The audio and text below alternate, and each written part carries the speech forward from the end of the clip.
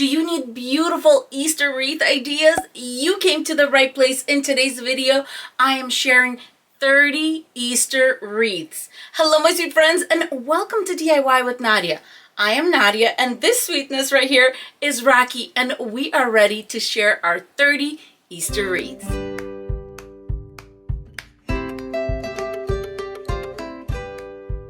Here are the supplies I'm going to use for this wreath. I have this super cute sign from the Dollar Tree and I thought it matched our deco mesh, so I'm going to be using this. Next, you're going to need 3 rolls of deco mesh that are 10 inches by 10 yards. I'm going to use 2 of these and then I'm going to finish off some deco mesh that I have left. So this is going to act as 1 deco mesh and I'm just going to do every other blue pink when I'm making my bundles. Next, I'm going to need 15 pipe cleaners and then 2 more for the sign, so 17 altogether. I'm also going to use some of this mesh ribbon that I love, 14-inch metal wreath form from the Dollar Tree, and to cut the deco mesh, I'm going to use a rotary cutter. To prepare our pipe cleaners, I'm going to just fold them in half and cut them down the middle. This is going to give us 30 pieces of pipe cleaner. I decided to cut these 2 together and then these 2 together. I'm going to use my little bucket. I have my pink,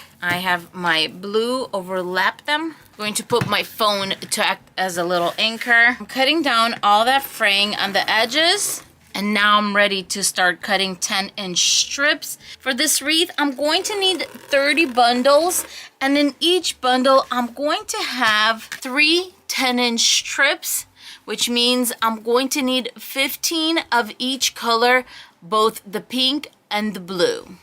And now it's time to do the deco mesh from Hobby Lobby. I'm just going to double up on these. Let's move them to the side and roll a little bit.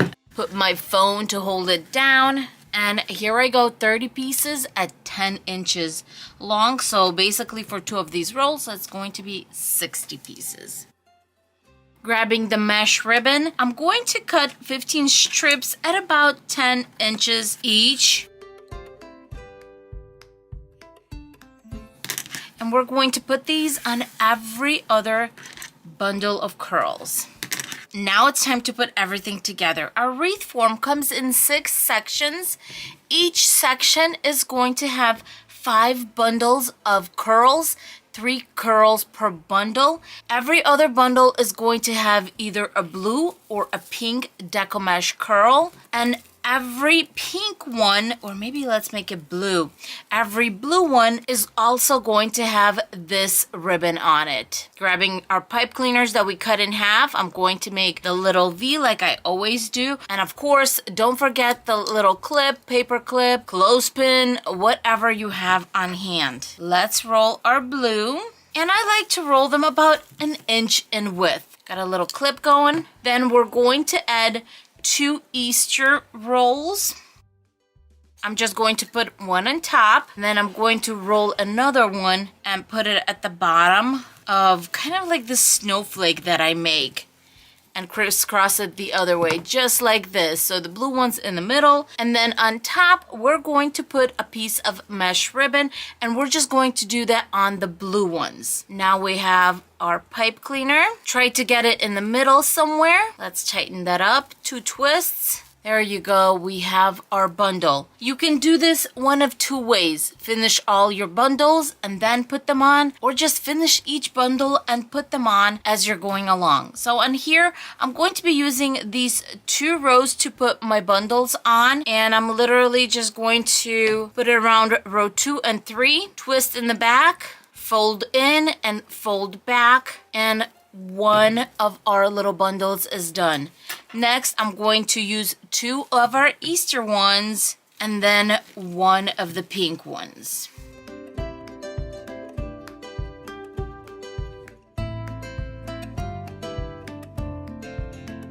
Next, I'm going to do 2 of the Easter ones, the blue one, and then a piece of the mesh ribbon.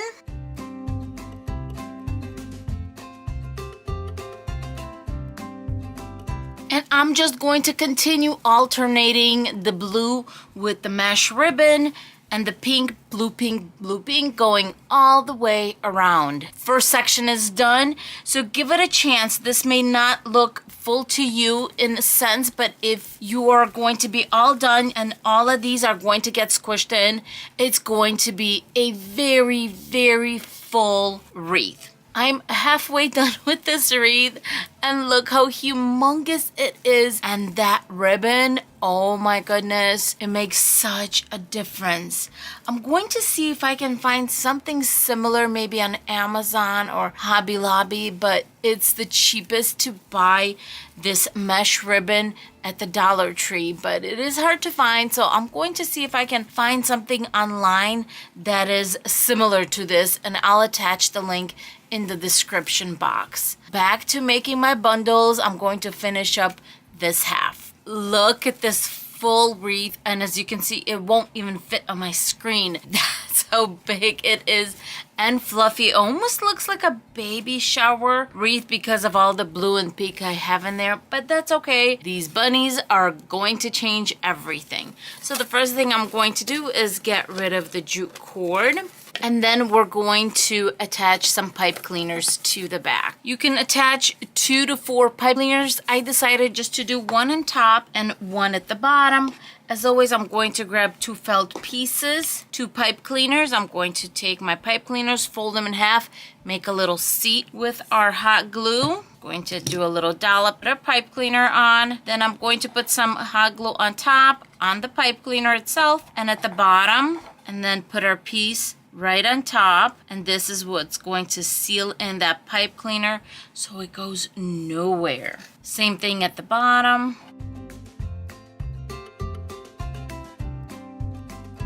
Now it's time to put the sign on our wreath, and I want the sign to go in a little bit. I'm going to help it along right now, pushing the curls out to the sides and working our sign in. I'm just attaching it lightly. Then I'm going to make sure that the sign is in the place I want it to be, and then I'm going to really secure it in place. Just want it to go in a wee bit, and I also want these little holes to be covered, so that's why I'm kind of tugging in. There you go. The holes are kind of covered by the Deco mesh, and I think that looks really, really nice. Now that we're done attaching, I'm going to go to the back and let's see where my center is. Now I'm grabbing the jute cord that I took off from the sign, and I'm going to make a little hanging loop, just making a few knots. And we have a hanging loop. To cover the back, you can either use a placemat or a steering wheel cover. Before I put the steering wheel cover on, I'm going to give it a few really, really nice stretches. And then I try to hold it in one spot with one hand, and then with the other hand, I go around the wreath form. If you feel like this is showing, just grab one of the curls and cover that up. It's not a big deal. The hanging loop, make sure it's not coming from the top, but just grab it and pull it from underneath so it's not in the way of the wheel cover. And there you go, you have the hanging loop. The back is covered, and all we have to do is just make sure that everything looks good. That mesh ribbon, I'm going to make sure it is sticking out everywhere. If you have any fraying going on, make sure just snip that off. Sometimes when you get the Deco mesh that has the foiling through it, like right here, it tends to fray a little bit, so just make sure to snip it off very lightly. Don't disturb anything, and then that's it.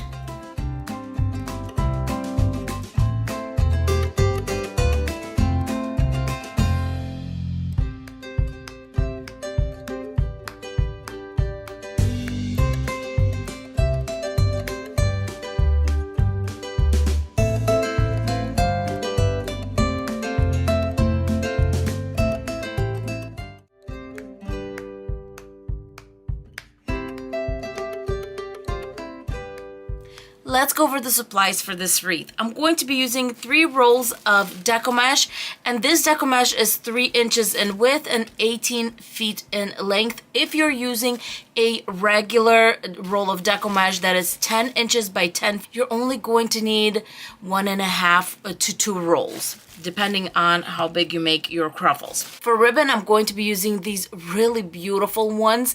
These are both 1.5 inches in width.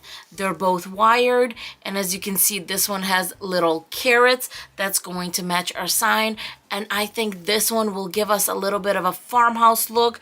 We're going for a glam farmhouse on this wreath. You will also need some pipe cleaners. I got this beautiful carrot patch sign at the Dollar Tree, but I'm going to jazz it up just a little bit. I usually don't do this, but it's my niece's birthday this week, and I'm just in a mood to glam something up. So I'm going to be using some glitter, and this is just iridescent glitter, a paintbrush, and of course some Mod Podge. For my wreath base, I'm using a 14-inch metal wreath form. I'm going to start by jazzing up the little carrots because I want to give them time to dry. All I'm doing is just putting Mod Podge with a little paintbrush right on the carrots. Just did the 2 carrots. Drown them in glitter. I'm going to wait for just a second before I take the glitter off. So it's going to glitter just a little bit, not too much, and it's going to match the glitter that we have on the actual sign where it says carrot patch. It'll be pretty. My carrots are all glittered up, and now it's time to get to work on the wreath. Here I have 15 pipe cleaners. I'm going to fold them in half and cut. Then I'm going to fold them in a little V. I like doing this so it's easy to grab the pipe cleaner and put it straight on your Cruffle. The Deco mesh that I'm going to be using is this beautiful burlap Deco mesh. It has foiled little stripes going through it. It's a little bit on the see-through side, but because of the foiled stripes, it's going to be fine and it's going to fill in beautifully. I'm also going to be using a rotary cutter. This one is from Amazon. I have it linked in the description box below and in my Amazon shop. To make it easier for me, I am just going to overlap all the Deco mesh and the third one. Going to even it out real quick. I'm going to be cutting my Deco mesh into 20-inch strips, and I'm going to need 30 of these. If you're using 2 colors, of course, you're going to need 15 of each. As always, I'm cutting these and putting them in a laundry basket next to me. I just find it the easiest. Next, I'm going to cut my ribbon strips, and since I'm using 2 types of ribbon, I'm going to be doing 15 pieces each, and I'm making them 12 inches in length. As always, I'm going to zigzag until I have 15 pieces of this beautiful carrot ribbon. Once I have my 15 pieces, I'm going to fold the edges in half, cut little triangles, and that way I have my little dovetails all ready. Next, I'm going to be cutting my green ribbon, and same thing, I'm going to measure off 12 inches, and I'm going to need 15 pieces of this ribbon, and then do the edges. I have everything ready. 30 pieces of my Deco mesh, 30 pieces of ribbon, and my pipe cleaners. Our wreath form consists of 6 sections. In each section, we're going to have 5 bundles. That's going to be 1 piece of Deco mesh and 1 piece of ribbon. Grabbing my first piece of Deco mesh, I'm going to roll about maybe 2-3 times. And I like this part to be about 1 inch in width. Clamp it, put it on the other side. Let's roll this one 2 to 3 times and gather in the center. My Cruffle is ready. I'm going to grab a piece of ribbon, and I just like to lay it down straight on my cutting mat. I know where my center is. Put it in the center of our Cruffle. Now the pipe cleaner right over that. And what I like to do is make this part tight. So I'm going to pull it back and give it a few twists, and it perks up the little Cruffle. So instead of being straight, it's in a V shape, and it's going to give your wreath quite a bit of volume. The ribbon is on, the deco mesh is there. I have my first Cruffle ready, and I'm just going to put it on my wreath form. I'm going to try to make sure that it's in the center between rows 2 and 3. And I'm going to grab both rows with my pipe cleaner, make a few twists, and then just fold my pipe cleaner in half and fold it back. Just like that. Let's get the second one. Roll 2-3 times. Clamp 1, 2, 3 on this side and bring it together. Then I'm going to grab my other ribbon, which is my little pretty carrot one, put that in the center, a pipe cleaner, push the whole Cruffle back while holding my little pipe cleaner in the other hand, and then twist. And so basically I'm going to continue doing this all the way around.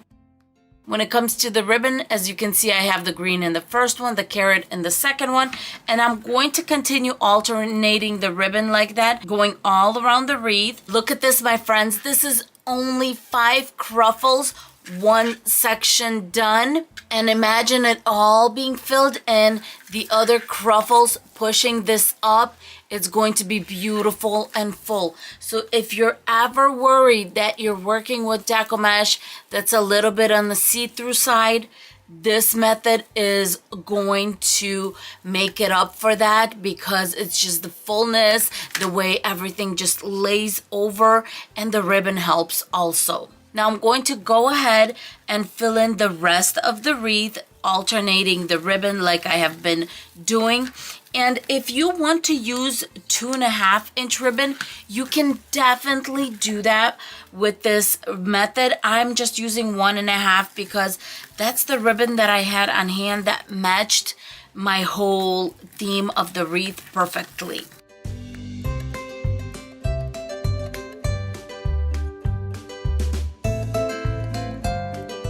Look at this beautiful wreath. All the Cruffles are on. I'm going to take care of the ribbon a little later. Right now, we're going to get our sign ready. I decided to attach the sign in 3 places. 2 on top and 1 at the bottom, because on top is where you really want it attached well. I'm going to need 3 pipe cleaners and 3 scrap felt pieces. I usually cut my scraps into 2-inch by 1-inch little pieces. I'm going to take my 3 pipe cleaners, fold them in half, and right in the center, I'm going to make a flat little area like this. That way it's easy to put everything on. I'm going to grab some hot glue, take my pipe cleaner, put it right on, and then I'm going to put hot glue on top and the bottom, just like that, going over the pipe cleaner. Grab one of our felt pieces and put it right over. There are different ways of attaching your sign, of attaching your pipe cleaner to a sign, but you know what? If you live in a climate that's either very hot or very cold, some other methods, they just do not hold up, and I learned it the hard way this winter. So I'm back to using my true and trusted way of attaching the signs, because I want to make sure that they don't fall off. And I'm telling you guys, this method of attaching the sign is just, it's solid. To make the bow for this wreath, I'm going to grab my bow maker and I'm going to put 2 dowels right in the center. I'm going to start with my green ribbon, make a 7-inch tail. This ribbon is double-sided, so I'm just going to zigzag to make the little bows, and I'm going to make them at 5 inches. 4 loops of this ribbon, 2 on each side. Putting my tail on this side, and then I'm going to grab my carrot ribbon, and I don't have a lot of it left, so I'm just going to use up what I have. Twist it as I'm going around.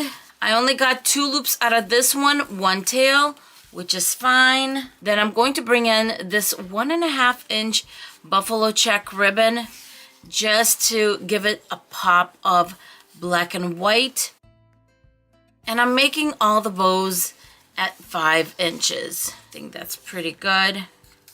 I'm going back with the green one, and I'm going to fill it in basically because I don't have much of that carrot one.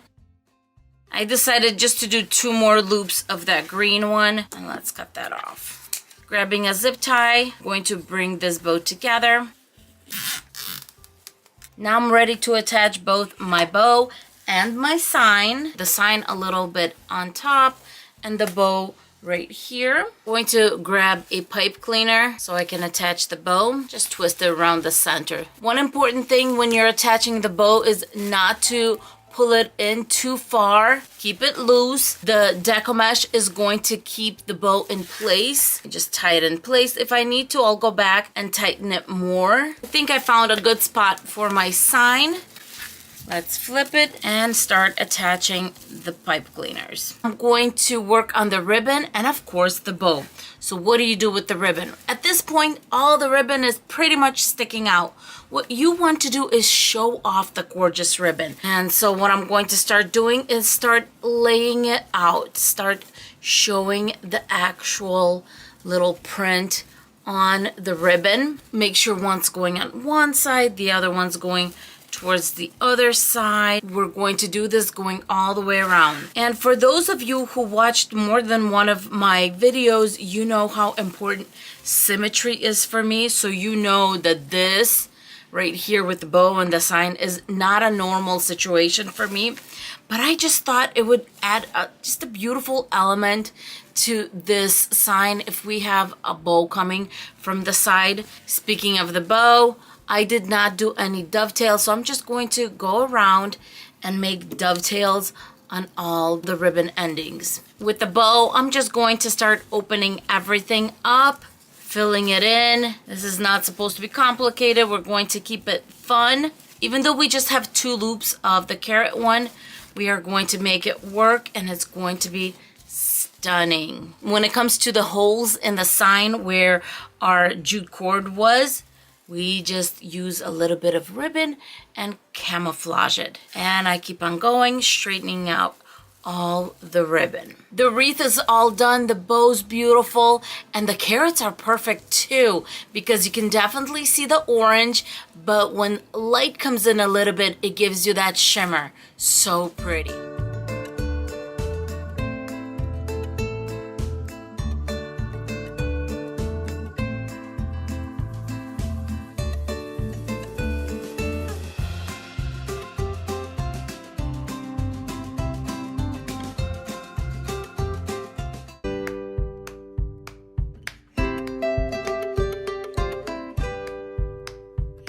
Let's go over our supplies.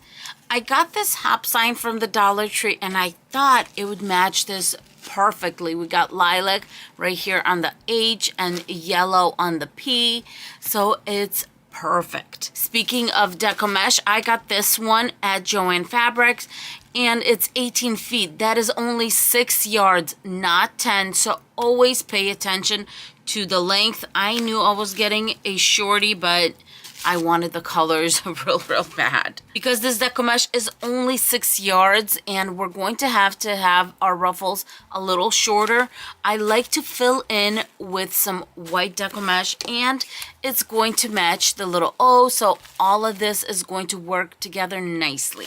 I'm also going to be using some foam eggs, 12-inch pipe cleaner, and a 14-inch wreath form from the Dollar Tree. This is the silver one. I like to use the lighter ones when working with lots of white and yellows, you know, those brighter colors. We're going to use the 18 pipe cleaner method for our wreath form. This Dollar Tree 14-inch wreath form comes in 6 sections.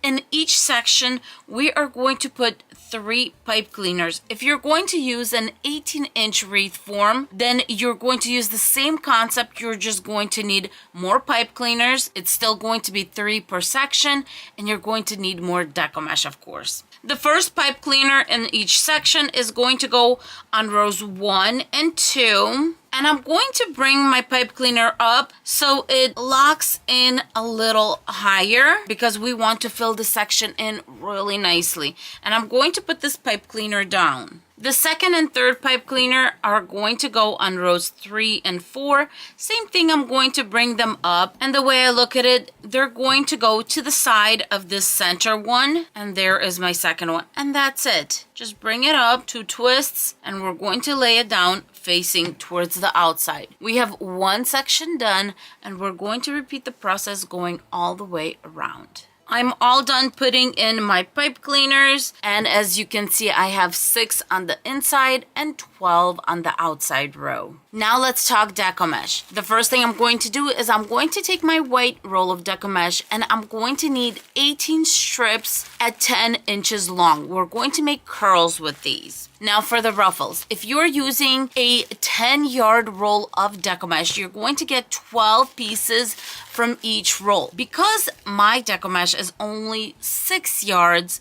I'm going to have to go down to 24-inch strips, and I'm going to have 9 in each roll, which will make it 18 altogether. Here is how I did my math real quick. You take the length, 18 feet, and then we're going to convert it to inches. Just Google that part. And you're going to get 216 inches. Then I took that, divided it by 9 because I knew I needed at least 9 pieces, and that gave me 24 inches. For the ruffle method, you can have your Deco Mesh pieces anywhere from 24 to 30 inches. Starting with my white one, I'm just going to put it in my little basin. I get this one at IKEA, but if you don't have it, I always say you can even use a shoebox, but it does need to be something a little stronger so that your Deco Mesh roll stays in. I am going to be using a rotary cutter. This one is from the Dollar Tree, and I'm going to cut about 10-inch strips, and I'm going to need 18 of these. Now it's time to cut our pretty Deco Mesh. I'm going to be cutting it at 24 inches, and of course, you're going to need 18 of these. Our Deco Mesh is all cut up, and now it's time to start making our ruffles and attaching to our wreath form. I do have a little clip because I want to do both the curl and the ruffle together. So I'm going to just grab my curl it up, and clamp it. Now for my ruffle, I'm going to make sure that it's curling onto the table. Tuck it in about 1 inch or make like a 1/2 inch curl at the end to prevent the fraying. Now I'm going to gather my Deco Mesh. At the end, because our Deco Mesh is rolling onto the table, you're already going to have that 1/2 inch tucked in. So just grab it and bring it together. Grab your curl, put that on top, and you're ready to attach. I'm going to start by attaching on the inner row, and then I'm going to make my way out to the outer row. Let's do our second one. First, roll the curl. And now for our ruffle, tuck in about 1 inch and start gathering in the middle. Tuck in 1 inch on the other side, bring it together, and then add your curl on top. And because this is a 2-sided Deco Mesh, since the yellow is on the inside, I'm going to put the yellow on the outside on my next one. And I'm going to do this going all the way around, just every other color. That way we have a nice balance.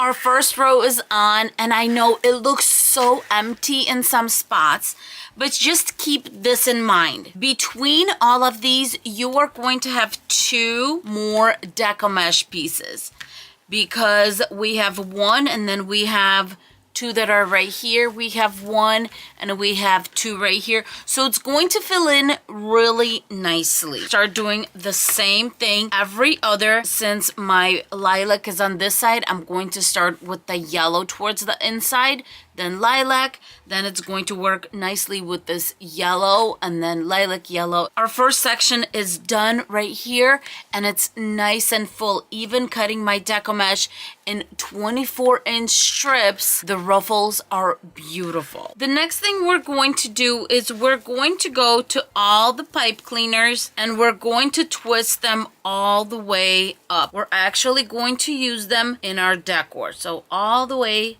up. Next, we're going to grab the foam eggs. I'm going to take the 4 blue ones out because I don't think they're going to match that well. And then I'm going to grab some leftover florals and I'm going to cut off a little stem. I do have an awl, but I wanted something a little thicker than an awl, so I'm going to use this. Then I'm going to very gently twist off the little ribbons at the end of these eggs. Poke them with a little stem, but just don't go too far. Put a little bit of hot glue right on the inside, and then we're going to grab the egg and just push it onto our pipe cleaner. Do the same thing here. The reason I'm twisting off the ribbon is if you pull it out without twisting, you can pull out this area, and you don't want to do that. Poke it just a little bit, hot glue right on the inside, and then attach it to the next one.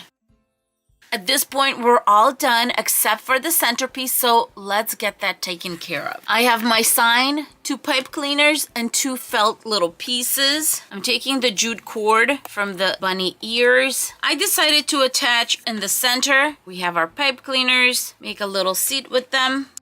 A little bit of hot glue, then our pipe cleaner, then more hot glue on top, more at the bottom, and our piece of felt goes right over. Same thing on this side. For more stability, I decided to add a pipe cleaner right here, and I'm just going to let this cool. I don't think I was recording when I attached the sign, so let me flip it back. I attached the sign on top, on both sides, and I also put in a jute cord to hang the wreath. At this point, you may decide to cover the back of the wreath form. You can either choose a placemat and just zip tie it in 3 places in the back, or you can use a steering wheel cover. I am going to use a steering wheel cover because our sign does have holes in it and I don't want the grain to show. So number 1, we are going to stretch this really well because obviously the steering wheel is much smaller than our frame. So stretch away a couple of times and start attaching it. Before I put this on, I'm going to make sure that our loop is not coming from the back. It's going towards the front and it's coming out. So when you put your wheel cover on, it's not going to be in the way. Beautiful. And you have that ugliness covered in the back. Let's flip this over. We are all done with this sweet Easter wreath and we're ready to hang it.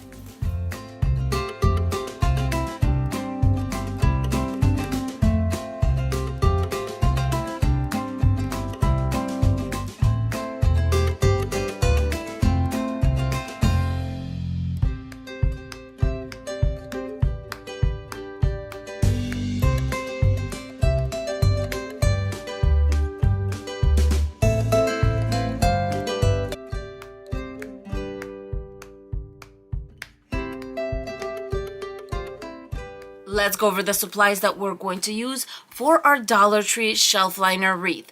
We're going to be using 6 rolls of this shelf liner, and it does come in a few other colors, a beige and a black, and it is 12 inches in width, 60 inches in length, or 30 centimeters by 152. I will also be using decorative mesh, and this is the one that has little snow scattered on it. The ones that are sold at the Dollar Tree, you usually get 3 yards per roll, and these are 6 inches in width. That's exactly what we're going to need. For this type of wreath, this is going to be a great way to get rid of some of the ones that you have left over to finish up the rolls. And you can either use one color for the whole wreath or be adventurous like me and use different types of colors. I will also be using some zip ties. You can use 4-inch ones. I like to use these 6-inch ones. You can find these in my Amazon shop and in the description box below. And no, I do not recommend using pipe cleaners. Zip ties are going to be your best option to work with the shelf liners. For the wreath base, I'm going to be using this egg-shaped metal wreath form. For wreath decor, I'm going to be using this sweet little fuzzy bunny. Now these you would have to go to the plus section of the Dollar Tree to get, and they are $3. I decided to replace the bunny's bow, and I'm going to be using this 3/8 of an inch Fray ribbon, and it's white with iridescent edging. Starting with the shelf liner roll, I'm going to be cutting it in half. As you can see, it's 12 inches. I'm going to go down the center, use scissors, and cut it in half. These Dollar Tree ones are not that hard to cut with scissors. And look at the cut, nice and smooth. There's no fraying, and you have 2 even pieces. Then I'm going to take one roll, and basically we're going to fold it in half. I'm going to cut it, then I'm going to cut it in half once more. And now you should have 18-inch pieces. They should fold into a 3-piece, 6 inches and 6 inches. As you can see, right in the square. And then I'm going to cut from this side and cut from that side.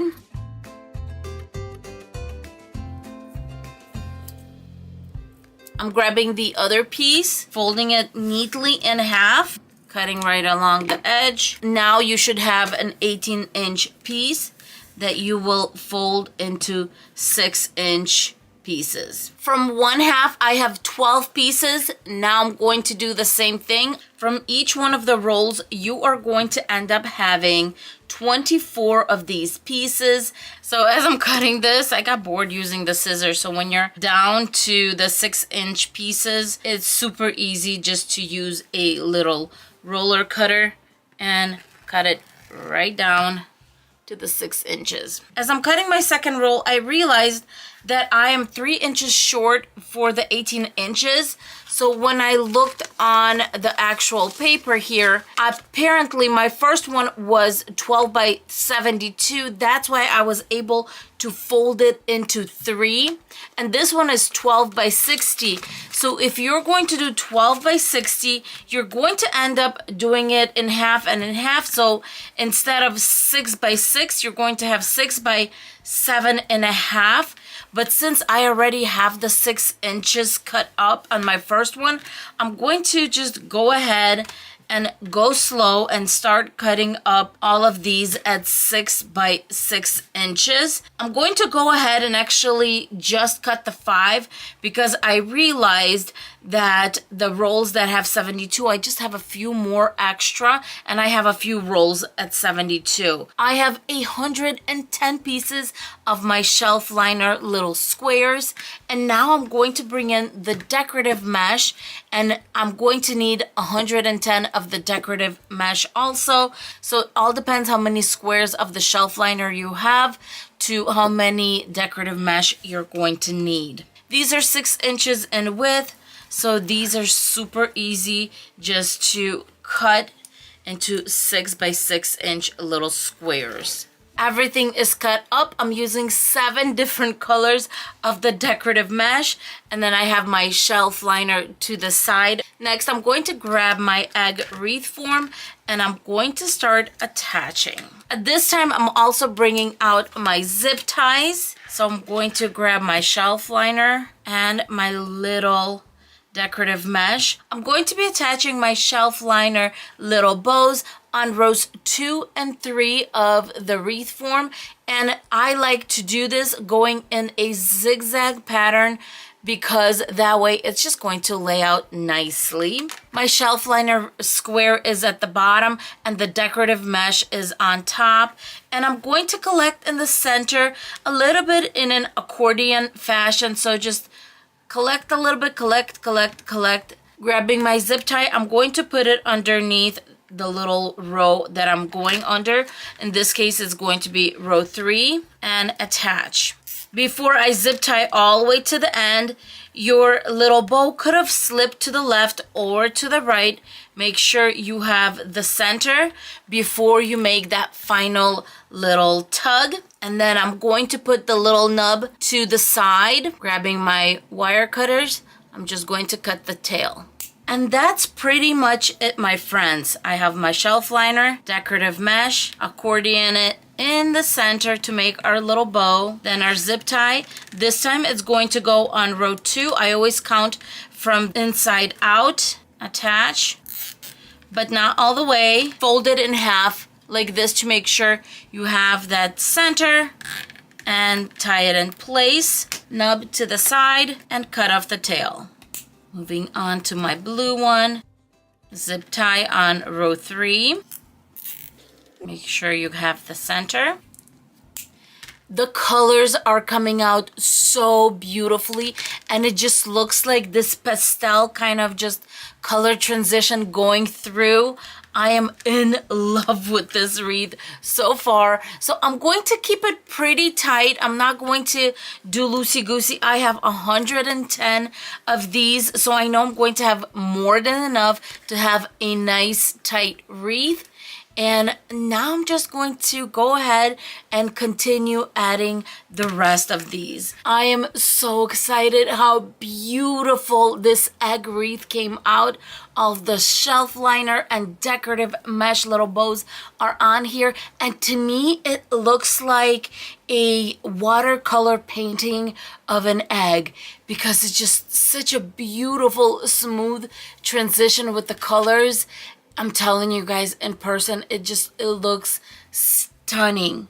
Okay, now that I've said that, I have to say something else. I did not take into consideration that the decorative mesh is really going to do its job as far as filling in the wreath. So guess what? I only used 4 rolls of the shelf liner, and this is what I have left. I can definitely do one of those 8-inch wreaths with one of these and have it full. So with that being said, just, I guess, start with 4 and see if you're going to need more. But look how compact everything is on the back of this wreath. I have 26 on these big ones, 14 on top, and 20 at the bottom. The moral of this story is, if you are going to copy this wreath and use the beautiful decorative mesh, definitely start with only 4 rolls of the shelf liner, and then if you need, you can definitely add. Let's get our bunny ready. Just going to cut this little ribbon off. I'm giving myself a generous amount of ribbon, tying it. And I'm just going to do a simple bow. Let me tie it twice so it stays in place. And now we're going to make a little simple bow, just like tying a shoelace. And the tails I want to keep nice and long, so I'm just going to cut little angles on the little tails and keep them long so they can just kind of lay on the bunny. Now I'm going to get some floral wire, and I'm going to cut 3 pieces. 2 pieces at about 12 inches. And one we're going to cut maybe like at 24 inches almost, because I want to have a lot of slack. Depending on how tough, you might be able to put it through the ears. And I'm putting it right in the center, just like this. I'm using a white one in hopes that it will be virtually impossible to see. Do a few twists where you know it's not going to be noticeable. Even now from the front, you can hardly tell. And I'm going to do the same thing on this side. If your wire is not tough enough to do this, I would use an awl. Bring it to the back, then twist it. So my ears have the floral wires on them. And now I need to do the back. At the bottom, I'm going to attach right there in this little groove. So looking from the front, this groove is not going to be shown because this part is going to cover it. And since it's a little bit of a wide space, I'm going to use an awl to get me started. It went through the back, as you can tell. The wire at the bottom, I'm not going to twist like I did on the ears, because I want this part of the wire to go on one side and then this one on the other. This is going to be so gorgeous. The 2 ears are going to get attached to the intersections right here. And at the bottom, one of the floral wires is going to get attached on this intersection. The other one's going to get attached right there. And I'm just going to put it in. and twist it to lock it in place. The bunny is all attached basically on all the intersections, and now I want to make a hanging loop, so I'm just going to grab that same ribbon and I'm going to find the center, cut off about 8 inches and make a few knots so we can have a hanging loop. That's it. My hanging loop is done. Now I'm just going to go around, make sure everything looks really nice. If you have some wire showing, make sure you have that tucked in. At the bottom it looks good too, so it just looks like the bunny is floating, but it is connected, you guys. That is it for this beautiful shelf liner egg wreath.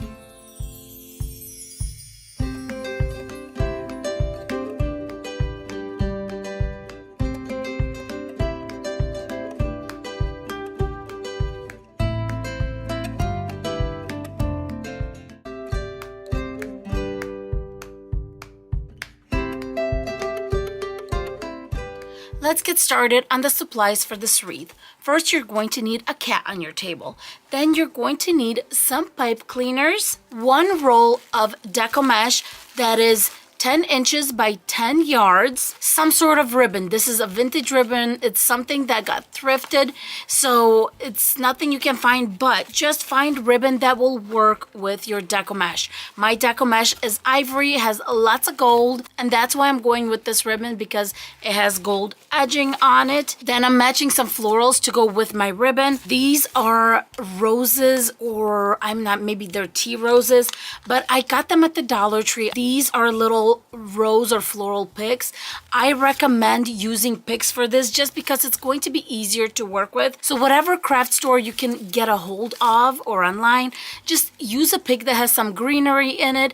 It's going to give you the complete picture. You just bring your florals together at the end and it's a lot easier than bringing flowers together. And then if I feel like I need to brighten things up, I got some ivory white florals that I can mix in if I need to. And then of course we're going to need a cross wreath form. This is the one that's from the Dollar Tree. You can cut either in half or 1/3. I'm going to cut into 1/3, and that's going to come pretty close to what I'm going to need, but I just don't like dealing with tails if I don't have to, so that's why I'm just cutting it into 4-inch strips. As always, when I cut my pipe cleaners, I go down the middle and make a little V, just like that. It's easier to grab. You always know where your center is, and it's just easier to work with. Now for our gorgeous, gorgeous Deco mesh. Look at all that gold. I'm going to be cutting it into 10-inch strips. This Deco mesh is 10 yards, as I said. 10 yards is 360 inches. You divide the 360 into the 10 inches because that's how long our little strips are, and you're going to get 36 pieces, which means we're going to work with 36 petals. That's going to be more than enough for our cross wreath. And now I'm just going to go ahead and cut the rest of the Deco mesh roll. Now that our Deco mesh is cut up, we're going to make petals. It's just a 10 by 10 strip. We're going to bring them together, cut edge to cut edge, and then we're going to gather about inch and a half on the edging, just like that. And we're going to make this a 0 fray wreath. We have our petal, and as you can see, because the design of it, the gold in the middle, it's just going to make it so much more prettier. So after I do that, I grab my pipe cleaner and I'm just going to give it 2 tight twists. And we have our petal. If you have any fraying going on, just cut that off. That's just going to get buried in the back of the wreath anyway, and you have a petal. Let's do another one. Just bring it together, cut edge to cut edge, gather it about an inch and a half. Grab our pipe cleaner, 2 tight twists, cut off any fraying, and that's it. You have a little petal. And as you can see, these pipe cleaners, when they're folded like this, you just boomerang them straight onto your little petal. And it's easy, just give it 2 twists in the back. And look at this, just a little preview for you guys. We're going to line them up just like this. And this is going to be such a gorgeous cross wreath. My petals are all done. Let me put them to the side.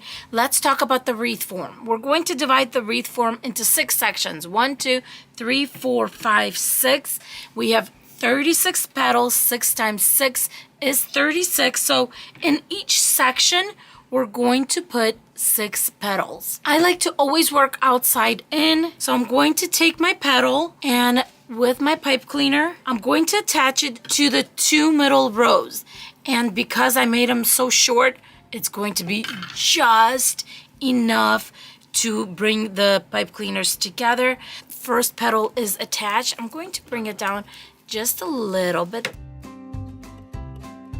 Every time I'm putting the next one on, I'm basically putting it on top of the tail. So I'm just wrapping my pipe cleaner around, and we're going to keep it nice and neat in the back. We have 3 so far. This is going to be beautiful. Don't you like it, Leo? Leo loves it, right, baby? I'm done with the 3 sections on top. Look how gorgeous. And now I'm going to start working from the bottom towards the center. So I'm just going to flip it and start attaching my petals. And I do like attaching from the back and just twist, twist, twist. And my last little petal going in. Now it's time to start decorating it.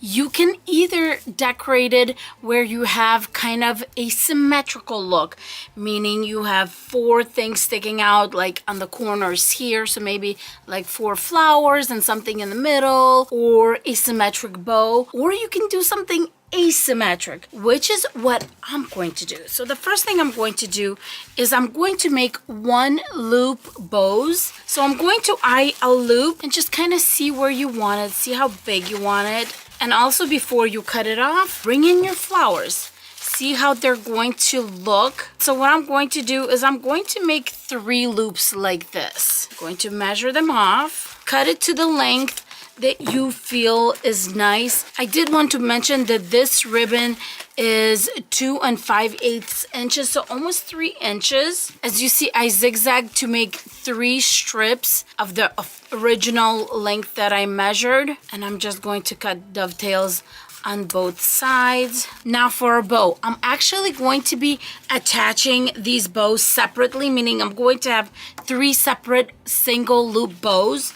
So I'm just going to fold it in half, and then in half again. I'll find my center, grab a floral wire or a pipe cleaner, and I think half is going to be more than enough because we're just going to attach it to the back. And the reason I'm doing this is you can move it around and manipulate it a little bit easier when they're separate, especially if you have thick ribbon like this one is, just like that. And then I'm going to attach. I'm attaching the bow to one of the 4 intersections on rows 2 and 3, or the middle 2 rows. As you can see, the 6-inch pipe cleaner is just enough.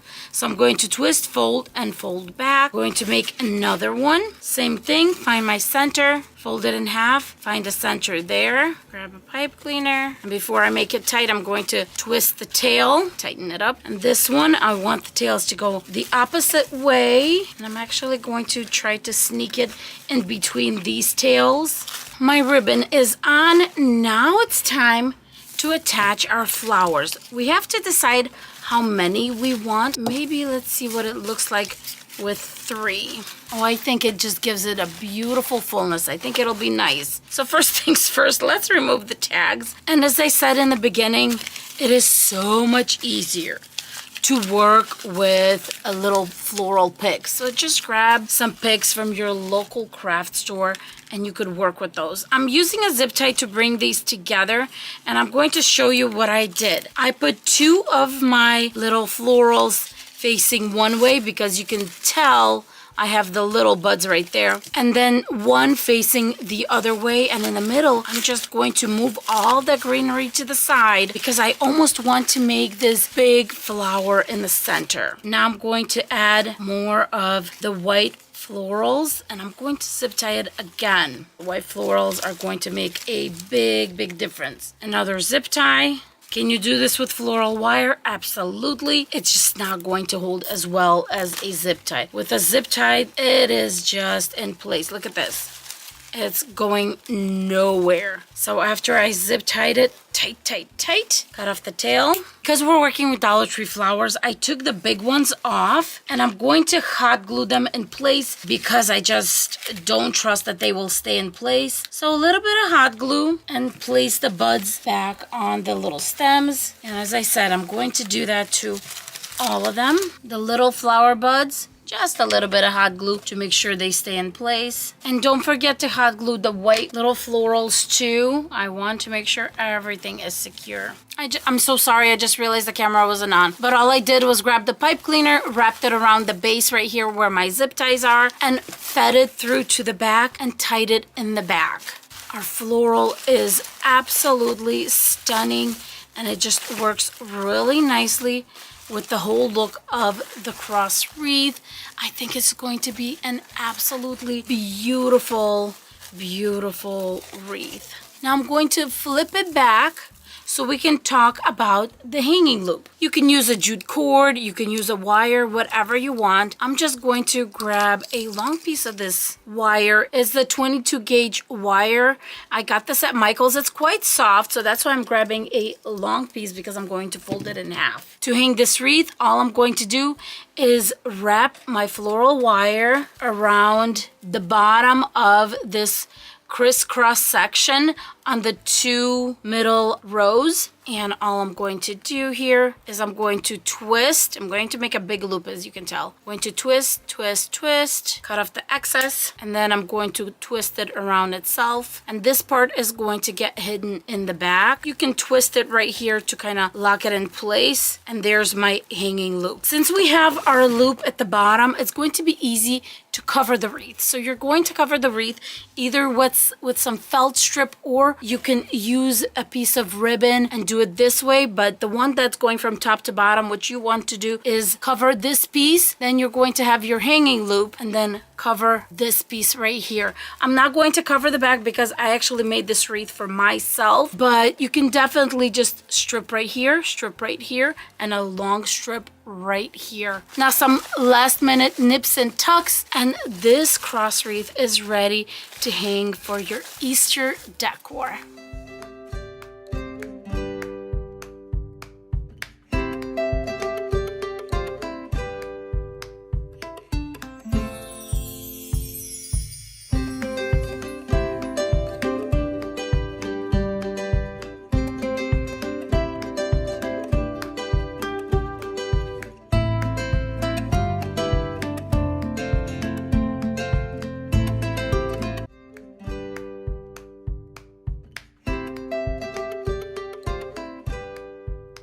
For this wreath, I am using the Dollar Tree grapevine wreath. You could get it for $5 in the plus section. Then I'm using some florals and zip ties. For the florals, I'm going to be using some of these glitter branches. This one is fairly pink, as you can see, and this one is very, very faint pink. Then I'm going to be using some of these glitter berries. I'm also going to be using a bushel of this really beautiful greenery grass. And then I'm going to use 2 picks. You guys know what a fan I am of picks. These particular picks are from Joann's. Look at the flower. It's just so, so beautiful. But Dollar Tree does have very similar ones. Look at this one. This one's from the Dollar Tree. And it's stunning. And it actually has 2 flowers on here versus the one, but I want to use this one because I want to combine these, and we're going to make this huge, huge flower in the center. The first step in a grapevine wreath is always to clean up any strays that are in your way. But the thing is, this is a very delicate, very thin little wreath. So what I would do instead is try to tuck those little strays in instead of cutting them off, because there's just not too much to work with here. The next thing we're going to do for this particular wreath is remove the chicken wire. Sometimes it's easy to remove it and it's just like this. Not all of it is securely tucked in there. Just be very careful because the ends are quite sharp. I'm going to do the same thing on here. Just first try to tug on it to see if anything comes off, like this right here.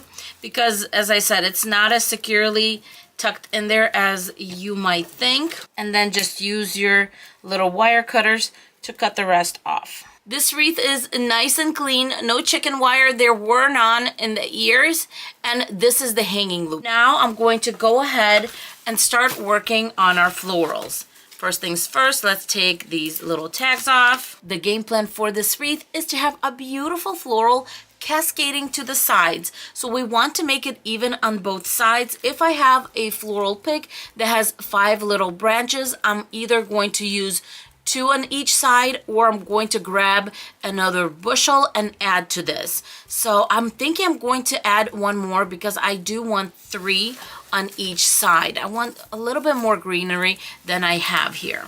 I'm going to cut as close to the stem as possible. We can always cut them shorter, but in the beginning I like to cut them really long. These dark pink glitter branches, I'm going to need 4 of these, 2 on each side. Same thing on the light pink, we're going to need 4 total.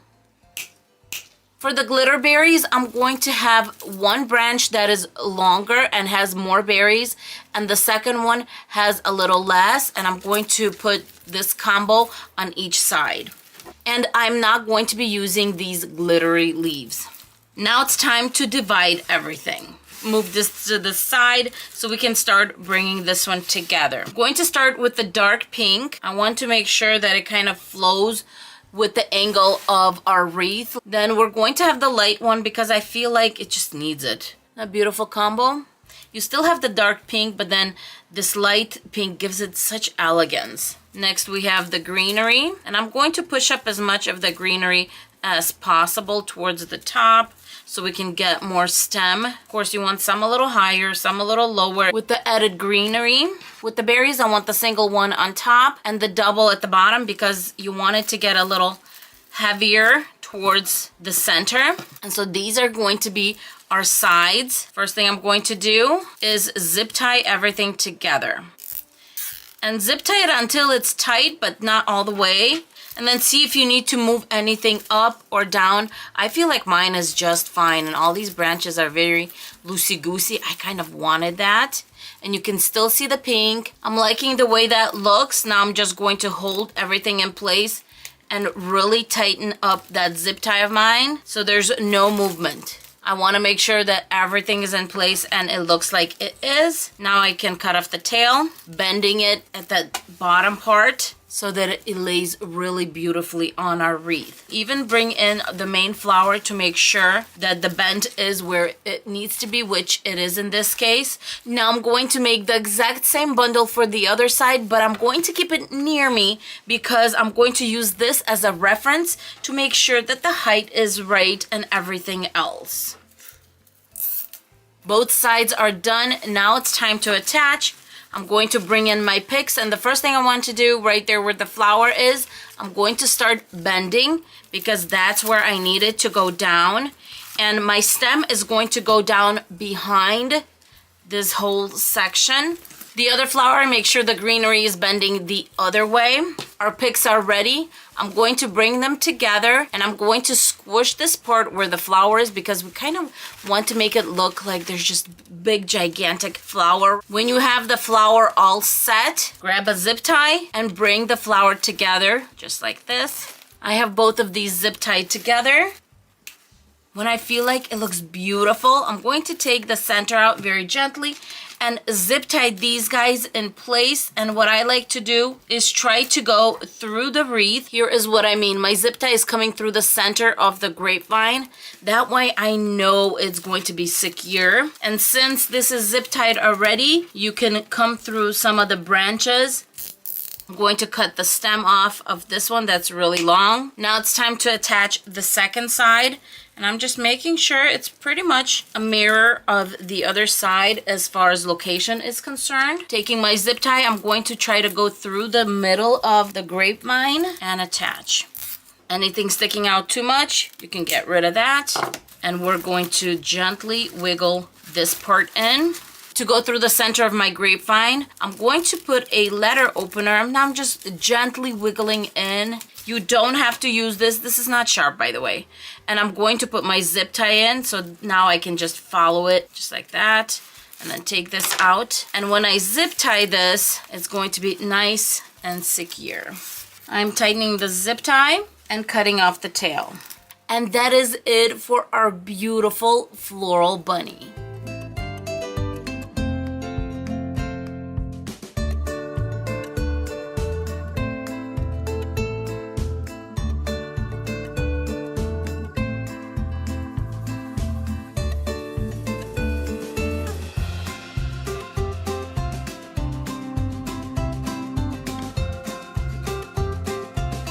Here are the supplies for the fuzzy bunny wreath. We're going to need a grapevine bunny wreath form. For flowers, I'm going to be using these beautiful amaranthus flowers. Then we're going to get some faux fur fabric. I'm going to be using 1 roll of the gray and 2 rolls of this white fuzzy fabric. For ribbon, I'm going to be using this gray ribbon that is 1.5 inches in width and wired. I use a rubber band to hold my ribbon in place. Let me know what you like to use. Then I'm going to use some floral wire. This is some 26 gauge floral wire, so kind of on the thin side. As long as it's pliable and easy for you to use and matches the wreath base nicely. And of course, we're going to need some wire cutters for this one. The first thing I'm going to do is take the little florals off the stems. If you're using amaranthus like I am, you're going to need 3 to 4 bushels. Now I'm going to take each stem and I'm going to get rid of this plasticky part and just leave the part that has the white flowers on it. My flowers are ready to get attached, and what I'm going to do is I'm going to attach them right along the wreath itself. You can either hot glue them, or I do recommend using a floral wire because it's just going to be a lot cleaner that way. Even if the wire shows a little bit, which this black one will not, it will still be a little bit cleaner than hot glue on front of the wreath. I'm trying to pick the nicest ones for the ears and preferably ones that already have the bend. Starting at the top, attach my wire, and right away I'm going to attach the little flowers. Let's just twist my wire in place. And now I'm just going to twist it, making sure I go in between the branches of the flower. If you're going to do small little flowers, it might be easier just to hot glue it. But something like this, I think wire is the best option. And let's do this one. And now I'm just going around. Next, I'm going to do this ear and connect the little white flowers just like I did on this one. The ears are done, and let me tell you, my friends, I thought this was going to be a tedious kind of thing, but it's not. It is so much fun. I'm telling you, a lot more fun than I thought, seriously. As I'm going around the head part and the body part of the bunny, I'm also going to be catching on to the chicken wire because I'm also making sure that the wire is going to be on strong when we put the little fuzzy fabric on top. This has been so much fun. I'm done with the top of the bunny. Now I'm ready to do the bottom part, and just like the top, going to go around making sure I'm catching the chicken wire. I am adding my last little piece right here and going all the way around. I'm telling you, my friends, this is way too much fun. I'm done putting on all the florals. I'm missing this little part, but no worries. We're going to have a bow that's going to cover that part. Now it's time to flip our bunny over. I'm going to start with the gray, and I'm going to eye where I want it to go and cut the little ears. I'm cutting it by feel, basically. There's my first one. Now I'm going to grab the white fuzzy part and I'm just going to draw where to cut. We're going to hot glue this on the inside. That's the little one, and here is the big one. Cutting a little bit over that, just in case.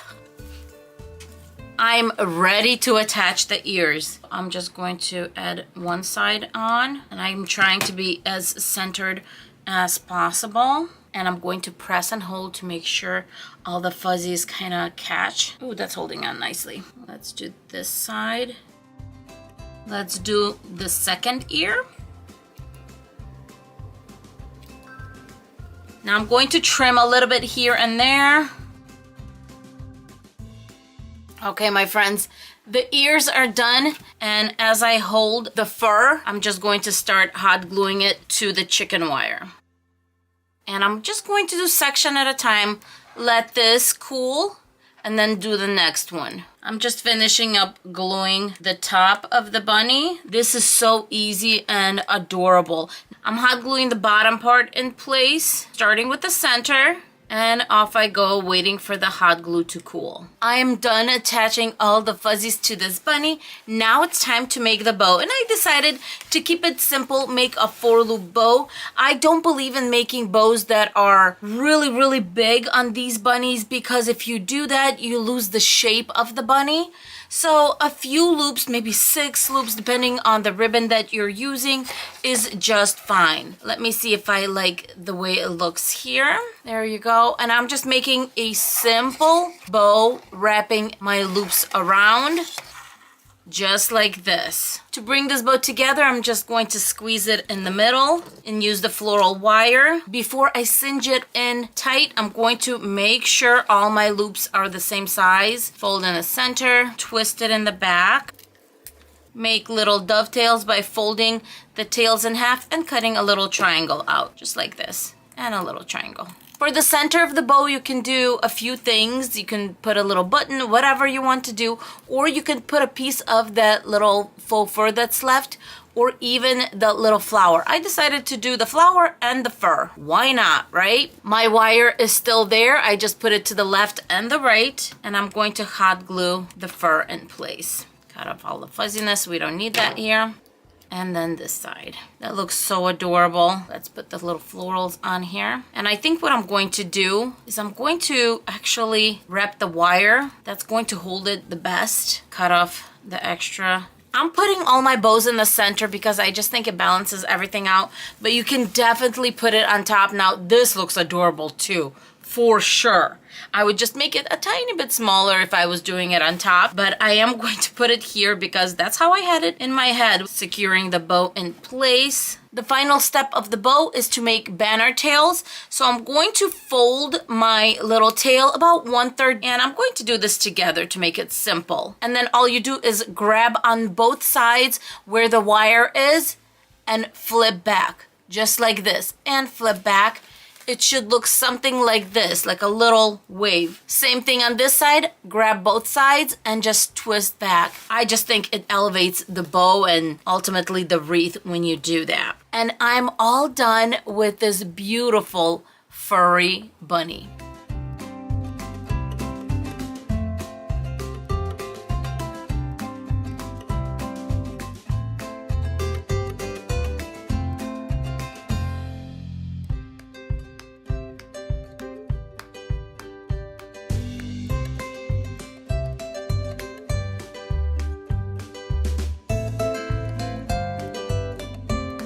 For this beautiful farmhouse bunny wreath, I'm going to be using a grapevine bunny wreath form. Then I'm going to be using a lot of these peonies.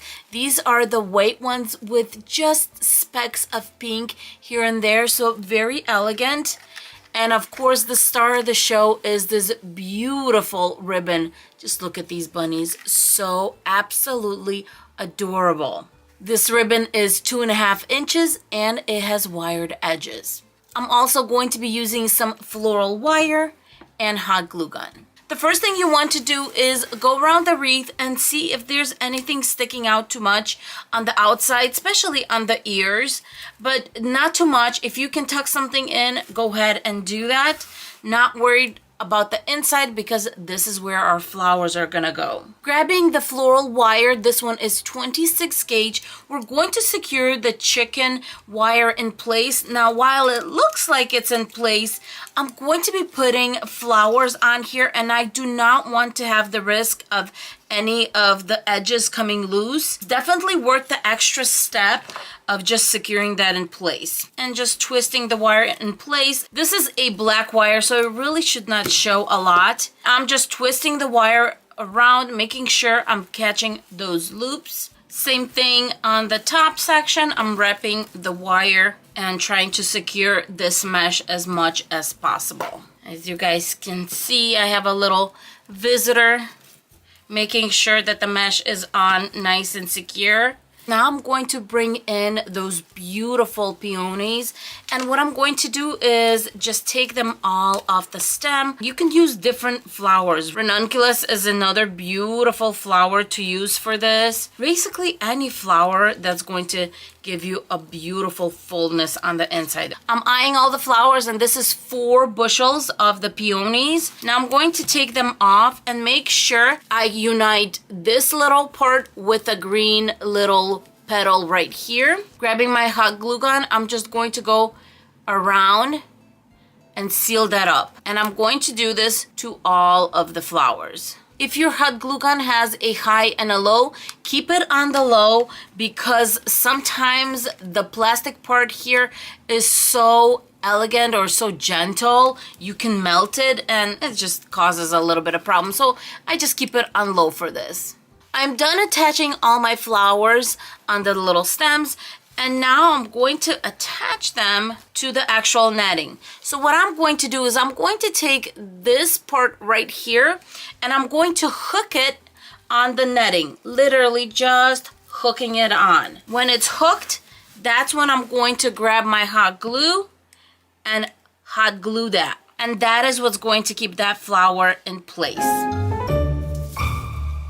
Taking my next flower, same thing. I'm going to hook it on with that greenery, just like that. Then I'm going to check, make sure that looks good next to the other one. Let me turn it. There you can see the metal right there. And I'm going to put the hot glue right on top. And that's it, my friends. I'm going to continue doing this all the way around on top. And then we're going to do the same thing in the bottom area.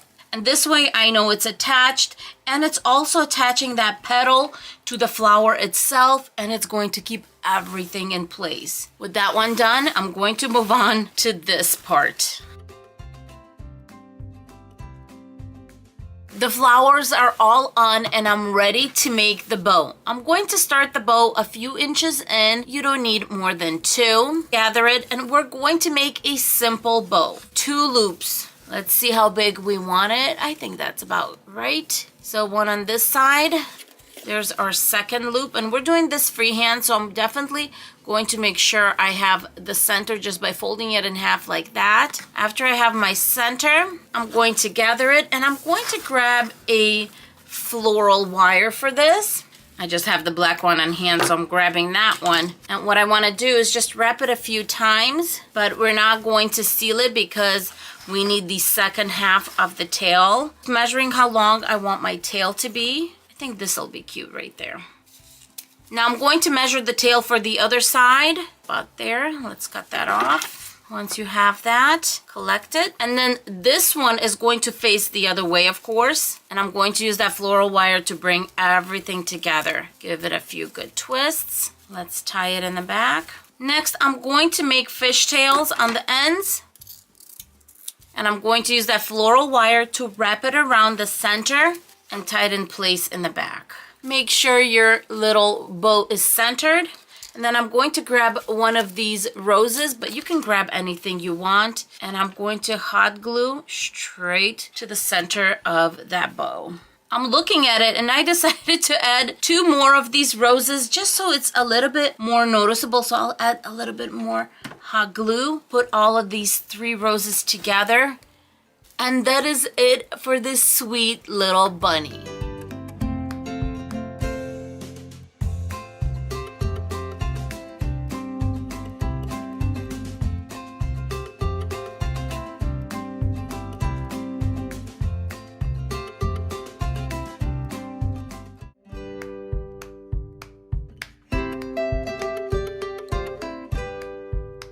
Let's go over the supplies we're going to need. We are going to need pipe cleaners. We're going to need 18 for the wreath form and 2 to 3 for the centerpiece. For the deco mesh, I'm going to be using this deco mesh. This is how much I have left. I already made a wreath with it. And I do want to mention something. When you're dealing with a multicolor deco mesh like this. It looks pretty on the roll, but when you start working with it, it kind of blends in, the colors blend in, because as you can see, it's sheer, it's deco mesh. Even though it's foiled, it's still going to blend in. So when you're in a situation like this, you need to bring out the colors, and the best way to do that is to bring in some white. And that is what I'm going to do. I'm going to grab a roll of 10-inch white deco mesh, and we're going to make some curls out of this so we can bring some of this color out. And then we're going to add some ribbon. I'm going to be using this ribbon that is from Hobby Lobby, and it's 1.5 inches by 10 yards. As you can see, it will work together with the deco mesh. It does have the colors that we need in there. And then the sign that I'm going to use is this little Happy Easter truck from the Dollar Tree. When I'm done with the wreath, you're going to see the importance of the white, because all these colors are nice, but you need to solidify your wreath. You need something that will just carry the story of the wreath, and the white will always do that. It'll brighten it, it'll make it look nice. And we do have a little bunny behind right here that's white, so it's going to work together really nicely. Next, I have some egg picks. I want to use these eggs to put in the middle of our ribbon bundles. The wreath form I have is a metal Dollar Tree wreath form that is 14 inches in diameter. I'm going to start by putting our pipe cleaners on, and if you are new to my channel, we are going to go through this really quickly and simply. This wreath form is divided into 6 sections, and we're going to break it down to a section at a time. I'm going to grab 3 pipe cleaners. In each section, you're going to put a pipe cleaner on row 1 and 2, right in the center of the section. I'm going to do 2 twists, and I'm going to face this pipe cleaner towards the inside. This part is important later on. Then I'm going to put 2 more pipe cleaners on the sides of this center one, and I'm going to attach them to row 3 and 4 and face the tail out. Here is my second one, 2 twists and tail out. Not bad, right? Pretty simple. In each section, we're going to have a pipe cleaner on row 1 and 2 and on row 3 and 4 on the sides of this center one. That's it. I'm going to repeat the same process in each of the sections. I'm done attaching all 18 pipe cleaners, 6 in the middle row, and I have 12 on the outside row. Now it's time to attach the deco mesh. Since my deco mesh roll is not a full roll, I always get nervous. Originally, this was 10 yards. I already made a wreath using 5 yards, but you know how that is. You're just not sure. Maybe you kind of used a little bit more than you had to. So if you're in a situation like that, go ahead and start making 10-inch loops on the inside, and when you go to the outside, since these are closer together than these, I'm going to go down to 9-inch loops, and I'm going to go all the way around. I do want to make sure that I have plenty of deco mesh left. If you're using a fresh roll, then just do 10-inch loops all the way around. When I start, if I start right here, here I go, 10-inch loops going all the way around. When I complete my circle, I'm going to go here, and then I'm going to go flat with my deco mesh to my outside pipe cleaner, and then I'm going to continue making 9-inch loops. You can definitely do 10-inch loops going all the way around. The reason we put the pipe cleaners on row 3 and 4 towards the outside is when we're making those loops, it's easier to find our pipe cleaners, and you just go along. It's just nice and simple. Trying to work around the cat over here, but he has been a lot more clingier to me since I've gotten sick. He just won't leave me alone. So about 1.5 inches to 2 inches, we are going to start collecting. Now that we have our tail, we're going to attach it to one of the inside pipe cleaners, 2 tight twists. Then I'm going to grab a zip tie, and I'm going to attach it on row 2 just to kind of tuck it in towards the center of the wreath. And I'm going to attach it about 1 inch from my pipe cleaner connection. That way it's going to straighten that tail out. Gathering my deco mesh, I'm going to measure my 10 inches and start attaching. And I kind of hold it nice and taut, get my 10 inches, and then start attaching. Also, if you notice, my deco mesh roll is being rolled onto the table so that when you have your poofs, they're pretty much ready to go. Look at this. I really don't have to open them up at all almost because they're just set in a way where they're just doing their job. The poof is already done for us. And here is my last loop for the inner row.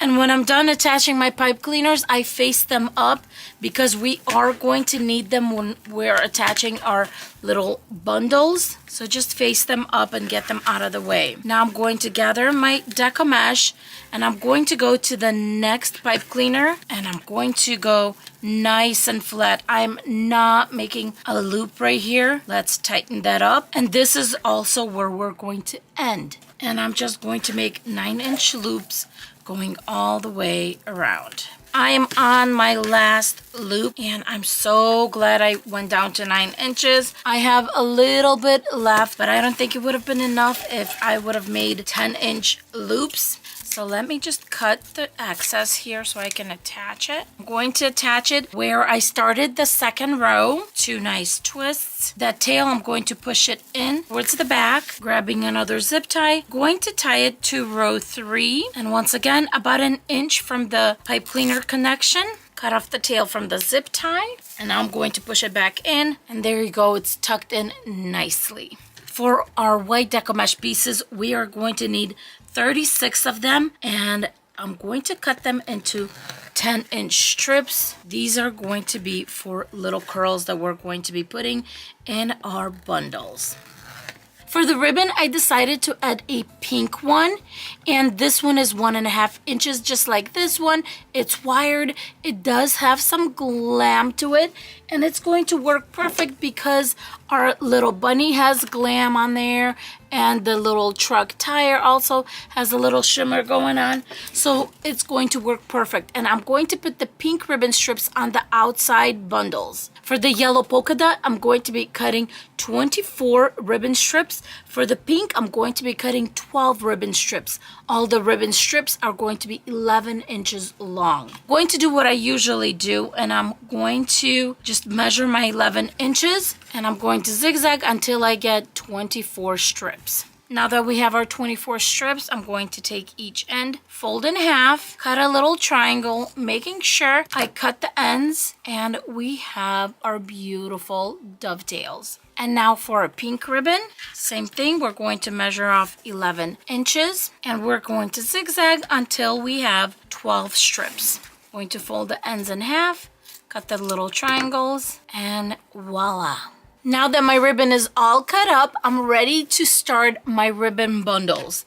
I'm going to grab a clamp because we're going to start by making the curls first. 2 white curls. Here's my second one. And what I'm going to do is I'm going to crisscross them. 2 yellow ribbon pieces. And this combo is going to go on this first or inner row.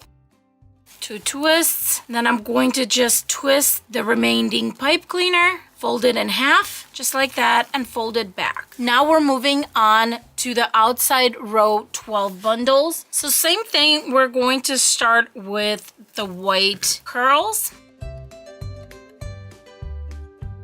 And then I'm going to grab a pink one and a yellow one. I'm going to bring in a little bit of that pink to the outside, and I think it's going to look beautiful. All my bundles are attached.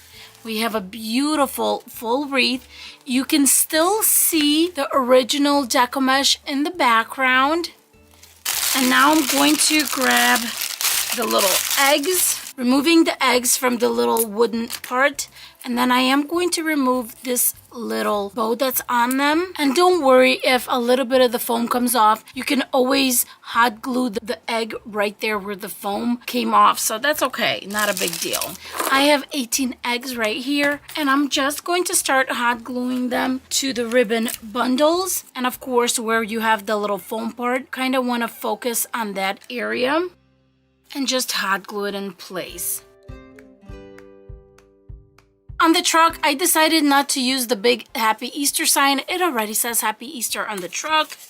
So I'm going to remove that.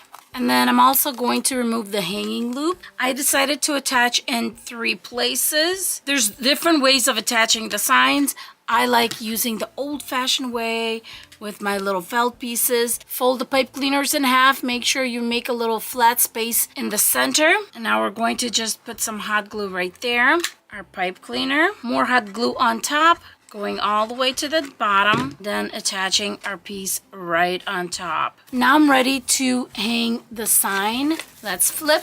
And I always start by attaching with 1 twist. Then I'm going to go back, make sure that my sign is where I want it to be. I like where the sign is. I'm going to flip over and just secure the pipe cleaners in place. Make a little hanging loop. So find my center on top and just do a few knots.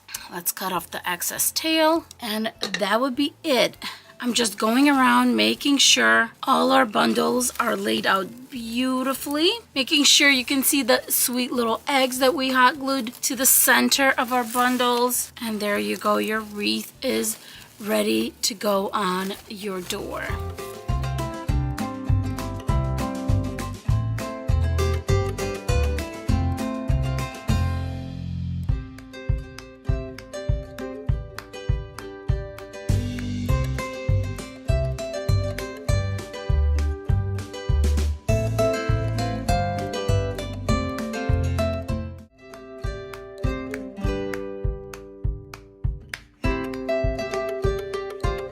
Let's go over the supplies we're going to need for this wreath. I'm starting with 21-inch Deco mesh. That's by 10 yards.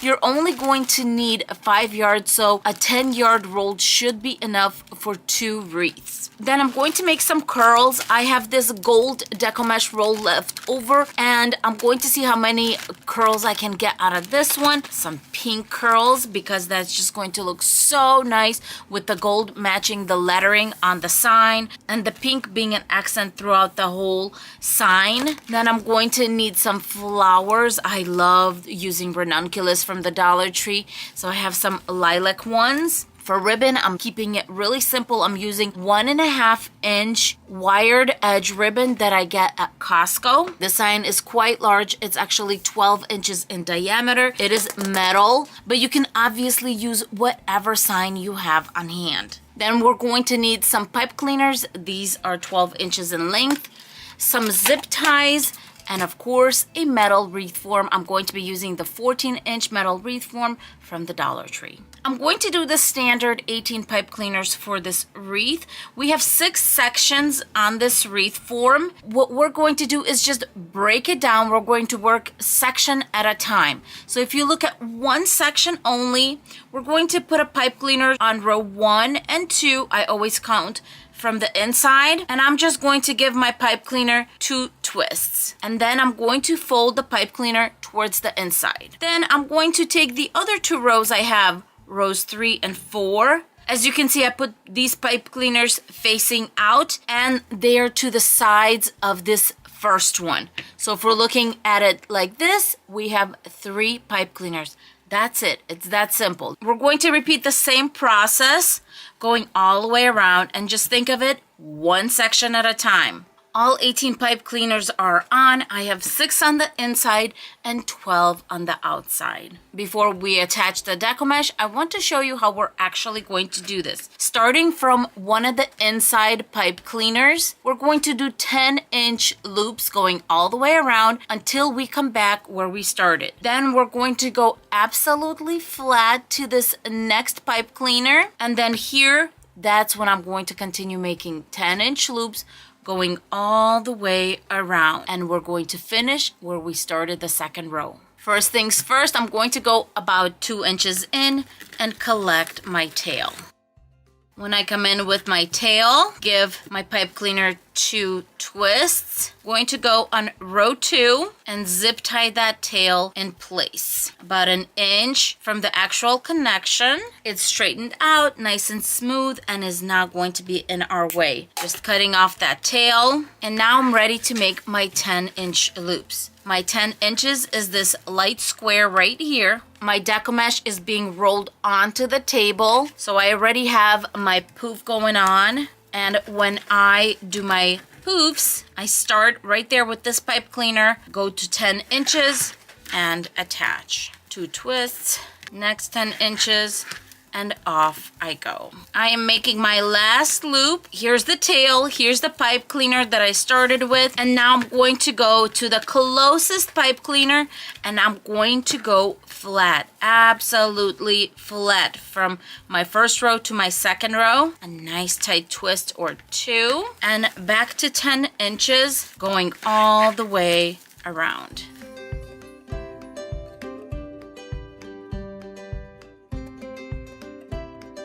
I'm on my last loop, going right on top. Here's where we started on that second row. And I'm going to go kind of towards the inside because I do eventually want to hide the tail on the inside. So let me do my 2 twists. Then I'm going to cut off about 2 to 3 inches. Grabbing another zip tie. I'm going to zip tie it to row 3. It's best to see it from the back. After it's nice and secured, I'm going to just clip that off. At this point, you might want to open up all your loops, especially with 21-inch Deco mesh. It could get layered. The wreath is all poofed out. Now it's time to work on the curls. Starting with my gold Deco mesh, I'm going to be doing 10-inch strips. I'm done cutting up my gold Deco mesh and I only have 16 pieces. We need 18. So if you are caught in a situation like that and you know that's possible, what I decided to do is on the outside row, I'm going to put 1 in each one, and on the inside row we have 6 pipe cleaners.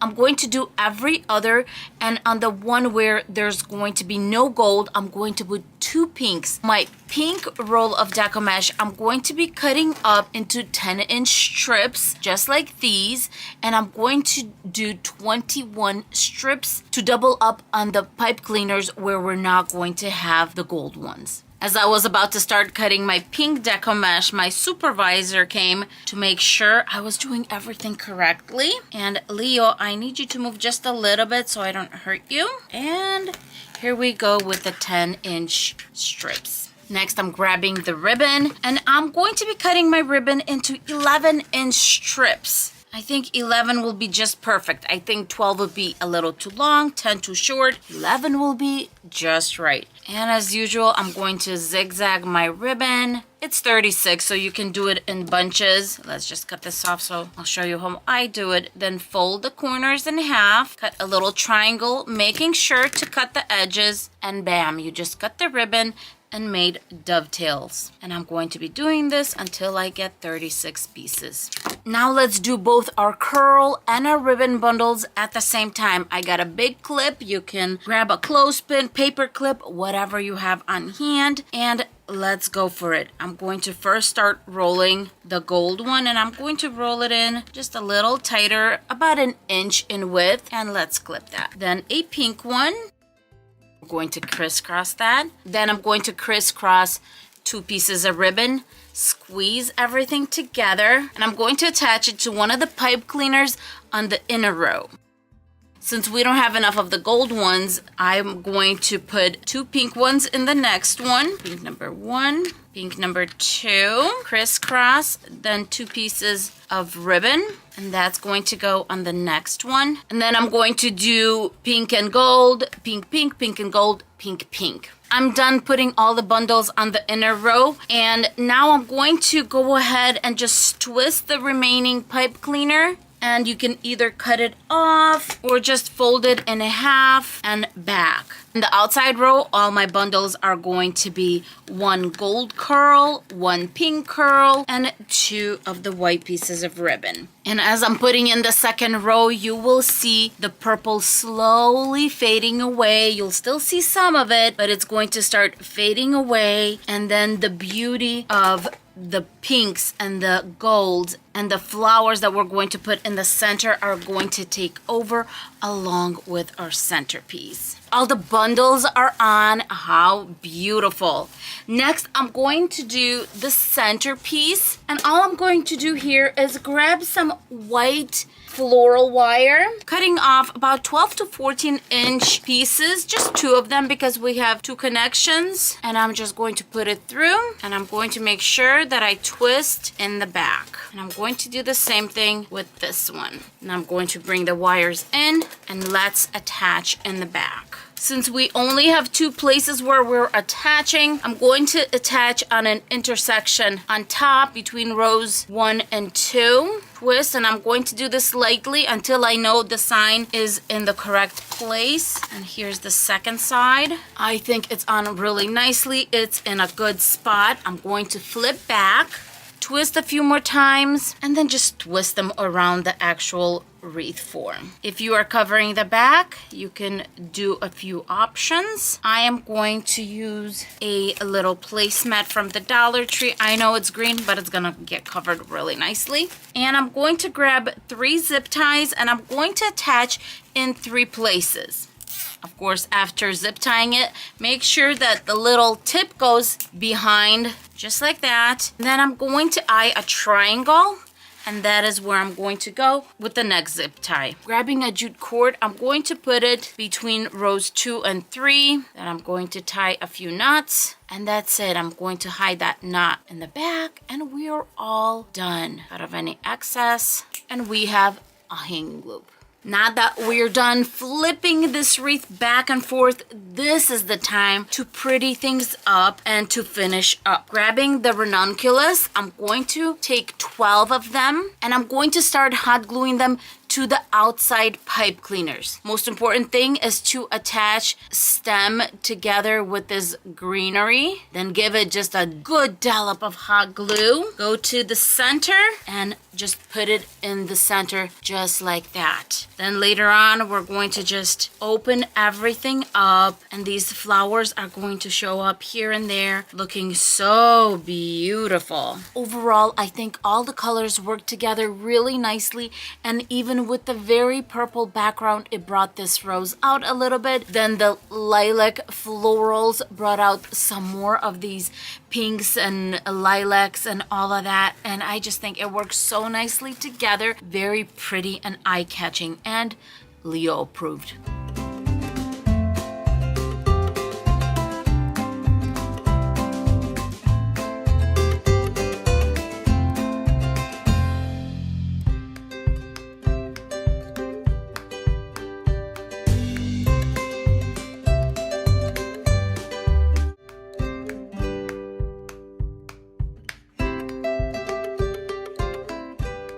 Let's go over the supplies we're going to use today. I'm going to start with 5 rolls of the Dollar Tree Deco Mesh, and this Deco Mesh is 6 inches by 5 yards. For the ribbon, I'm going to be using this pretty teal from the Dollar Tree and a yellow that I got at Craft Outlet. Both of these are wired and 2.5 inches. I'm also going to be using some florals. I have these pretty pink daisies and some of these daffodils. You're also going to need a pack of pipe cleaners, some sort of rotary cutter, and of course a wreath form. And the wreath form I'm using is the Dollar Tree 14-inch metal wreath form. First, I'm going to get my pipe cleaners ready, and these I'm going to cut into 4-inch strips. The pipe cleaners from the Dollar Tree are 12 inches long. After folding our pipe cleaner in thirds, I got beautiful 4-inch strips. The next thing I always do is make a little V with our pipe cleaner. It's just easier to grab them as we're working along. Now let's go over the details for the Deco Mesh. As I said, this Deco Mesh roll is 5 yards. What we're going to do is cut this Deco Mesh into 12-inch strips, and that's going to give us 15 little strips. Without fail, every time I'm recording, Leo has to supervise me and get himself on camera somehow. As I was saying, we have 5 rolls of Deco Mesh. Each Deco Mesh roll will yield us 15 bows. That gives us 75 bows to put on our wreath form. This wreath form comes with 6 sections.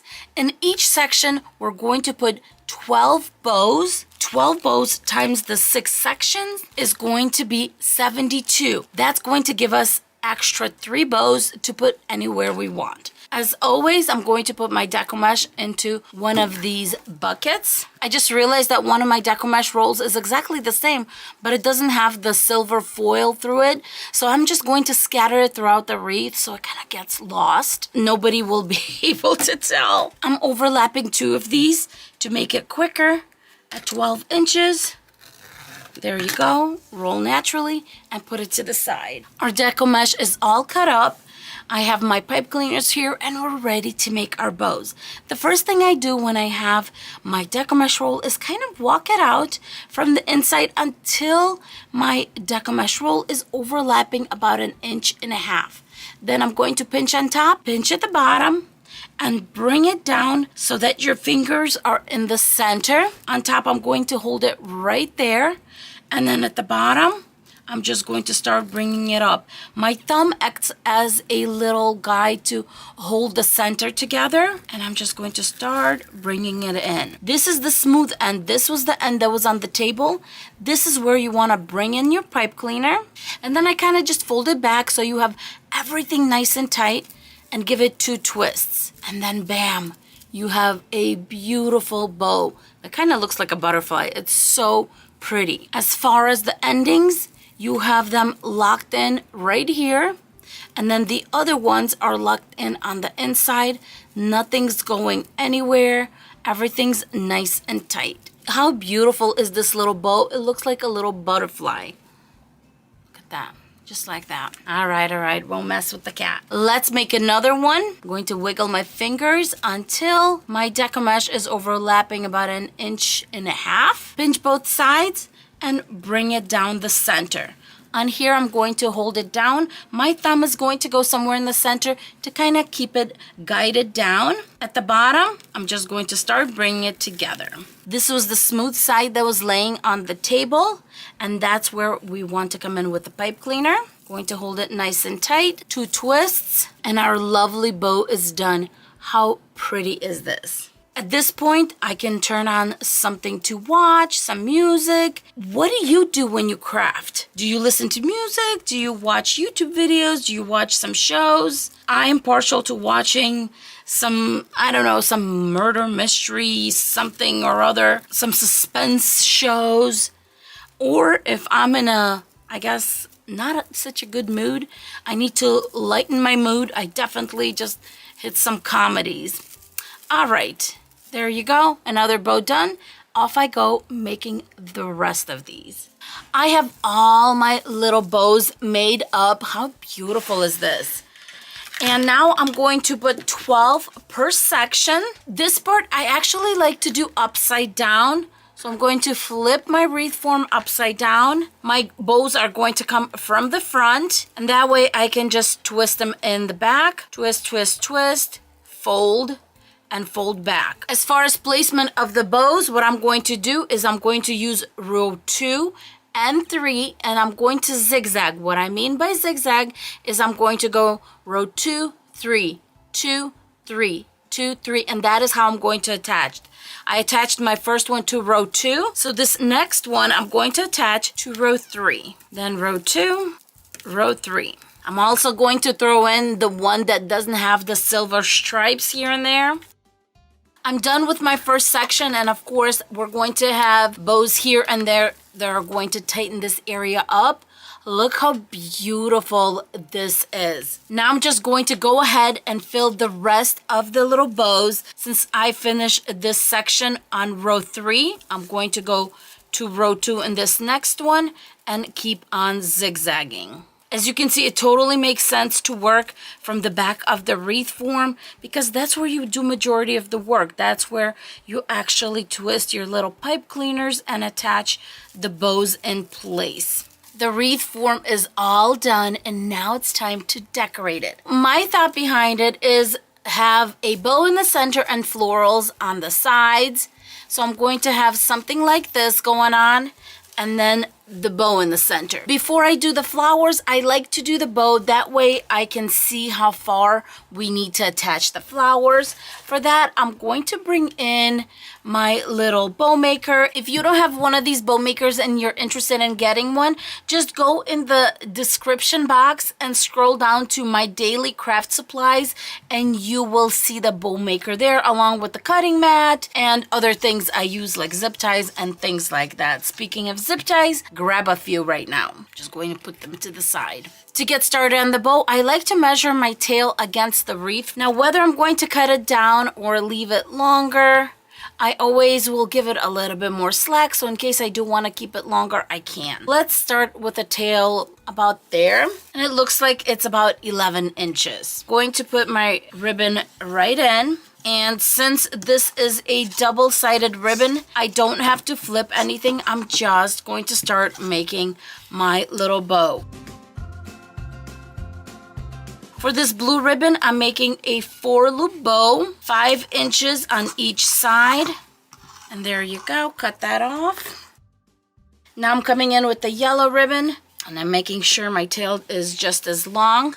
But what I'm going to do is I'm going to do a bow like this, where I have the 4 loops and then the 2 in the middle. There's still going to be 5-inch loops. There's your 5-inch right there, another 5-inch right there.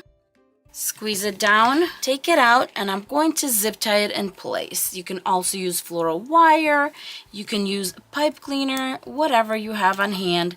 The zip tie just makes it so much easier and more secure. Now that our bow's done, I'm ready to bring in my florals, but I did not attach my bow yet. Because the bow is quite big, I'm going to attach 2 bundles of the florals on both sides. I'm not going to overlap them in the center. First, I'm going to separate the little singles and then the doubles. So what I'm going to do is I'm going to have a double, double, single, single, and then a single, and this double, I'm going to actually cut off one of the flowers.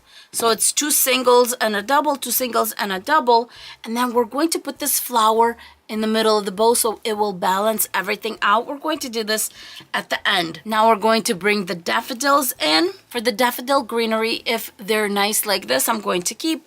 If they're falling apart like this, we are going to toss. We want that yellow to stand out. So, I mean, we really don't need that much greenery, but I do want to have plenty of the yellow. Going to make it look like an upside down V or mountain where you have a peak and sides, and same thing with the daffodils. I have a peak and then just cascading down just like that. Then I'm going to grab a zip tie and tie in place. Going to have them cascading. So what we want to do is we want to bend it, because our wreath form of course is circular, and that's kind of how you want that to be. This is what I'm going to have at the end. Now I'm going to get some pipe cleaner. You can get floral wire, whatever you want to use, and I'm going to attach it to my bow and both of my floral picks. First, I'm going to attach the bow.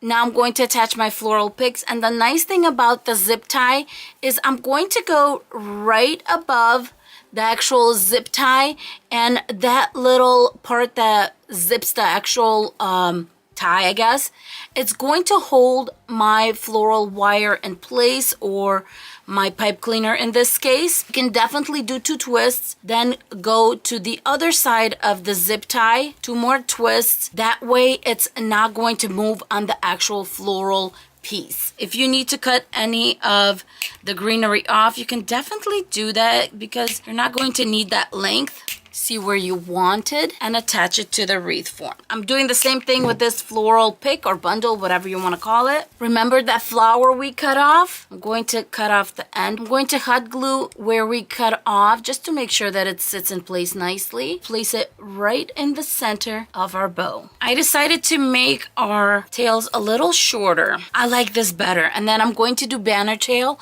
which basically is going to be a little wave, especially on the yellow. So I'm going to just fold it in right in the center, pinch on both sides, and then bring it back, kind of twist it back, and you have something like this going on, and you have a very schmancy bow now, is what I call it. So pinch and bring back, and it just makes for this beautiful full bow. I love how this turned out. Sometimes as a wreath maker, you go overboard and you can't stop yourself. And this is me right now. I thought these were so cute and I wanted to add it to the wreath. I don't know if I'm going to do another one. Maybe I can turn it. This could be a little too much, but I don't care. I think these are so pretty. Alrighty, we are done with this wreath.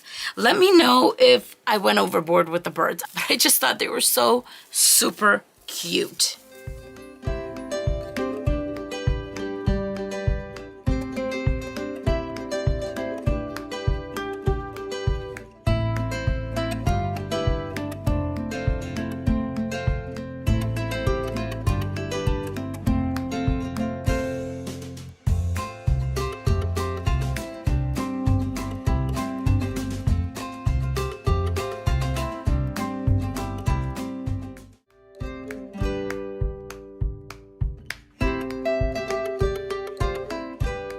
Let's go over the supplies for this wreath. I'm going to be using a 14-inch wreath form from the Dollar Tree, a roll of 10-inch Deco mesh, that's 10 yards, some ribbon to make ribbon bundles. This is optional, but you can get some sort of a floral to put in the center of your ribbon bundles. I'm going to be using these yellow ranunculus. We're going to need pipe cleaners, and of course you're going to need a sign. I got this one at the Dollar Tree. This chick is ready for Easter. How adorable is this? I'm going to start by preparing my pipe cleaners. I'm using a standard 12-inch pipe cleaner, and I'm going to cut it into 4-inch strips. After I do that, I'm going to do the little V like I usually do. This is just to make it easier for me.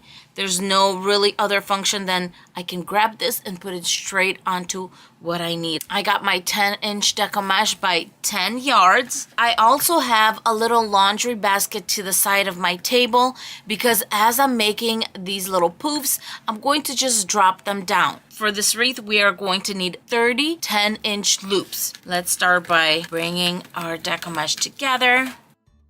And see what I mean? It's just a quick little attachment. 2 twists. Another thing to consider when you're making your twist, because our Deco mesh is being rolled onto the table. When I measure my 10 inches off, I grab my pipe cleaner and I go down so I can twist it together at the bottom on this side. This way my pipe cleaner gets attached straight onto my wreath form and it's already set up. It's up the right way and we're ready to roll. So same thing, I'm going to continue and just make 10-inch loops. As you saw, I brought my pipe cleaner straight on top. Going to just flatten everything out, 2 twists, and then off I go. I will be doing this until I get 30 poofs. When you are done, you're going to have something like this. So find your beginning and let's start attaching. Attaching to a wreath form is going to be absolutely easy. We have 4 metal rows in this wreath form, and what I'm going to do is I'm going to start on what I call an intersection, where this row meets the bar that goes across. Starting on an intersection, I'm going to go to every intersection on the inside row. Second row is going to be in between the intersections, all the way around until I go back to where I started. Then on the third row, we're back to the intersections, all the way around, just attaching to every intersection. In the fourth row, we're going to actually do 2 poofs per section. So we're going to do intersection in the middle, intersection in the middle, intersection in the middle, going all the way around. Starting on my first intersection, I'm going to first twist it in place and just fold and fold back. Now I'm grabbing a zip tie and I'm going to zip tie that tail in place. I do this in the beginning and at the end. I'm just going to go on every intersection and attach my pipe cleaner. You can work upside down. A lot of times when I'm just attaching pipe cleaner, pipe cleaner, pipe cleaner, like in this case, I like to work from the back because that's where you're going to see what you're doing, and it's just easier this way. Now I'm attaching my last poof on that first row, and as you can see, I'm attaching it where we started. So we have a complete row of deco mesh. Now I'm just moving on, and in the second row, I'm going to attach pipe cleaners in the middle. You can definitely hot glue it in place if you are worried about it moving here and there. But when all the deco mesh is on, I don't find that to be a problem because everything gets layered and it just holds in place. So I'm not worried about that. I completed row 2 and now moving to row 3. And here I'm going to go on an intersection once again, going all the way around. My third row is done. I'm moving on to row 4 and I'm going to have 2 poofs in each section. So there's going to be just one in the middle, one on an intersection, and I'm going to go all the way around. I'm on my last poof and I'm going to attach it right on top of where we started the last row. And the tail, I'm going to zip tie that in place, push the tail back so it's out of the way. Here is the wreath from the back, and here is the wreath from the front. One roll of deco mesh. You have got to love that. I'm going to have my sign in the middle and make 4 beautiful poofs on the side. A few of you asked me to use these little either zip tie mounds or cable clips. They're called a few names. And I got some on Amazon and I thought, you know what? Let's do this. I'm going to attach them at 4 places. So obviously we're going to need 4 pipe cleaners. Take the sticker off, give it a little bit of hot glue, and attach where I want it attached. Now I'm grabbing some crazy glue, super glue, whatever you have on hand. I'm grabbing the Gorilla one I have. And I'm going to go around the clip with the super glue. This is just going to give it a little bit more stability so I don't have to worry about it. Let this dry while we do the ribbon bundles. I'm just going to make a little freehand bow using the 1.5 inch ribbon from Costco, and this one is wired. Wiggle it together with a little zip tie. And before I tighten it, of course, that's when I'm going to adjust to make sure that is how I want everything. That looks good. I'm going to move this part to the back. And I'm just going to cut on an angle. And this is the bow that's going to go on the front of the sign. How cute is this? Just like that. Then grabbing one of these berries or a vase filler. I'm going to use that as the center for my little bow. Cut that in half. A little bit of hot glue. Put that straight in the center. How adorable is this? I am loving my little bow. And now we're going to start cutting for our ribbon bundles. I'm going to be cutting 8 of the white ribbon at 12 inches each. As usual, I'm zigzagging my ribbon and I'm just making dovetails as I'm cutting my ribbon. I feel so productive when I do this because I feel like I'm doing 2 steps in one. The pink one, I'm going to do same thing. I want 8 of these and I want them at 12 inches each. The sparkly ribbon, I cut at 12 inches and I only cut 4 of them because I just need to add a little bit of sparkle. I don't want too much. Grabbing 4 more pipe cleaners, I'm ready to make my bundles. I'm going to crisscross the 2.5 inch pink one, then 2 more of the white, and just 1 of this pretty sparkle on top. Wiggle it together, and I'm just going to use a pipe cleaner to bring it together. So my 2 pinks, 2 whites, and a little bit of glam in the middle. Even this out, bring it together. Ooh, these are so pretty. I'm just putting my pipe cleaner through these, finding my center and giving it 2 twists so it stays in place. And then we're just going to attach to our wreath.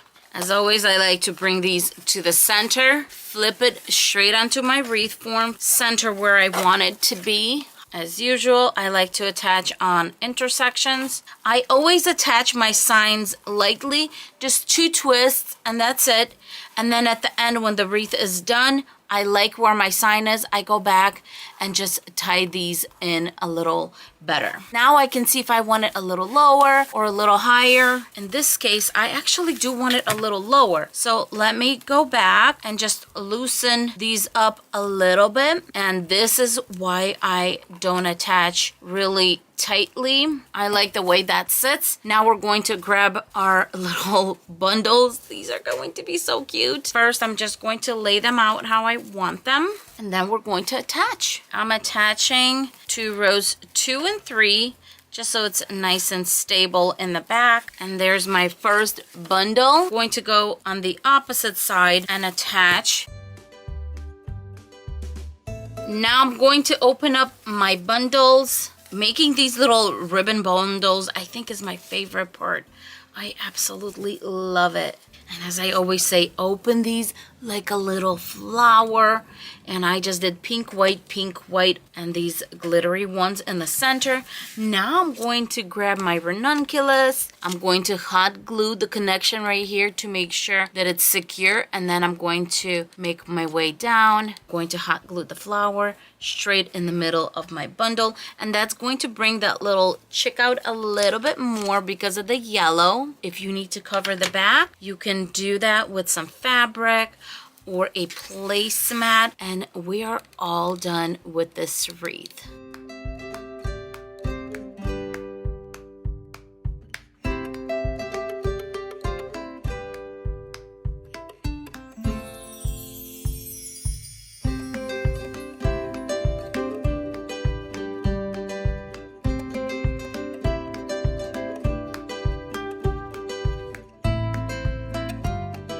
Let's go over the supplies we're going to use for this wreath. So of course, I'm starting with a 5-gallon stir stick.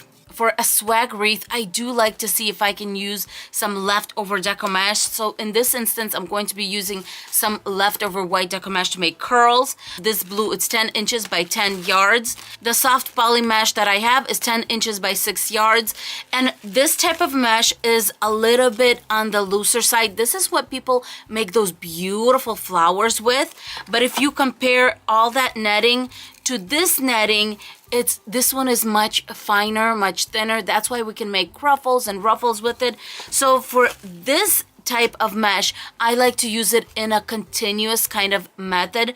So today, that is what we're going to be doing, and this is going to be our base. For the ribbon, I'm going to be using both that are 1.5 inches. They are wired. This one I get at Costco, and this one I get at Craft Outlet. Of course, we're going to need pipe cleaners, and for decor, we have the cute gnome and the little beetle car. How adorable is this? To get started on the swag, I always like to put a hook on first to get that out of the way. If you have a chance of getting a little hole through here, that's even better. If you know somebody who can help you, or maybe you can do it yourself, even better. But I don't do any power instruments, so I like to do the hook myself. First thing I'm going to do is grab a long piece of wire. You can always cut it off. So I'm thinking about at least 20 inches. It's just a nice long piece of floral wire. When I put my floral wire on my narrowest part, I'm going to have 1/3 on one side and 2/3 on the other side. So a long piece on one side and a short piece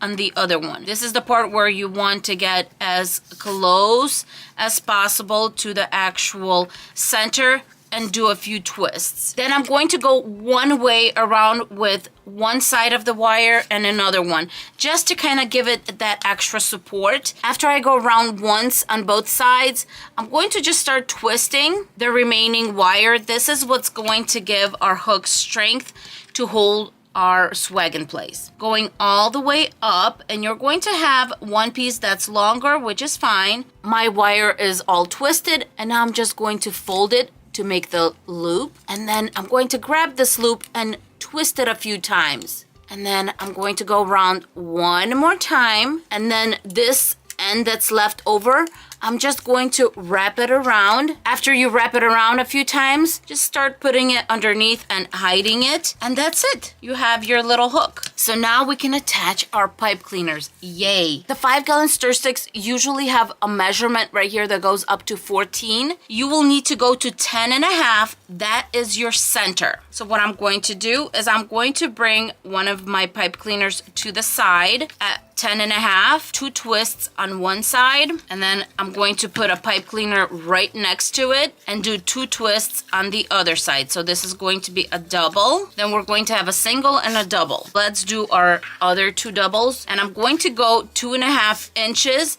and that's going to be right underneath your hook on top, and at the bottom we'll have the measurement at 2.5 inches. And on the other side, same thing here. We're going to go to the side at 2.5 inches, 2 twists, and the other side 2.5 inches. And now we're just going to go in the middle of these and put 1 pipe cleaner. So just eye it, and then right here. So we have double, single, double, single, double. In the back, you can hot glue everything in place if you would like, and that's what I'm going to do. The nice thing about the stir sticks is they are raw wood. So on raw wood, hot glue sticks really well.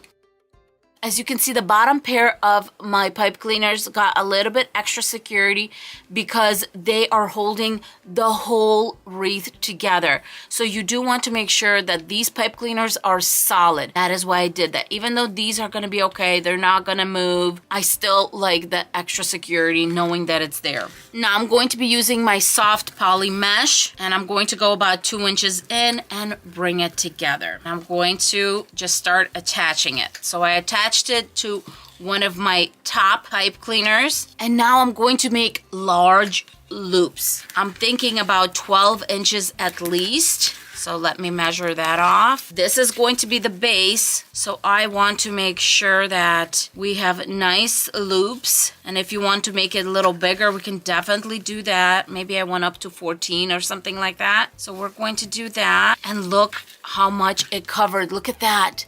This mesh is amazing for coverage. And then I think on the sides, definitely we can stick to 12 inches at the most. And right now, I'm only going to attach where we have our doubles. And this is just going to be in the background because we're going to bring more yellow in. So we just want to use this as coverage. Now I'm going to go about 14 inches at the bottom, just like I did at the top. And then we're going to do 12 inches. Go right here. Another 12. And we're coming to the end of my little roll right here. Another 12. Let's twist. At this point, you can definitely do 2 more right here, going this way and this way. I obviously don't have enough to do that, so I decided I'm going to let it go at this, and we're going to fill this area in with the other Deco mesh. It's going to be plenty. As I said, I just wanted this to be as a base for the yellow to be peeking through here and there. So let's cut this off. This mesh kind of frays a lot. So what I'm going to do is I'm going to zip tie that tail in place, and I know that I'm going to stop that fraying. So I'm using a 6-inch zip tie, and I'm just going to zip tie it as tight as I can. Let's cut our Deco mesh. I'm just going to put in my little basin here. And for Cruffles, you can cut anywhere from 20 to 24 inches. I'm going to go for the full 24 inches on this one because I want that fullness and I want as much Deco mesh as possible for my Cruffle.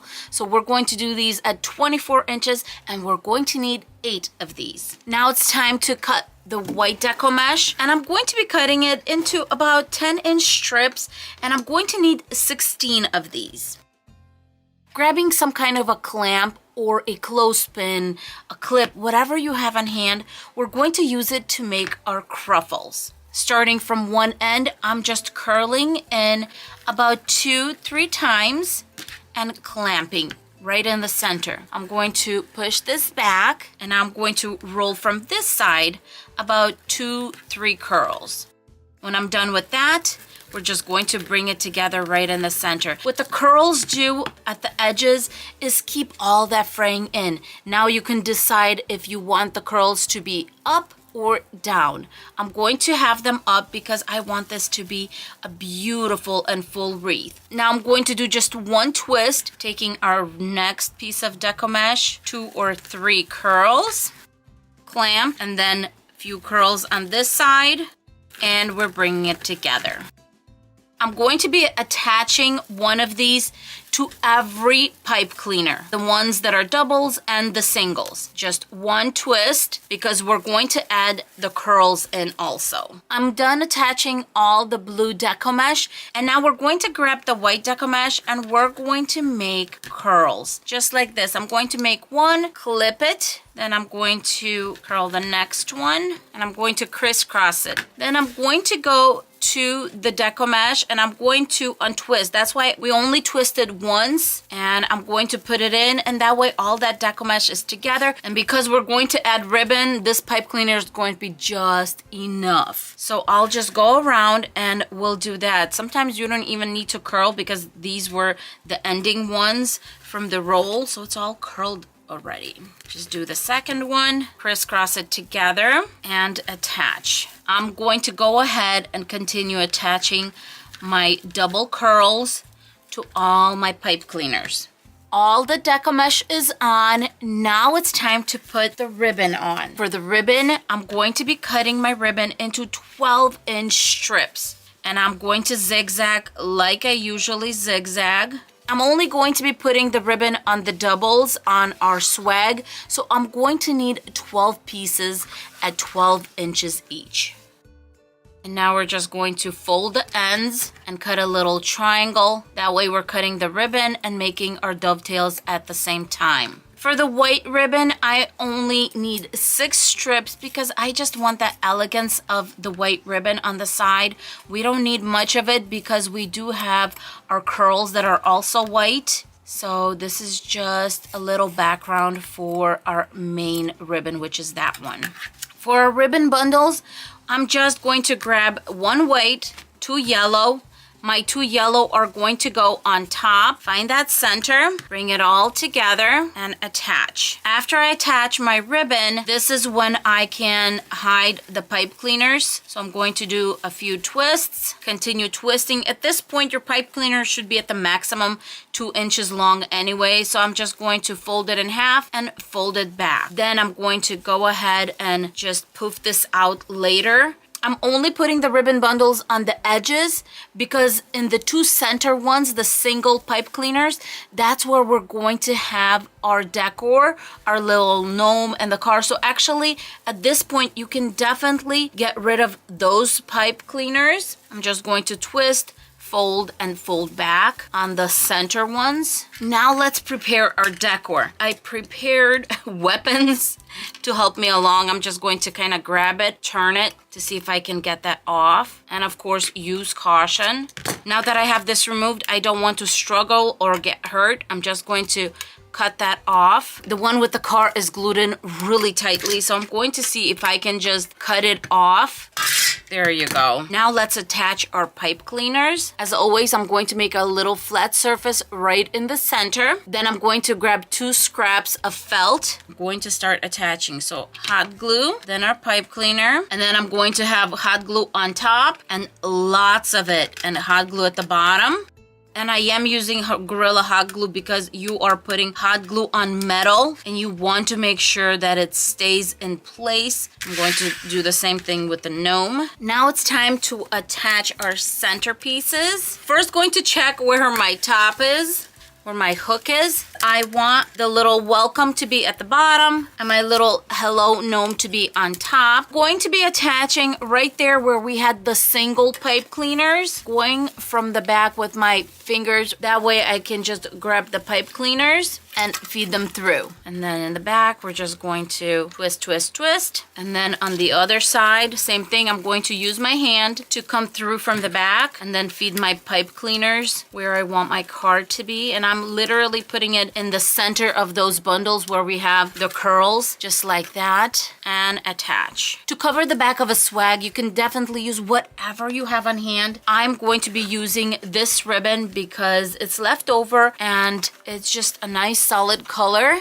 and it's just going to be nice and clean. And I'm hot gluing it right there where our hook is. Going to give it just a lot of hot glue, attach it there, and I'm just putting a little bit of dabs of hot glue on the pipe cleaners because they're on top. Here at the bottom, I'm going to cut off about 1 inch extra That way we can fold it over. Hot glue straight on our ribbon and fold it back in place. We have a nice back, and then of course, let's grab a piece and do the same thing at the top. I'm going to lift my hook, put some hot glue right there, put my piece of ribbon covering that area, hot glue on my ribbon, and just be careful, fold it over, just like that. And look how clean this is in the back. There's my hook. And now it's time for my favorite part, and that's to make these beautiful ribbon bundles come alive and make little flowers out of them. And we are all done with this beautiful swag.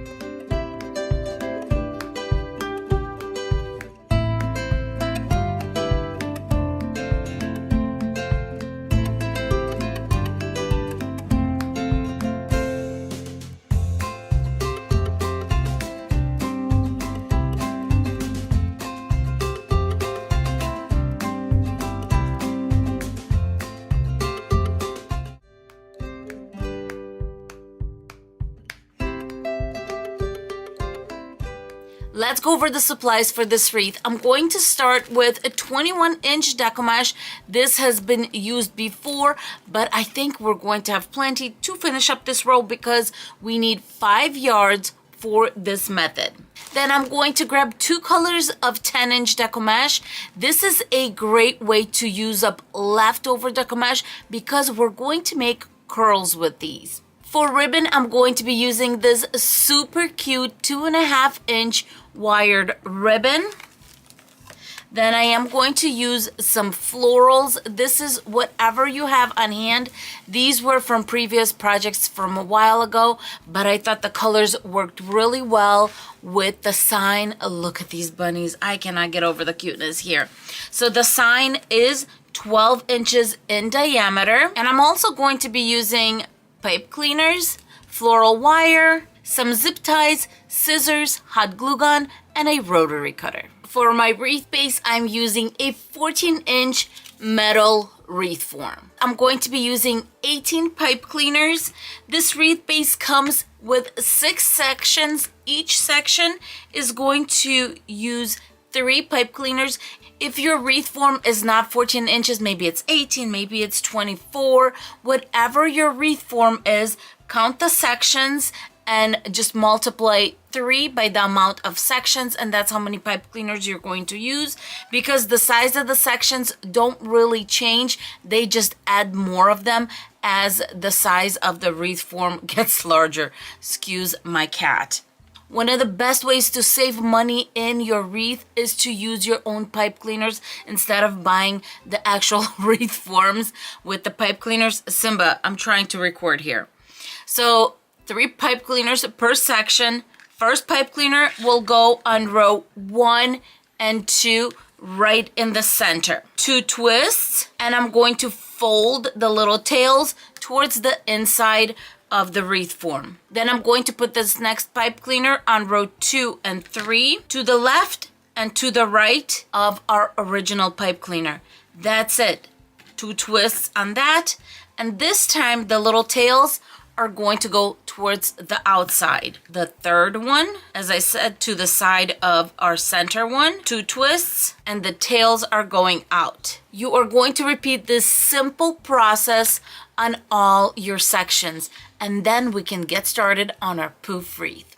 My pipe cleaners are all on. I have 6 on the inside and 12 on the outside row. Now let's get started on our decommage. I'm going to gather about 2 to 3 inches from the edge. Because of the width of this decommage, I do want to make sure that I have the whole decommage in hand so that when I attach it, I know that everything is attached. The way I'm going to attach my decommage is start on the inside row, work towards the outside row. And if I were to start right here, I'm going to make 10-inch loops going all the way around on this inner row until my row is complete. Then from here, I'm going to make a flat connection between this pipe cleaner and the nearest outside pipe cleaner. From here, I'm going to make 9 to 10-inch loops going all the way around. Let's start. 2 twists, And then to make sure our tail is secure, I'm going to grab a zip tie, and I like to attach these to the second row so that the tail is not against the wall, which would be that inner row. If you want, you can definitely cut off the excess. And as you can see, my tail is nice and neat. My 10-inch square is this blue one right here. So I'm going to start with my pipe cleaner where it begins. There is my 10 inches. I'm moving on to the next pipe cleaner. 2 twists, make my next loop, and that's it. This wreath is so simple to make, and it's easy to decorate. You can decorate with ribbon, with deco mesh. Today we're doing 2 of those things. Just have fun, make your wreaths your own. I am making my last 10-inch loop for the inside row, and I'm going to attach it right where we started. 2 tight twists. Now I'm going to go nice and flat, no loops, no nothing, to the outside row. Then attach it to the next pipe cleaner, 2 twists. Where we went flat on this third row, I'm going to grab a zip tie and attach right in that connection. As you have seen in the beginning, I do not hot glue any of my pipe cleaners, but I do use the zip tie here because I feel like it helps to stabilize all my poofs, and I do make sure that my poofs support each other. This is going to be nice and filled with more little curls, with more ribbon, so it will hold in place. And yes, I do have wreaths that I use from season to season, and I have never had issues with my poofs moving on me. Moving on to the outside row, here we're going to do 9 to 10-inch loops and just continue attaching them to all the pipe cleaners. One of the questions I get asked a lot is why I do not show off my base in all the wreaths. And here is how we're going to think about it. This right here, this poof method, especially the poof method, is basically our foundation. And our foundation is basically meant to be stable, to be secure, so that we can build the wreath on our foundation.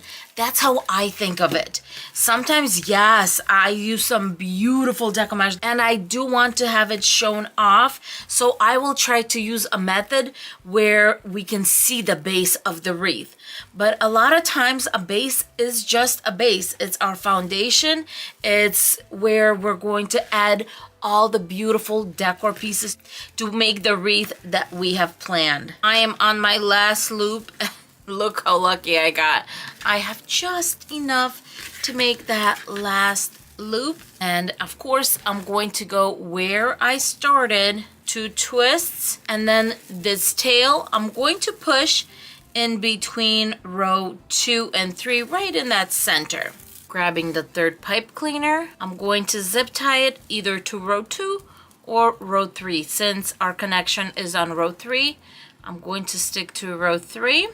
Make it nice and tight, and let's cut off the tail. I'm going to leave about 2 to 3 inches and just stick it back in. Look how nice and neat the back is. Here is the beginning tail. Then this was our transition from the inside row to the outside row and the zip tie. And there is our ending. Open up all the poofs so that our wreath is going to be nice and full. Next, we're going to cut up some ribbon and some 10-inch deco mesh so we can fill this in. For our beautiful ribbon, I'm going to be making 12-inch strips, and I'm going to need 18 of these. We're going to put 1 on each pipe cleaner. Now I'm going to just zigzag my ribbon. On the edges, I'm going to make dovetails. For the white and yellow 10-inch deco mesh, I want 15 pieces of each color, and I'm going to cut them anywhere between 10 to 11 inches in length.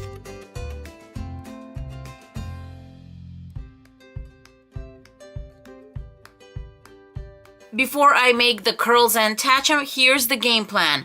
On the outside row, I'm going to have 1 of each color plus a ribbon. On the inside, I'm going to go every other color because our sign is big and we don't need too much deco mesh on the inside because it's going to be sticking out from the sign. So what I'm going to do is I'm just going to go every other with the deco mesh, but each pipe cleaner is still going to get a ribbon. When I roll my curls, I go about an inch and a half in diameter right here. I have my first curl. Then I'm going to grab a piece of ribbon, crisscross it, and we're going to attach it. A few tight twists, make sure I have my center. And then since I'm not going to be attaching anything else, I'm just going to twist about an inch from the little connection. I'm going to cut off the excess, fold the little tail in half and back. Next, I'm going to grab my yellow deco mesh, make my curl, add my ribbon, squeeze it in the center, and move on to the next one. I'm going to have these facing out because my sign is going to go right here. I attached the pipe cleaners to that inner row. Now we're going to work on the outside row. I'm going to grab one white deco mesh, roll it, and then I'm going to grab a little clip and just keep that in place while I grab my yellow one, roll that one up, crisscross with the white, and then grab our little ribbon, just like this. Bring it together in the center and attach to the outside pipe cleaners. I'm going to repeat this exact same set, going all the way around, and now I'm just twisting the two pipe cleaners and cutting them off, just hiding the tail. If you prefer to keep these on, you can definitely do that also. All our deco mesh and ribbon is on. Now let's get our sign ready. Before I bring my sign in, I'm just going to grab all my ribbon and try to pull it forward so that I don't have to reach for it when the sign is on. To attach our sign, I'm going to use this 22 gauge white floral wire. I'm going to attach it on top and at the bottom. This 22 gauge is fairly soft, so I just like to get a nice long piece, maybe like a 20-inch piece or something. And then I'm going to fold it in half, put it through the little hole, and in the back, I'm going to give it two nice twists, fold the wires down. And that is how I attach my floral wire. I'm going to do the same thing to this side and we are ready to attach. Wiggling my sign in. I'm going to put it right there in the center. I try to attach my sign in between the sections so that I can put one side of my wire on one side and then the other kind of on a kitty corner. And then of course do two twists. Simba's trying to get through. This is looking super cute. I know I like the sign where it is. And as you can see, the deco mesh from the inside row is our base to keep our sign in place. And now I'm going to go ahead and attach our sign permanently. At this time, I'm going to grab a piece of jute cord, going to make a little hanging loop, just going to put it on row 3 in between intersections, make a few loops. Once you have your hanging loop, you can cover the back. You can use placemat, you can use felt, fabric, whatever you want to do. I am now going to be covering the back of this wreath because I'm keeping it and it's going into a specific spot where I know it's not going to need that. Now it's time to straighten out all the ribbon and I'm going to be pulling it out kind of in a V form so all those acute points are shown and you're going to see that beautiful checker print or whatever ribbon you're going to use. That's going to be so pretty. Next, I'm bringing in my floral. I'm going to have 4 of the purple, 4 of the pink, and 4 of the yellow to start with because I want to put them on each of the bundles that are on the outside. I'm just going to interchange them. So I have a stem about 2 to 3 inches. You don't want it to be too long, and I'm going to poke it in. You want it to be shown, and then grab your hot glue gun and attach the stems to the deco mesh. So a little bit of hot glue and maybe some on the leaves. Then let's do a yellow one on the next one. And then of course the pink. And then I'm going to repeat. The florals are on all around the wreath. And now I want to bring some on the inside. I have these daffodils left, and I'm just going to take them off the stem and start gluing them around the sign itself. The first one, I want to cover the little hole, so I'm going to just put it behind and cover it like that. And then the other ones are just going to put on the edges, and I think it's going to be absolutely adorable. This wreath is all done, and to me, it just screams happiness, joy, and spring.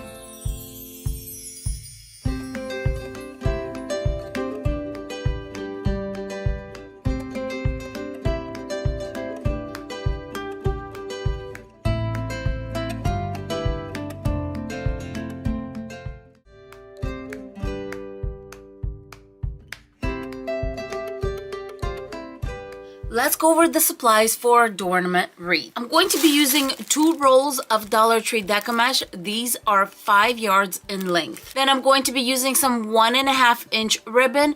All are wired. Some pipe cleaners, zip ties, and for a wreath form, I'm going to be using this floral ring. It is 12 inches in diameter. The floral craft ring has 8 holes evenly spread out. For decor, I'm going to be using these little plastic eggs, but you can use carrots, you can use little bunnies, anything you have on hand. Next, we're going to put the pipe cleaners on, and you have one of 2 ways to do this. The first way is fairly simple.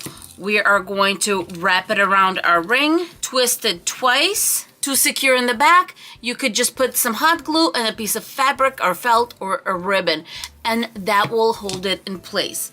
Option 2, we're not going to need any of that. The pipe cleaner is going to do all of that for us. Fold my pipe cleaner in half, take both of the endings and put them through the hole. We're going to put them through the hole until we're about a 1/2 inch with a little loop. Then we take both tails from the bottom, put them to the top, and now one tail is going to go on one side of the loop. The other tail is going to go towards the other side of the tail. This little part that's left, we're going to push it back and then pull on the little tails. And that's it. You have a nice and secure connection. This is what it looks like in the back, and in the front, it's nice and secure. It's going nowhere. Let's do this one more time. Fold the pipe cleaner in half, put it through one of the holes, and go down until the loop is about 1/2 inch. Bring both tails up, one going outside, one going on the inside. One goes through the loop to this side, the other one goes through the loop to the other side. Now we're going to take the loop and push it back. While I have it pushed back, I'm going to pull on this side, pull on that side, and you have a secure connection. To attach our deco mesh, I'm going to get the dark purple and then this lilac one on top. And the first thing I'm going to do is, let me get my little board here, bring it together and zip tie it. Unlike other times, this time zip tying I think is a must, because that little tip or nub or whatever you want to call it on the zip tie is kind of what's going to hold this in place on our wreath. Cut the tail off. And then make sure that this little nub is going to go beyond your pipe cleaner. Now we can twist and start making our loops. Just like this, the little nubs right there. And then here's the pipe cleaner.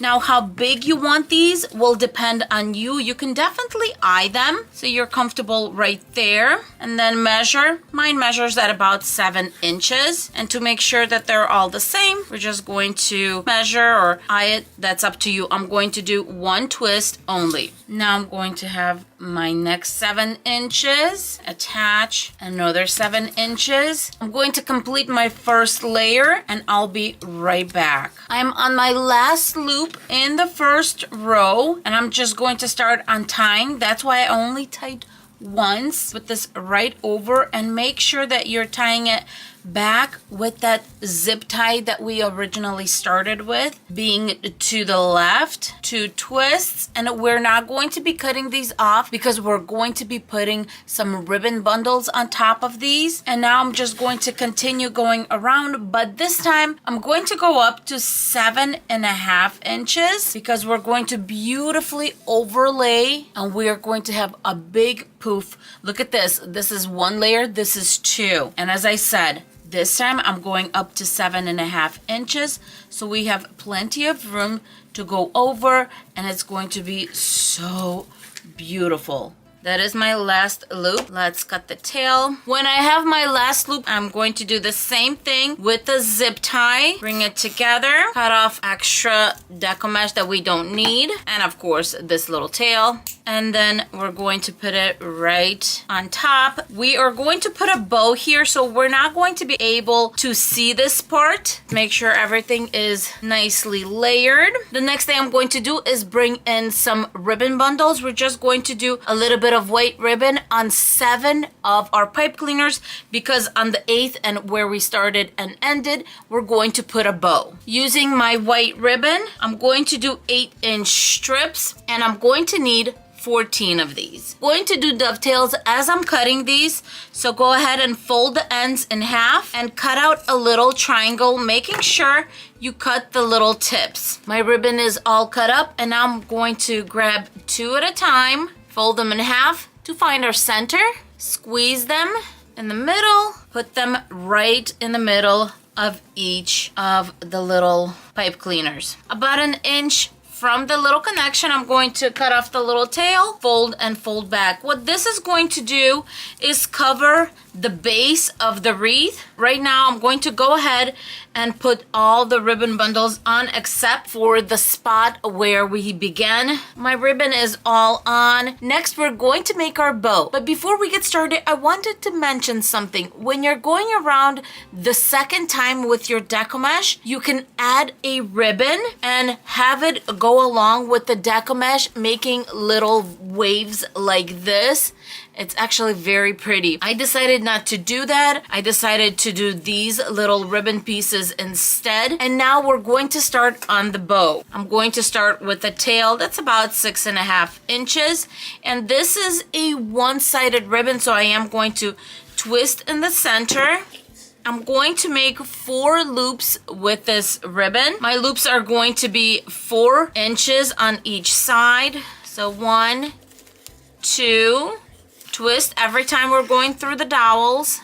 3, 4. Going to grab the white ribbon, and I'm going to do same 4-inch loops, but this time I'm only going to have a set of 2, so 1 on each side. The dark purple. The tail is going to be the same, but our loops are going down to 3 inches. I want this to be very visible that this is smaller, and since this is a double-sided ribbon, we're just going to zigzag it up. And I think I want to do 4 little loops. This is going to be a beautiful little bow. Bring this bow together with a zip tie. When I have a multi-layer bow, I'm just twisting it, I like to put the zip tie in because I want to make sure it all stays together. Cut that off. Now I'm going to cut the tails, fold and cut. Grab another piece of the yellow ribbon. I'm going to fold those sides in, straight in the middle. Before I hot glue the center in place, I'm going to grab a pipe cleaner and lay it across. This is what's going to attach our bow to our wreath. Cut off the excess and the other side. Grabbing a piece of white ribbon, and this is just a thin little white ribbon. I'm going to use this to hang the wreath, putting the ribbon right on the wreath form and tying a loop in place. Then I'm going to hide the knot, and we have a hanging loop. If you want, you can definitely put a little dollop of hot glue and attach it in place. Now you want to decide whether you want the bow to face outside or inside. I like it to face on the inside, so that is what I'm going to do. I'm just going to wrap it around, give it a few twists. Now let's get this bow straightened out. We did 4 loops of the yellow, so let's get those loops out, and we're going to stretch them towards the outside. This white one is going to go to the side. The other two yellows, same thing. We're going to have it go up and down, and then the white one's going to go in the center. And now the purple ones are going to kind of go in between the yellow and the white. I think this is going to make for a very pretty layered bow, just like that. Now that my bow is on, I'm looking at my wreath and there's just too much ribbon going on. So what I'm going to do is I'm going to go ahead and cut my tails a little shorter. And I think this is going to make for a neater wreath. So super cute. There you go. Now we can see the outline of the wreath. All the ribbon taken care of. We have one more step, and that is to put the little decorations on the inside. For this wreath, I'm going to do eggs, and I'm just going to start putting these on just like that. I'm still going to go around and play with the ribbon, but our Doornament wreath is all done. What do you guys think? Something different, but definitely something that was super fun to make.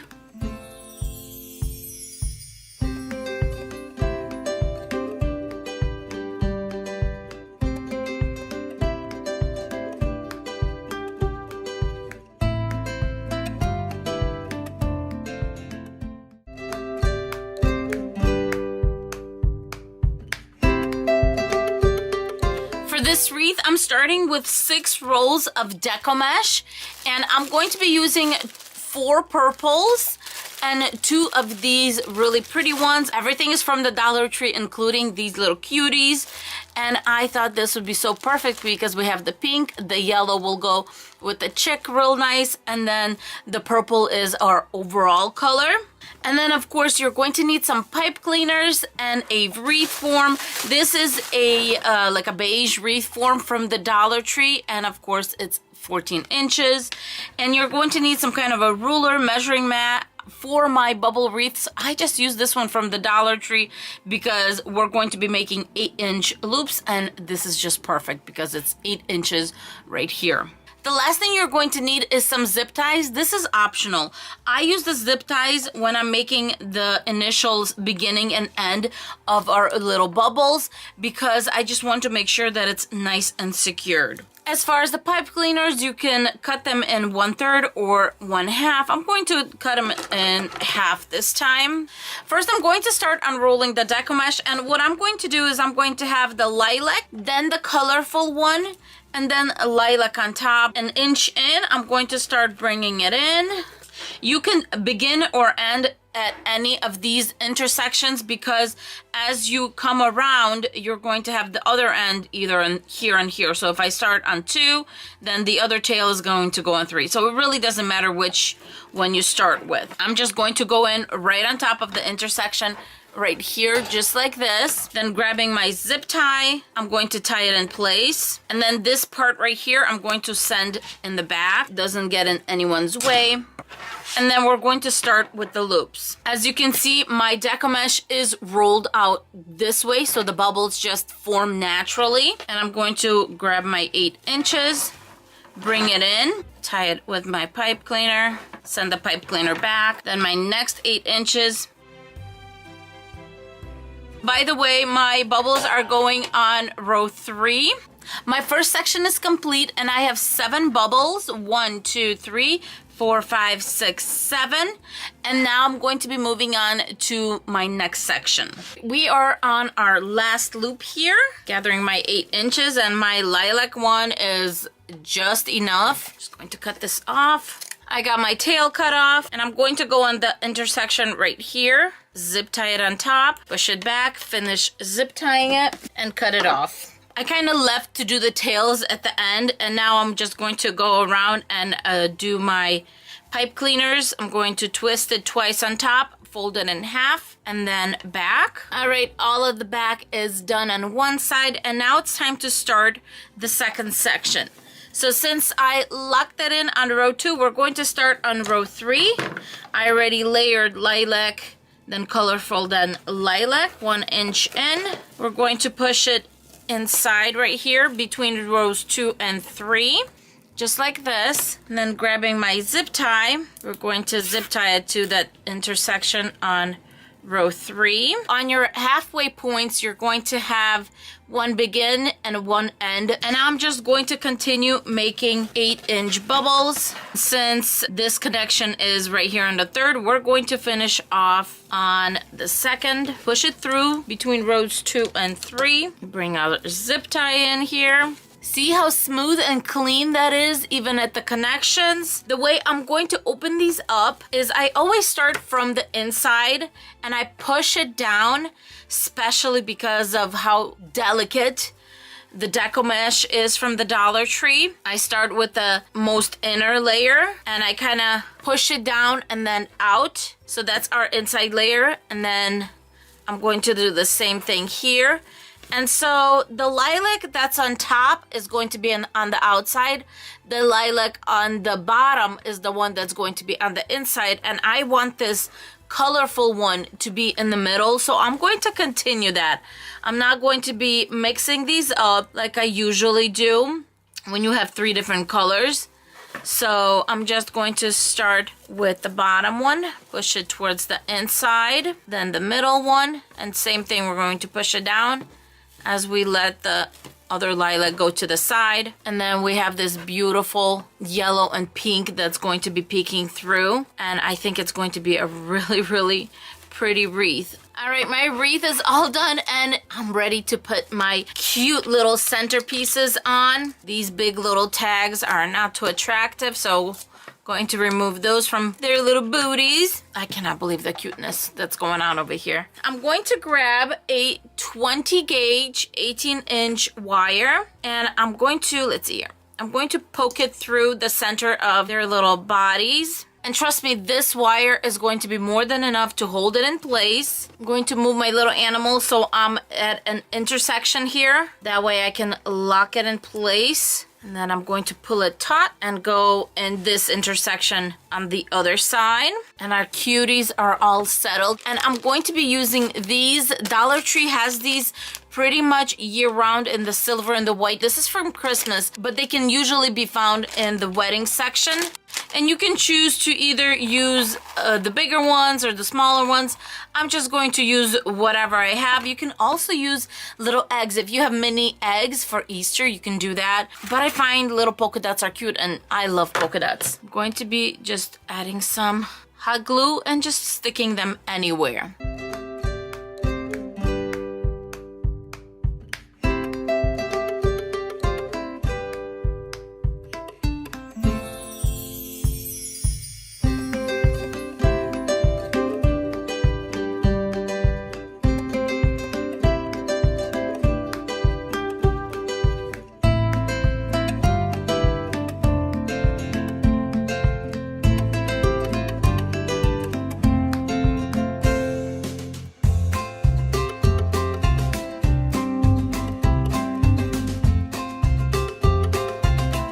Usually it takes 6 for a round wreath, but because this is a cross wreath, it's going to probably take me a little bit more. We are also going to be using a fabric. Now here you can see the fabric because it's layered, but if you take it apart, it looks like mesh. It looks like very, very thin mesh. So it's going to just give it a little bit of a shimmer. It's not really going to stand out or be too pink. It's going to give this wreath a very elegant look. And of course, the cross wreath is from the Dollar Tree. The fabric is 12 inches in width right here, and I'm just going to cut it in half into 6-inch strips. Our shelf liners are going to be 6 inches by about 7.5. So the fabric is going to be 6 by 8. I got my fabric all cut up. Now it's time to get the shelf liner going. As you can see, your shelf liner will come in 12 inches at the Dollar Tree, and you want to cut it in half. I used to unfold it all the way before, but you know what? The shelf liner from Dollar Tree is so thin, and look at the line. Nice, perfect, even line. Nothing frizzy, so this works just as well. Next, I'm going to take this shelf liner And I'm just going to cut it in half and in half and in half and in half. I'm not someone who would waste any. This is how I always make it.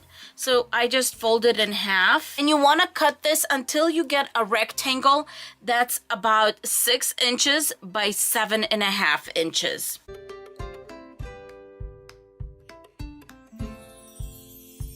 And then here you go, you have 6 inches by 7.5, almost 8 inches. And that is how quick we are done with our first roll.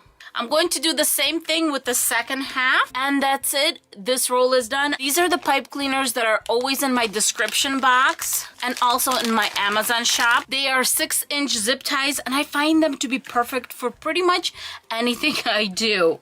I'm going to start with the bottom of the wreath. I always kind of come up and then do all the sections on top. Let's get started.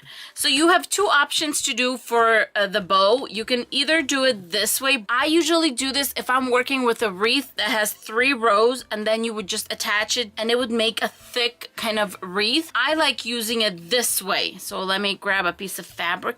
I know the fabric is fairly sheer, but just wait till I'm done with the bow. It's going to be so beautiful. And I'm just going to find my center and come up. Look how pretty the bow is. I hope you guys can see the shimmer in it. It's so pretty. Then I'm going to grab my zip tie, and we are going to be filling in these 2 middle rows. I zip tie it almost to the end, but not quite. I do want to make sure that everything is centered. And that's when I'm going to just bring it together on top, just like this, and then zip tie it in place. Here is what it looks like so far. I'm going to fill in this section and I'll be right back. There you go. I am done with the first section. I have 14 here, and now I'm just going to go around cutting off all the tails from the zip ties. This looks pretty filled to me, so I'm going to move on to the next section and keep on going. The wreath is all done, and I am absolutely loving it with this fabric. I'm sure the camera doesn't show how it is in person, but I will add the fabric in the description box that I got at Joann Fabrics. Now, one thing I want to show you is, because you're going in 2 rows here, if you have holes like this, all you have to do is just crisscross them, and you should not have much issues with it, because this is supposed to be a liner. It's supposed to catch onto each other. And look at that. I did that a few seconds ago and it's fine. There's no holes here. And I just would sporadically just go throughout like that, and just grab one end, bring it to this side, the other one, bring it to that side, smooth it over, and there you go. For the center of the cross, I'm going to be making a bow starting with this beautiful rose ribbon that I got at Craft Outlet. I'm going to make a long tail. I'm making it 14 inches. And then here I'm going to start twisting. This is a one-sided ribbon, so you do want to twist. I'm going to make this loop 5 inches, bring it to this side, and then I'm going to twist. Take it to 5 inches here. If you want, you can definitely do it by hand, but I love using the bow maker. You can find these bow makers for $10 to $12 on Amazon. They're not expensive, and they are a huge help when you're making these bows. And as I'm completing my loop, I'm going to do a twist here. This next ribbon I got from Michael's during their after Christmas sale. And here I'm going to do the same thing, twist right away, because this is a one-sided ribbon. I'm going to continue making 5-inch loops with this ribbon also, and twist. For the final ribbon, I'm using this elegant pink, and it's by Fray, and I got it at the Dollar Tree. And this ribbon doesn't really have a side, so you can just go ahead and just make the loops here. To bring this bow together, I'm sneaking a zip tie in, and because this is a fairly thick bow right here, I'm just going to zip tie it in place. Now I'm going to start opening my bow up. I grabbed the 20 gauge floral wire, fed it through the back of the zip tie, And now I'm going to attach it to the cross, and then I'm going to proceed to mess with the bow and just make sure that it looks nice. Give it a few twists. With the wire that's left over, I'm going to make a loop right here, just as you see. And then I'm going to put that loop through the bar over here, lock it in, and that is how I'm going to hang this wreath. I'm going to just dove all the tails. You could be done with the wreath. I, of course, you know me, I have to ribbon tail them. Fold in half, pinch, and bring back. Fold in half, pinch, and bring back.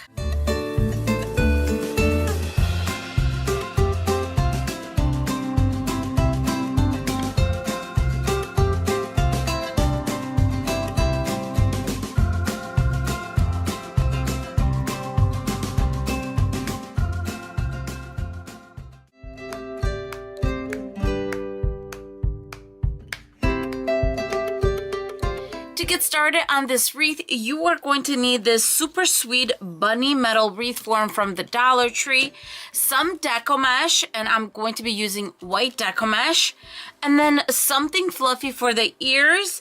You can either use one of these microfiber cloths. In my case, I'm going to be using one of these infinity scarves. I got this from the Dollar Tree during the holiday season. The first thing I'm going to do is the ears to get this out of the way. So I'm just going to put the little wreath form upside down, and I'm going to cut my infinity scarf. The reason I chose to use this scarf is because I want to use both the front and this back of the scarf to kind of give it an extra layer of protection here. I'm not going to be cutting anything except the edge of it.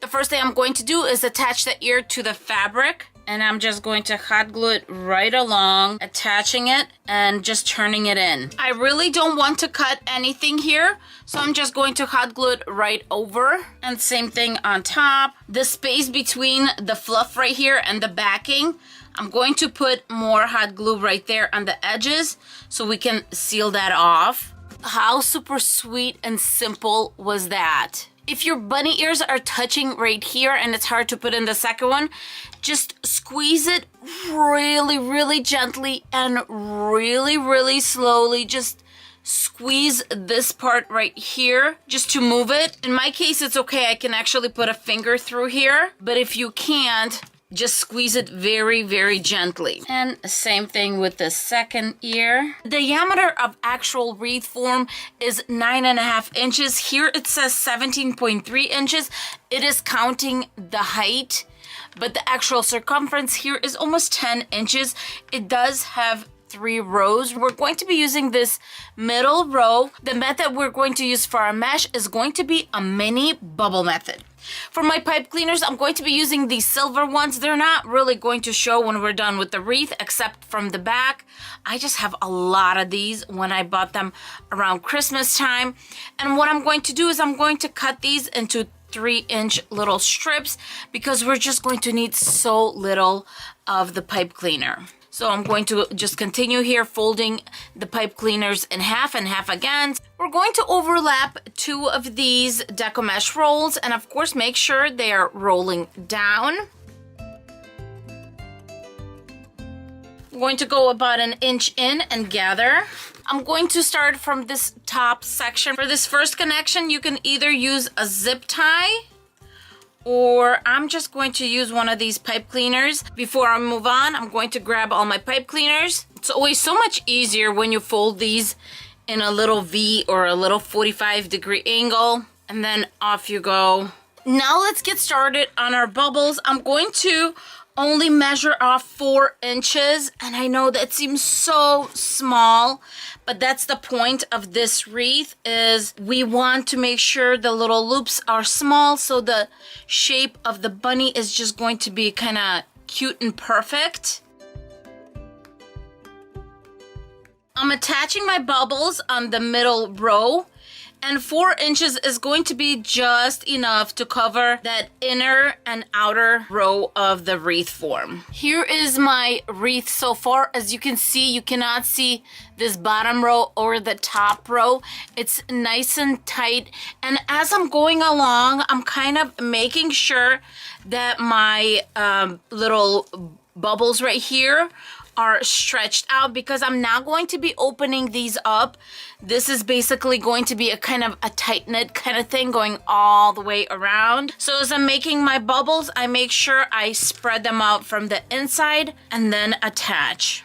I'm done with my first section, and I just want to give you a side view to show you how small these little bubbles are. They are so cute, and of course they are mini, and I have 14 little bubbles in this top section, and I'm just going to continue going all the way around, making sweet little bubbles and just making it as tight as possible in the back.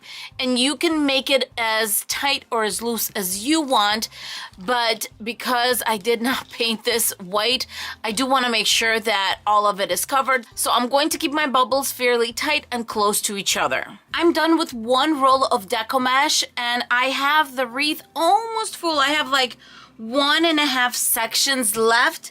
So what I'm going to do is I have some leftover mesh from previous project, and I'm just going to use that and continue on where the other mesh left off. I have my other Deco mesh finished this way, and I attached it to the second row. I'm going to go in and attach it to the first row and then continue making the loops on the first row so it overlaps here and I can make it tight. You don't want to connect them on the same row because you're going to have a gap.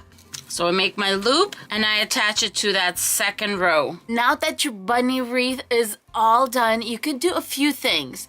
First, you could put a beautiful bow. Now, it took everything I have in me not to put a bow on this bunny because I thought it would be just so adorable. And I have like this dusty pink I wanted to do it with, or this kind of like fuchsia pink, depends on what you're going for. But yeah, the options are endless here.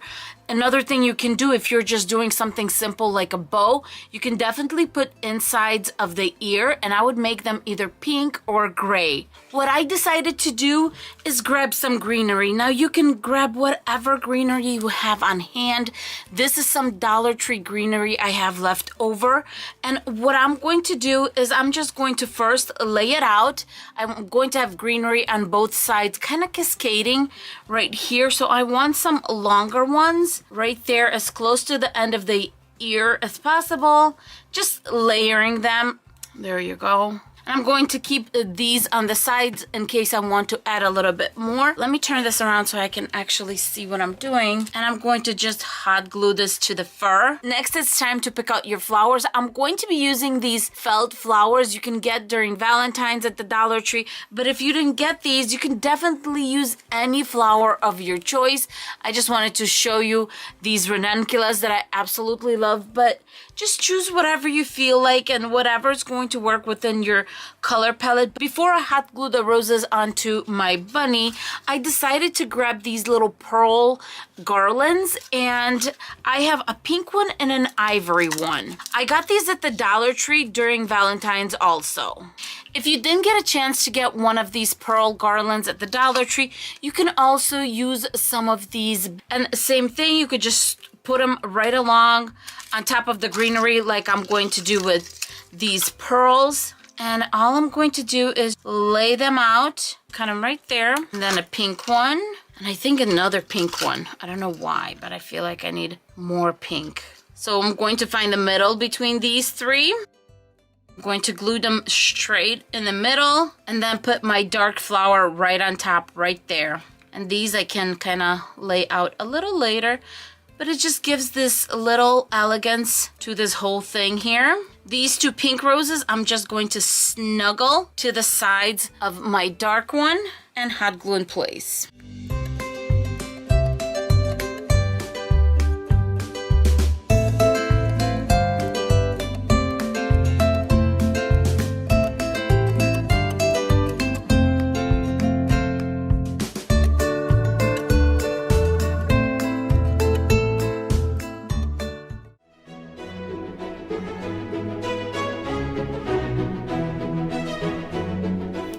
For today's wreath, I'm going to be using this Deco mesh from the Dollar Tree.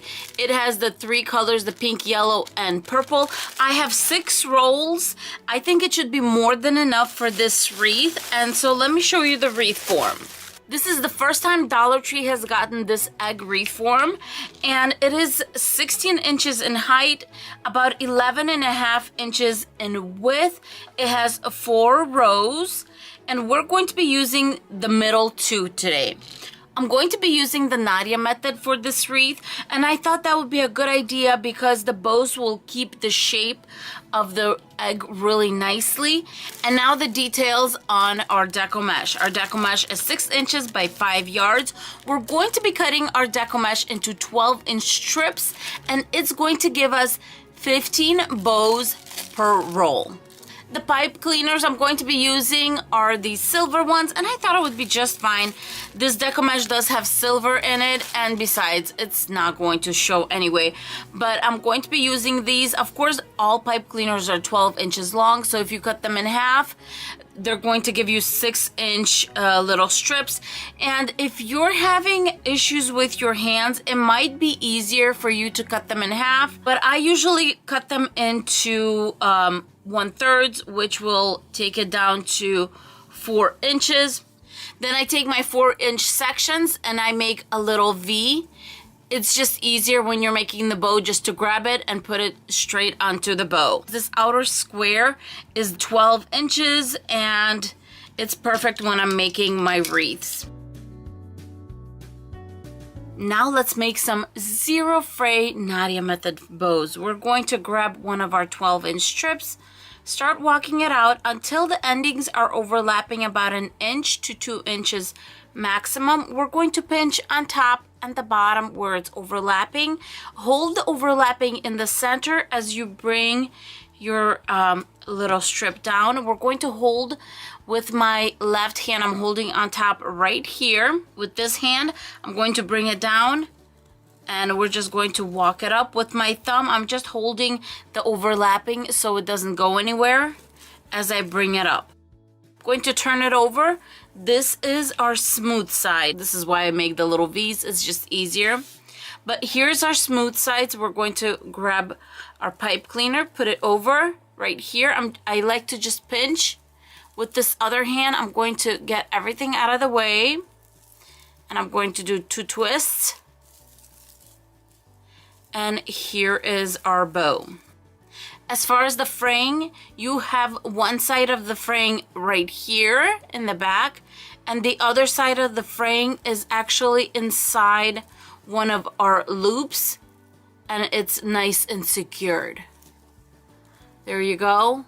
But you have a perfect little bow, no fraying, it's nice and tight, and it's ready to go on a wreath. Let's make another bow. Just walking it out, 1 inch to 2 inches maximum. Pinch on both ends, put it in the center, bring it down, hold on top. With my thumb, I'm going to hold it right here in the center as I'm kind of moving along. With this hand, we're just going to accordion it up. Pipe cleaner, smooth end, bring it back, and we're going to give it 2 twists. There you go. And we have another little bow. I have them all done. I still have more on the side here.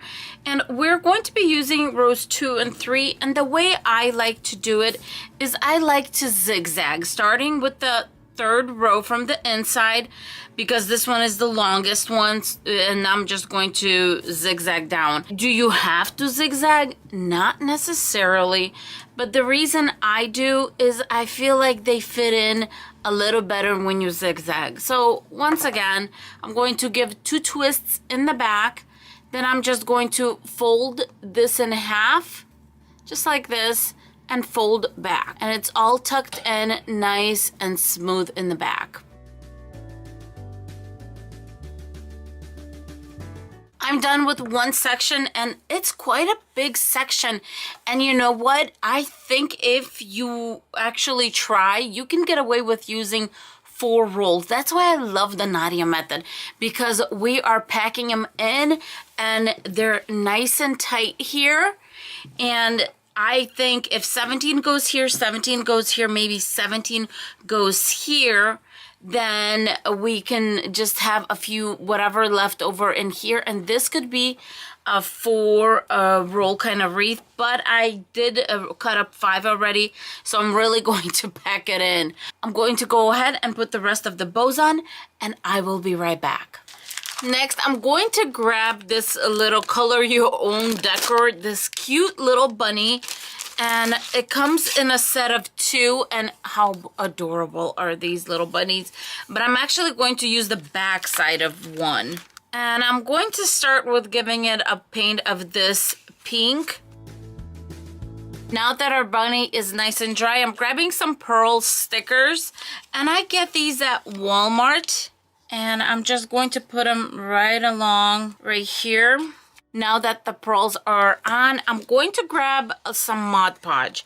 And the reason I'm doing this is this wreath is going to my mom, and she is going to have it on her, front door. So I want to make sure that, first of all, these pearls stay in place. And this is chalk paint. I want to make sure that the paint stays in place. And we're just going to give it a nice coat here. Over the pearls is fine. It'll dry nice and clean, and it won't be noticeable, but I am kind of going to go a little bit heavier in between the pearls right here, just because I do want it to really stick there. I'm going to set my bunny to dry. For the bow, I'm thinking of this purple and this ribbon from the Dollar Tree that has little eggs on it. My mom likes purple, so that's why I decided to do that. And I like to have the wreath itself when I'm doing bows, because you kind of want to measure how long you want the tail to be and stuff like that. As far as whichever ribbon you start with, go with the one that has the most contrast with your wreath. So of course this one has more contrast, or stands out more, might be another way of putting it, than the purple one. So I'm going to start with the white one. I want it to be possibly even this long. Longer is better because I can always adjust that. And I'm just going to make a simple bow. You don't want to make it too big either. There you go. And I'm just going to use hot glue to just dab right there where it's connecting. And make sure your tails are facing down. Now the purple one, you're just going to play off of this one. And before I even do that, I'm going to grab a piece to go around.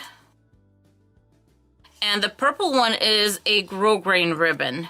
Dab right there, and face the tails down. Even though we're going to go around, the purple's taking over, even though it's going to kind of, we're going to see the white. I think I'm going to do another layer of the white on top of the purple. We bring these two together. We're going to make the third one a little bit smaller. These eggs are starting to look like polka dots to me. Now that I put this one over, we're not going to use this piece. I'm going to grab some of the purple and just hot glue it to the back. Wait a little bit. For bows that are kind of bulky, I like to wait for the first one to dry just a little bit. That way you can feel comfortable bringing it back and tightening it up. I'm going to grab another piece of purple and just tie it. Just make a knot. I just want the center to be a little bit more interesting. I just felt like it was a little too wide here and I needed some dimension. And now you got a super cute little bow. Before I hot glued that, I'm just grabbing some floral wire real quick and then doing that last loop. I'm ready to attach. This floral wire is super thin, so I'm just going to go around my deco mesh here and tie it. I know I have a big piece, but that's okay. I absolutely love it. That's kind of what I had in mind when I was doing the bow. So I think that's going to be super cute. Now we just need to add the bunny right here. And I'm going to attach the wire to the bunny, what I consider to be an old-fashioned method. I got my floral wire, and now what you want to get is either fabric or felt. I like using felt because the heat of the hot glue really melts the felt in to whatever you're hot gluing it to. And so this is a piece of wood. I think it'll be really good. First, going to hot glue the felt, laying the wire over the felt, and then I'm putting another piece of felt over it. But as I said, you could do this with fabric, you could do this with anything, but when you do this, I'm telling you, this thing is going nowhere. I'm all done, but I decided to put a little tail on the bunny. I feel like it needs it. A good dollop of hot glue so our little cottontail stays in place. How cute is that?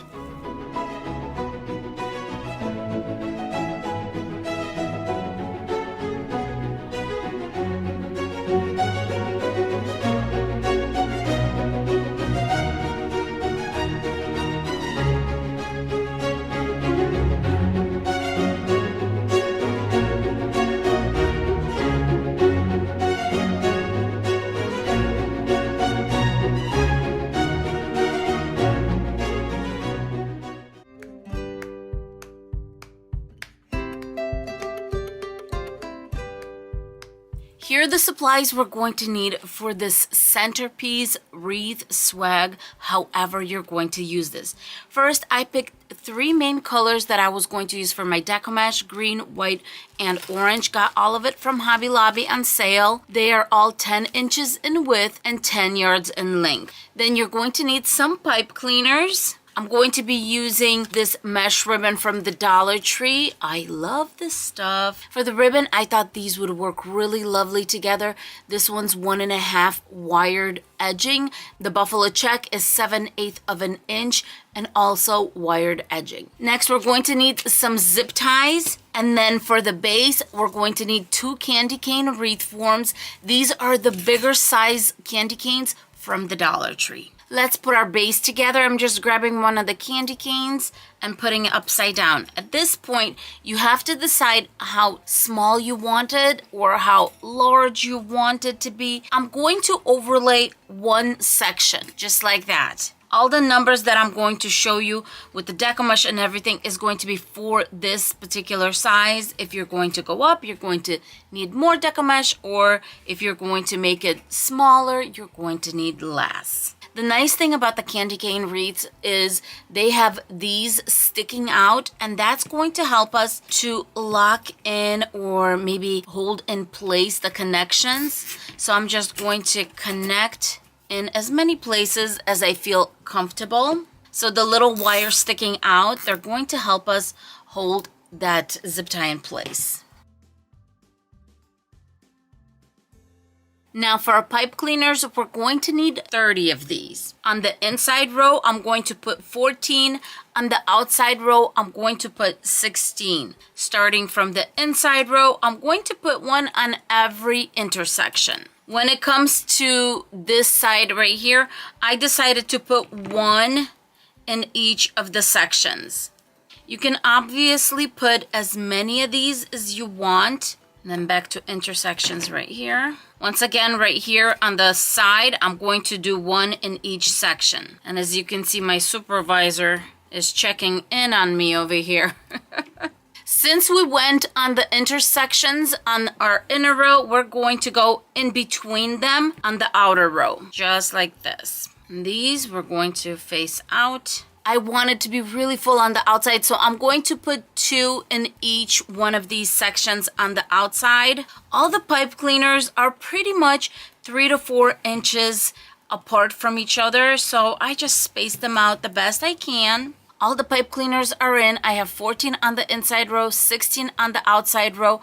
If that in any way confuses you or this looks a little too much, just remember, space them out 3 to 4 inches apart. And that's it. As far as attachment of the pipe cleaners, the inside row, I attached to row 1 and 2, and I brought them together on row 2 on top because that's where we want the fullness. Same thing on rows 3 and 4.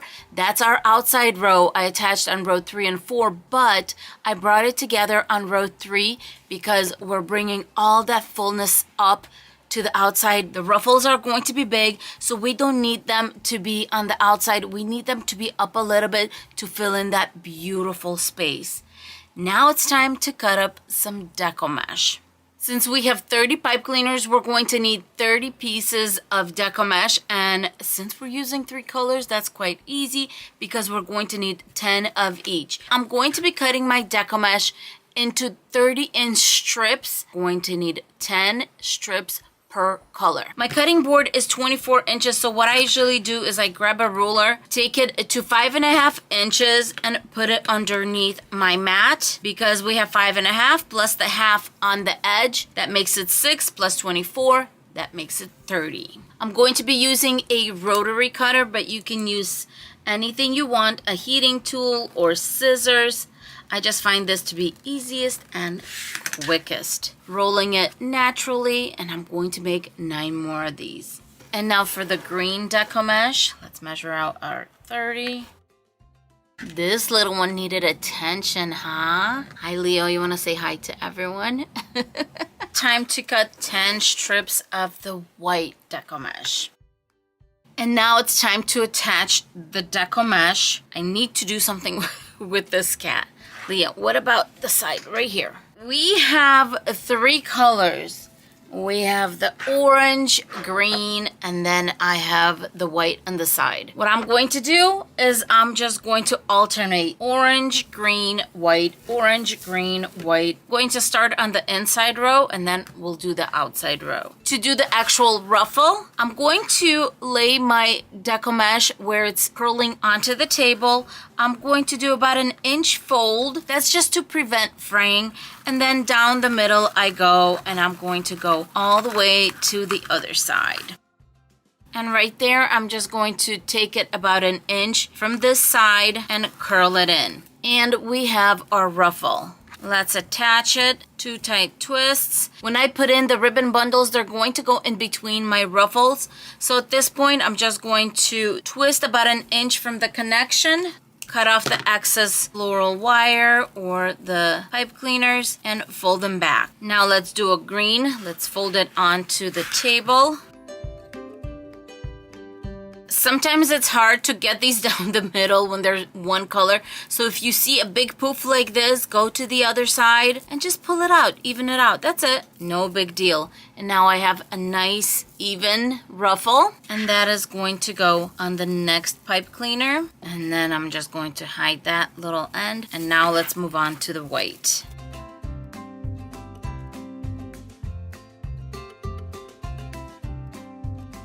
The first row is in. I'm about to start on the second row. I had 14 pieces of Deco mesh. White would actually go here nicely, but what I'm going to do is I'm going to start with the white on this outside row, and then from here I'm just going to do the same thing, white, orange, green, going all the way around on the outside row. I'm done attaching all the Deco mesh, and as you can see, it does not fit on the screen. This thing is ginormous, absolutely big, because it's also full from top to bottom plus from side to side. I decided to make 6 bundles for this wreath, so I'm only going to cut 6 pieces of this mesh ribbon, and I'm cutting them at 12 inches each. For both of the printed ribbon, I'm going to be cutting 12 strips each, and I'm going to be cutting them at 12 inches. Cutting dovetails on the sides as I'm cutting the edges. Now I'm grabbing 3 more pipe cleaners, folding them in half, cutting them, and I'm going to make the bundles, starting with my carrot ribbon, just crisscrossing that, then my buffalo check, and then my beautiful mesh ribbon. I love this stuff from the Dollar Tree. Right in the center, gather it, grab your pipe cleaner, and 2 twists. And then we're just going to attach this straight to the wreath form. So let me go ahead and make all the little bundles. My bundles are all done. I'm putting them to the side. So what I'm going to do first is I'm going to find the center to the side, and I'm going to attach a bundle on the intersection. Let me show you from the back where I'm attaching, right there. Then I'm going to find 2 spots right about here and right about there. And so I'm attaching it from the back just to make it easier for me. quick check to make sure that is where I want them to be. Flip it back, and I'm going to attach it to the opposite side. I opened up all my bundles like I always do to make them look like sweet little flowers. And now that they're all on there, if you are going to use this as a wreath, you can definitely grab some sort of an Easter sign that's a long sign and attach it right here. If you're going to use this as a centerpiece, then you can add maybe a little bit of some florals. You can add florals regardless, but I'm just going to stick them in because this is going to be on my coffee table anyway, and I'm just going to wiggle it in between the deco mesh so it stays in place. And I'm not sure what kind of flower this is. There's just some white flowers I have on hand, and I'm just going to put them in between the bundles. It just adds a little bit of elegance. Very sweet, very cute. And that's it. We are ready to display our centerpiece with either some candles, just like it is, or maybe throw in some bunny statues in here. Ooh, this is going to be adorable.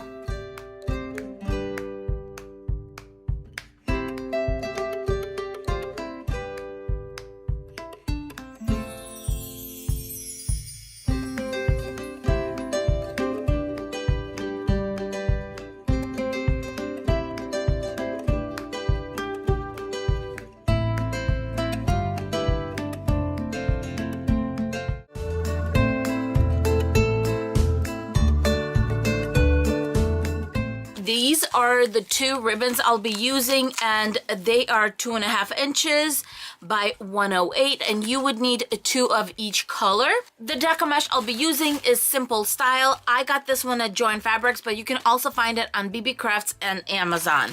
It is 21 inches by 10 yards. You could probably make 2 wreaths from the 10 yards. If you're careful with how you cut and how you measure, you probably would get 2 wreaths out of this one. The wreath form I'm going to be using is a Dollar Tree silver wreath form, and this is the 14 inch. The last thing you're going to need is pipe cleaners. You're going to need 18 pipe cleaners, and that's going to be our magic number for today's wreath, because we're going to put 18 of these pipe cleaners on our wreath form. So that's why we are going to need 18 of each ribbon color. For now, let's count off our 18 pipe cleaners. When I initially started making wreaths, the most intimidating thing to me was looking at these wreath forms with all of these pipe cleaners sticking out, and I was like, where do you even start? How do you start? Well, we're going to break it down, and we're going to make it so easy. You're going to be like, oh, that is just too easy. All right, so we're going to grab 3 pipe cleaners. We have 6 sections on here, so we're going to multiply 3 times 6, which is going to give us our magic number of 18. We're going to be using rows 2 and 3. I usually count my rows from the inside, so it would be 1, 2, 3, 4. That's just so you know.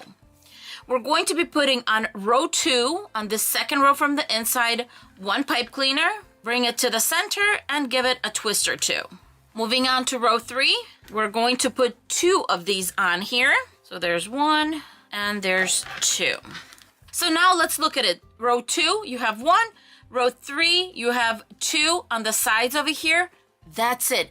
It's not intimidating, right? So what we're going to do is we're going to continue to put all of these pipe cleaners on, and I'll be right back. Now that we're done with our pipe cleaners, we're going to go to the next step. I call the next step a spiral.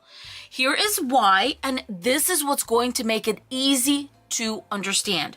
We're going to have our spiral go either from inside out or from outside going in. Meaning some wreath makers like to start with row 2 and work their way out, or work from outside in. I personally like to work from inside out because when you're doing that second row, it's going to be easy for you to finish up. Say we start our spiral right here. I'm going to put my finger. We're going to go to each of the sections and make our loops going all the way around. Now here we're going to actually complete our spiral in a circle, but then we're going to make our way out. If we end and start right here, we're going to continue our spiral on row 3, But what we're going to do is we're going to switch to the next section because we're going to be making 9-inch loops, and 9 inches from here to here is quite a lot. So we're going to give it a little bit more room, and we're going to go from this circle that we just completed to the next section right here. And then from here, we're just going to be making our 9-inch loops going all the way around. I hope that makes it easier to understand. As I said, we're going to start right here, go all the way around, finish here, then we're going to go to the next section in row 3 and then continue making our loops. Let's start with our Deco mesh. This one's kind of frizzy at the end, so I'm going to go in 2 inches. I'm not going to cut anything right now. I can cut later, but I'm going to go in at least 2 inches to make sure we can cut this part off. And what I'm going to do is just gather. My Deco mesh is going to unroll to make these loops right here. Starting with this one, I'm going to go in, open it up, and just give it a tight twist or 2. And because it's our first one, I always like to zip tie it. As I always say, I sleep better at night knowing that it's zip tied, it's going nowhere. I'm going to only do this to the first one and the last one. And if you're wondering, well, then why do you need this? Well, because we're going to be adding our ribbon to these pipe cleaners later. So yes, we do need this. But I'm just doing this to the first one, zip tie it. We're going to be making 9-inch loops. My square right here, this darker second square from the center, is 8 inches. So I'm going to start right here and then add an extra square, which is the lighter color right here. And that's going to give me 9 inches. I keep it tight when I'm measuring. There's my 9 inches. And then I'm going to go to the next section, row 2. Where I only have that one pipe cleaner, and I'm going to give it 2 twists. And then once again, I'm going to keep it tight, grab my 9 inches, go to the next section. Here's another reason why I put my second row pipe cleaners on the inside and the other ones outside. As you're working along, you're just grabbing the ones from the inside. It's easy to find them, easy to see them, and that's just the way I do it. I made my last loop in row 2, and this one is coming on top of that first connection where I have my zip tie, and I'm just going to put it right on top, give it 2 tight twists, and now we're going to move on to the next row, to row 3, and in the next section, not in the same section that you began and started, moving on to the next section. I went all the way around, and here is the last pipe cleaner. I have 2 on here, and it is so full right here. Sometimes I do go over to this next section, but I don't need to. It's very full right here. So what I'm going to do is, before I cut it off, I'm going to grab another zip tie and zip tie it, and that's it. I mean, look how easy this was. Now the next step is to decide whether you want to fluff this out, leave it alone, or fluff this out later. I decided to fluff it now because I find that sometimes when you fluff it out later, you already have the ribbon on top. It's just a whole mess. So I'm going to give it 1 inch to 2 inches, cut it off right here. I decided to fluff my Deco mesh out right now. So I'm just starting with one end and kind of pulling it very gently, obviously, very gently. And then go on to the next one and just open it up. It's going to become a lot softer, a lot prettier when you just open all those ruffled areas up, and then you're going to see how much thicker it is. It's going to cover basically all that background of your actual wreath form. As far as our ribbon, we're going to cut it into 12-inch strips to make it easier on myself. I grab a ruler. You can also have a little board that has the 12 inches, but I'm grabbing a 12-inch ruler, and I'm just going to start folding it over, and look at this, exactly how much you need. Then just pop out my ruler and cut my ribbon. This ribbon is quite thin, so what I'm going to do is just kind of line it up and then do my little dovetails just like this, and then same thing on this side. Now I'm going to do the same thing with my blue ribbon until I get 18 of each. Next, I'm going to grab decorative mesh.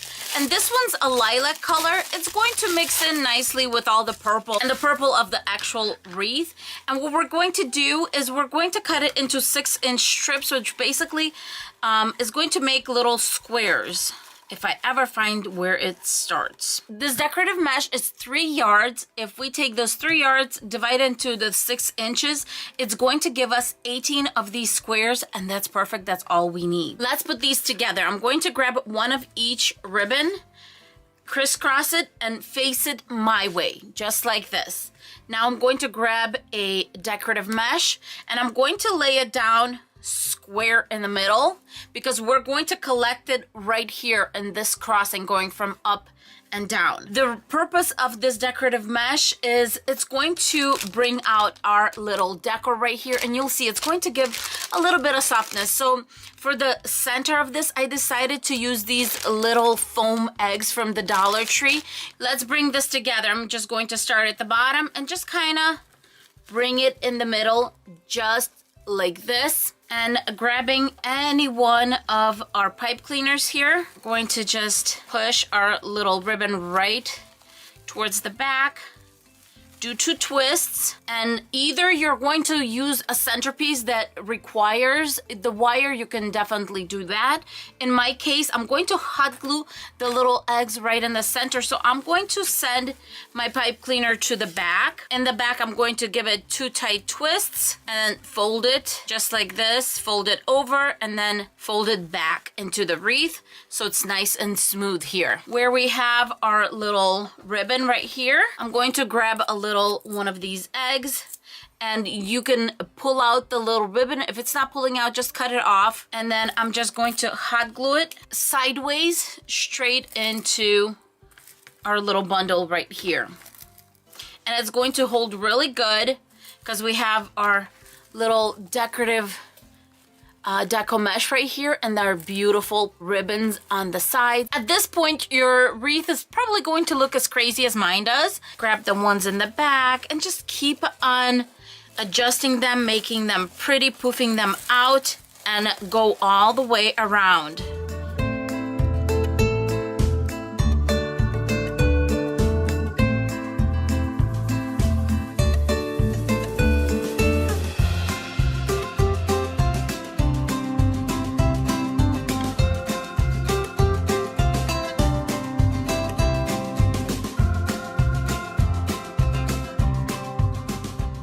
I finally got a hold of this carrot wreath form, and it's quite large. It's 20 inches from tip to tip here, but it is quite unique as to what you can do with it. What we're going to do is we're going to go back to our fall supplies a little bit, and so I'm going to use some of this fall fabric. It has little pumpkins on it, but it's going to get covered. I just want that orange shade behind it. Then I'm going to use some felt, and this is green felt. It's going to go for the top, and also some of this glitter tool that's going to go on top right here. And to fill in on top of the carrot, we are going to use some mums. I have some old version mums, and I've seen these come back again. And so this is another version of the mums that the Dollar Tree has, but they are a perfect carrot color, and they're going to work perfectly for this wreath. I'm going to start with this fall fabric, but if you don't have anything orange on hand, try to see if you have maybe some felt or any fabric that has an orange background to it. I'm going to keep this part of the carrot clean because that's where we're going to attach the toppers right here. But I'm going to just cover it in fabric right here. I'm cutting about 1 inch around our carrot. We just need this fabric as a base.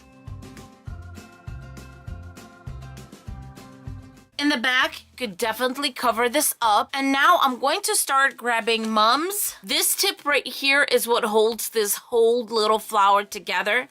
So what I like to do is when I get my flowers, I'm going to put hot glue right there on that edge. And after I do that, I feel secure. I can cut the tip off so it will go flatter on my table. So that's what I'm going to do right now is I'm going to go around, and where this little connection is, I'm just going to do like a nice dollop of hot glue. The hot glue has dried, and I'm just going to go and right there sideways cut off to the point of the hot glue that I put on there. I usually start with the bigger ones, but at this point I do want to make sure that I have a small flower at the tip, and then I'm going to start filling in from larger to smaller.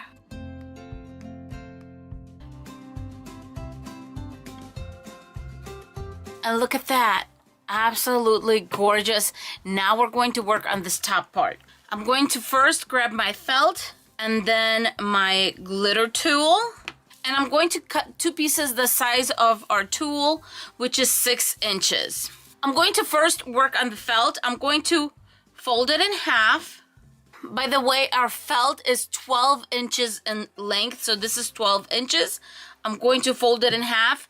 It's going to take us down to 6 inches. So I'm going to cut it in about 4 inches or 2/3. Just make 1-inch strips. Now I'm going to go and just make these guys pointy. Does not have to be exact. At the end, your felt is going to kind of look like a fence. Now we're going to layer about 3 of these tool pieces right on top. Fold the tool in half. And the tool, I'm not going to make thin pieces like that. I'm going to just cut it into 4. You want this to be a little bit thicker. Now I'm going to collect this just like it is. And there you go. You have that greenery. The felt is in the back and all that tool is in the front. We're going to bring it in. I'm going to put it like this and grab a zip tie and cut it off. I really think that 2 should be enough. Here is our second one.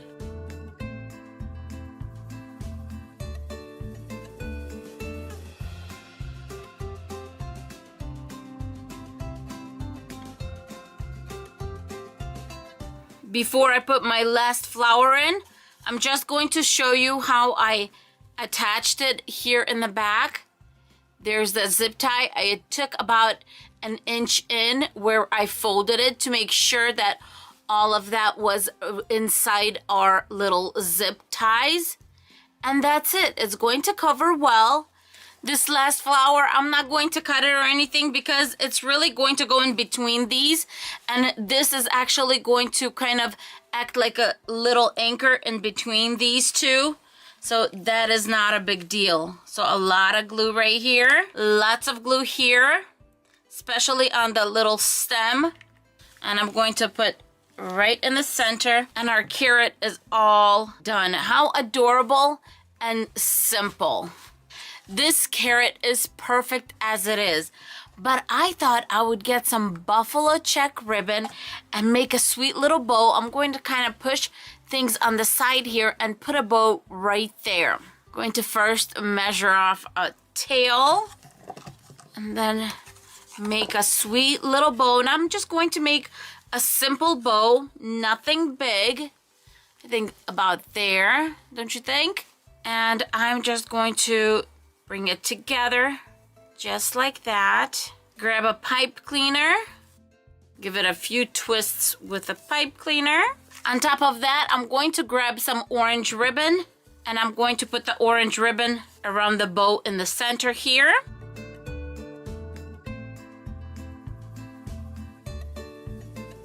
Hot glue it in place in the back. I'm going to attach it right here at the bar where the top ends, so that I have a good, secure hold on here. The remaining pipe cleaner I just wrapped around, and now I feel like our carrot is complete. This ribbon from the Dollar Tree frays super, super badly. So what I'm going to do is I'm going to fold it in about 1/4 inch. Give it a little bit of hot glue right along so it holds. I'm going to take this and I'm going to fold it into a corner. And this way I know it's not going to fray and it's going to stay nice and secure. I gave a line of hot glue and I'm going to hot glue it in place. Need a little dab right here. As far as the tail, you could leave it as is or you can do a banner tail. About halfway in, I'm going to bend my tail towards the top, pinch it right here, and then my thumbs are going to go back and we're just doing this motion of kind of twisting it. And that's it. It's all done. We have a banner tail right here. There's the second banner tail, and it just gives this kind of high-end look to it, whereas it's not really a big deal, but I feel like it just spruces it up a little bit. And that is it for this gorgeous wreath.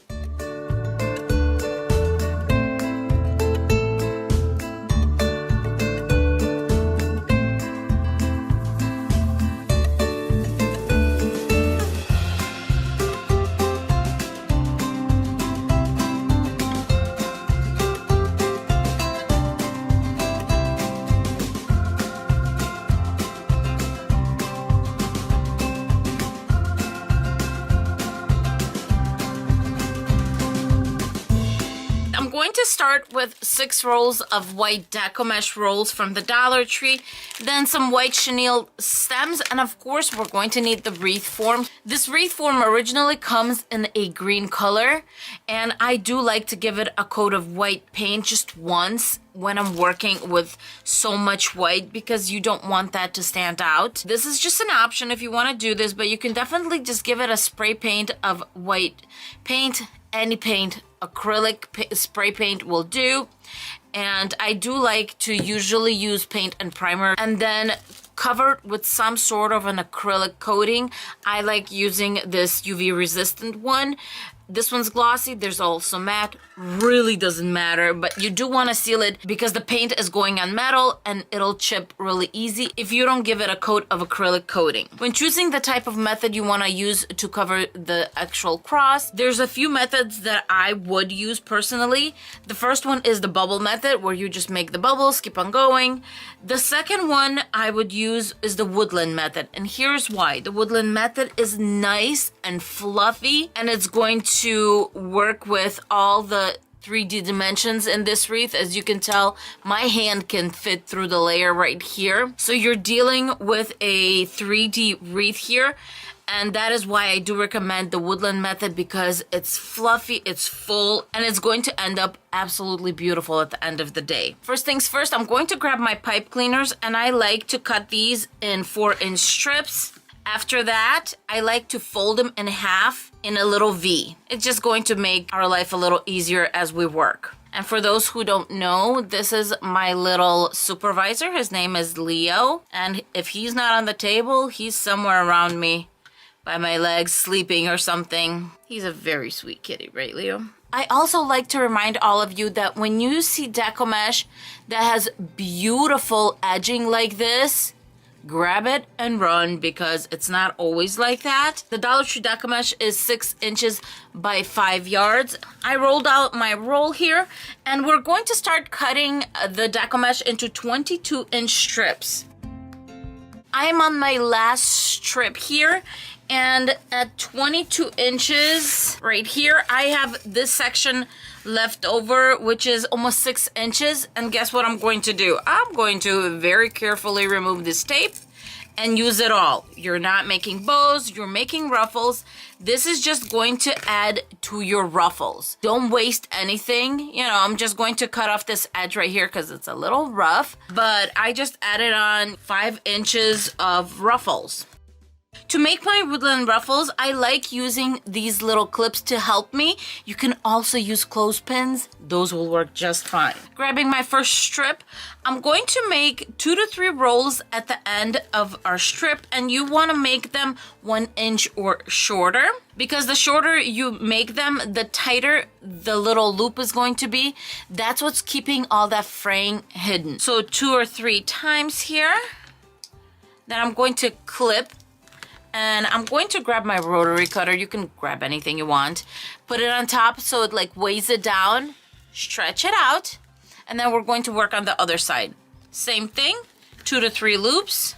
Keep them under 1 inch. And then after that, we're just going to put 2 thumbs right here in the middle, and we're going to walk it in. And if it's not straight, if it's going to the side, oh, that's just going to make the ruffles nice and pretty. Take our weight out.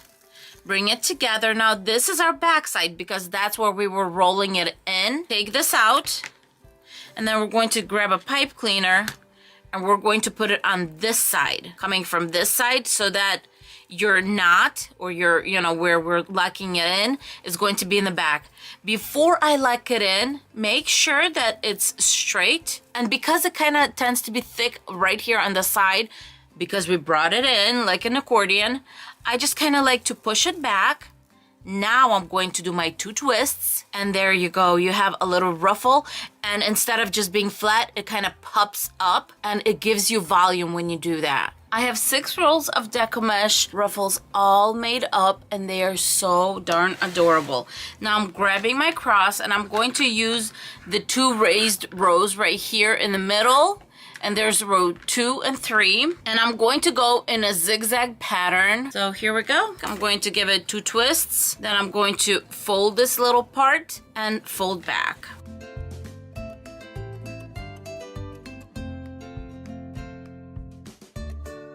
Here we go. The length of the cross is done, and look how big this is. Now for the number of ruffles per section. We have 8, 8, 8 at the bottom.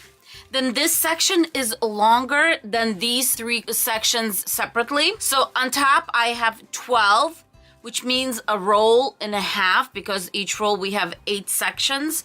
So that means on the sides right here, we're going to have 6 and 6. For the florals, I'm going to be using 2 bushels of this Tweedia, and then fill in a little bit with this agapanthus. And I'm not sure how much I'm going to use of this, but I just wanted to kind of to just give it a little bit more of a purple shade with these. And then I'm going to be using these lilies, and then in between the lilies and these purple flowers, I'm going to be using some lilac ribbon from the Dollar Tree. Because the wreath is so full already, we're going to have to sneak the ribbon in to make it look like a bow. So you'll see what I'm going to do with that, but for now we're going to start with the purple flowers. To bring our florals together, I'm going to use a white floral wire. I got this one at Michael's on the after Christmas sale. Move the greenery up a little bit. For the flowers going down, I want to make it look really long, so I cut 3 down. Then I'm going to take 2 of these flowers off, and the wire right here, I'm going to cut it down about, let's do 2 inches to start with. Because these flowers, they have this little cap, and by the way, just throw some hot glue on there if you feel like it's loose. And so now you have it cascading already. Now I'm just going to lay everything out. On top, I'm going to put 1 going towards the top, and then cascade the other 2 down. Greenery could go up a little bit and behind the flower, so it's out of the way. And as you can see right here, I did not cut off that stem because it's going to be our base. Do you see it cascading? 2 more on the sides right here. Now I'm going to grab my agapanthus and just fill that in the middle. Just give it a little pop of purple right in the middle of every section. I'm going to bring this together in sections. So first I'm doing the crossbar right here, using floral wire to bring it together. And I'm just going to leave it at that. Make sure it's nice and tight. And then we want to recenter all of this, and you want a little bit of the white to show on the edges, so make sure to move it down. I just decided to add another one of these here to fill this section in. Bring this section together. This section I'm going to attach to the actual wreath form. I got my wire right here on one of the stems. Twist it, bring it around, and then this one going this way. And then we're going to actually attach it to the wreath form. And this is not going to go anywhere because we have it looped on this middle branch and then to the whole piece. So even right now, going nowhere. Okay, now I'm going to crisscross these 2. Grabbing another piece of wire, going to just secure it to the actual wreath form right here. Push it back and down. I'm going to give 2 twists. And when you have it where it's kind of like this, I always like to wrap it around a little intersection in the wreath so it locks it in. Now for the ribbon, I'm going to make little loops.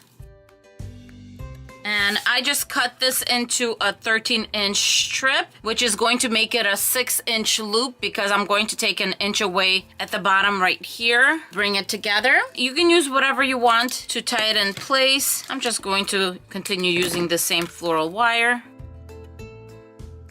If you're worried about the ribbon sliding off, Just make sure the tails are facing up. It has wire edging. It's going to lock it in place here. My loops are going to go on each side right here. The reason I made picks instead of just making, you know, big bow loops and just putting them across this way and this way is because of the lilies. Lilies are quite deep right here. So if they were on top, they would stand out so much, and this wreath already has a ton of volume. So my goal here is to basically put these loops right here. We're going to just set those down. And then the lilies can go in between, and they can go down actually and fill in that space, and it's going to be so pretty. Easiest way to insert something when it's so busy, make a hole right here in the center. And from each end, I'm just going to feed my little loops through. And of course, my fourth one is going to go from here. One by one, I'm going to start attaching them on the crossings right here. I have my beautiful ribbon all set. And now I'm going to grab 3 of these lilies, and I'm just going to hot glue them. Just put them around the corners right here. And the lilac ribbon is kind of nice to break off that really bright white and the white of the lilies. I decided to add 2 more lilies.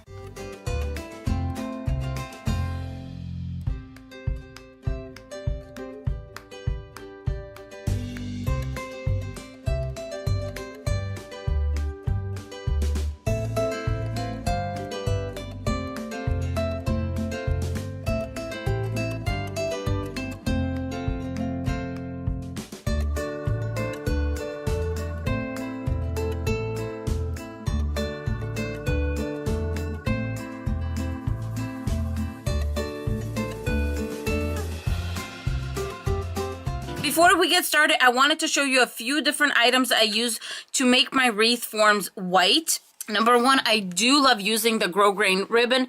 I've used this in a few wreaths already on my channel. Then what you can do is you can use a piece of white fabric, just cut it into strips, wrap it around, and hot glue it in place. And option 3 that I'm going to be using today is I'm going to be using Dollar Tree felt. And I'm going to be just cutting into maybe about 1 inch kind of strips. It doesn't have to be perfect. And I'm just going to be wrapping it around the wreath form and hot gluing it in place like this. So right now I'm just going to go ahead and cut some strips. I got my little strips, and now I'm just going to start hot gluing them onto my wreath form. I'm really hoping that dollar store eventually gets some white ones. Now that my base is ready, I'm going to bring in this boa, and this boa was from Halloween from the Dollar Tree, and it is 42 inches long.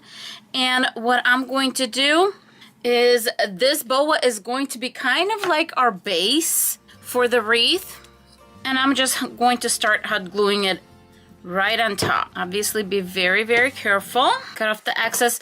At this point, don't worry about hot gluing it completely in place because we are going to be putting things around it. You can always add more glue at the end, but I wanted to make sure that I had a base to start working with. I'm going to bring in my favorite spring florals. These are the ones from the Dollar Tree, but I'm going to be using the ones I had from last year. So I have them right here, and I'm just going to be playing it by ear. Here is step 1, just a little bit of greenery. Next, I'm going to be working maybe this type of greenery. The next step here is to figure out what types of Easter eggs I want to use. I decided to go for these pastel color ones, and I'm just going to start gluing them here and there.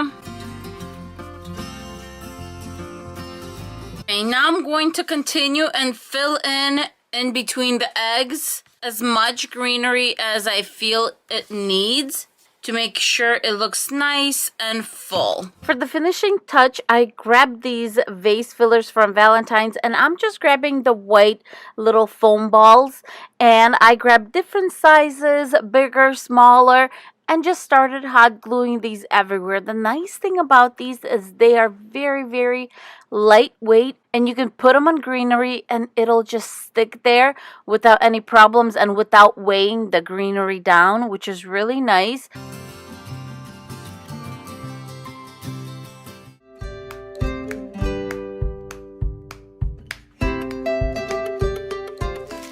today's wreath, I'm starting off with this wreath form. It's 14 inches, metal wreath form from the Dollar Tree.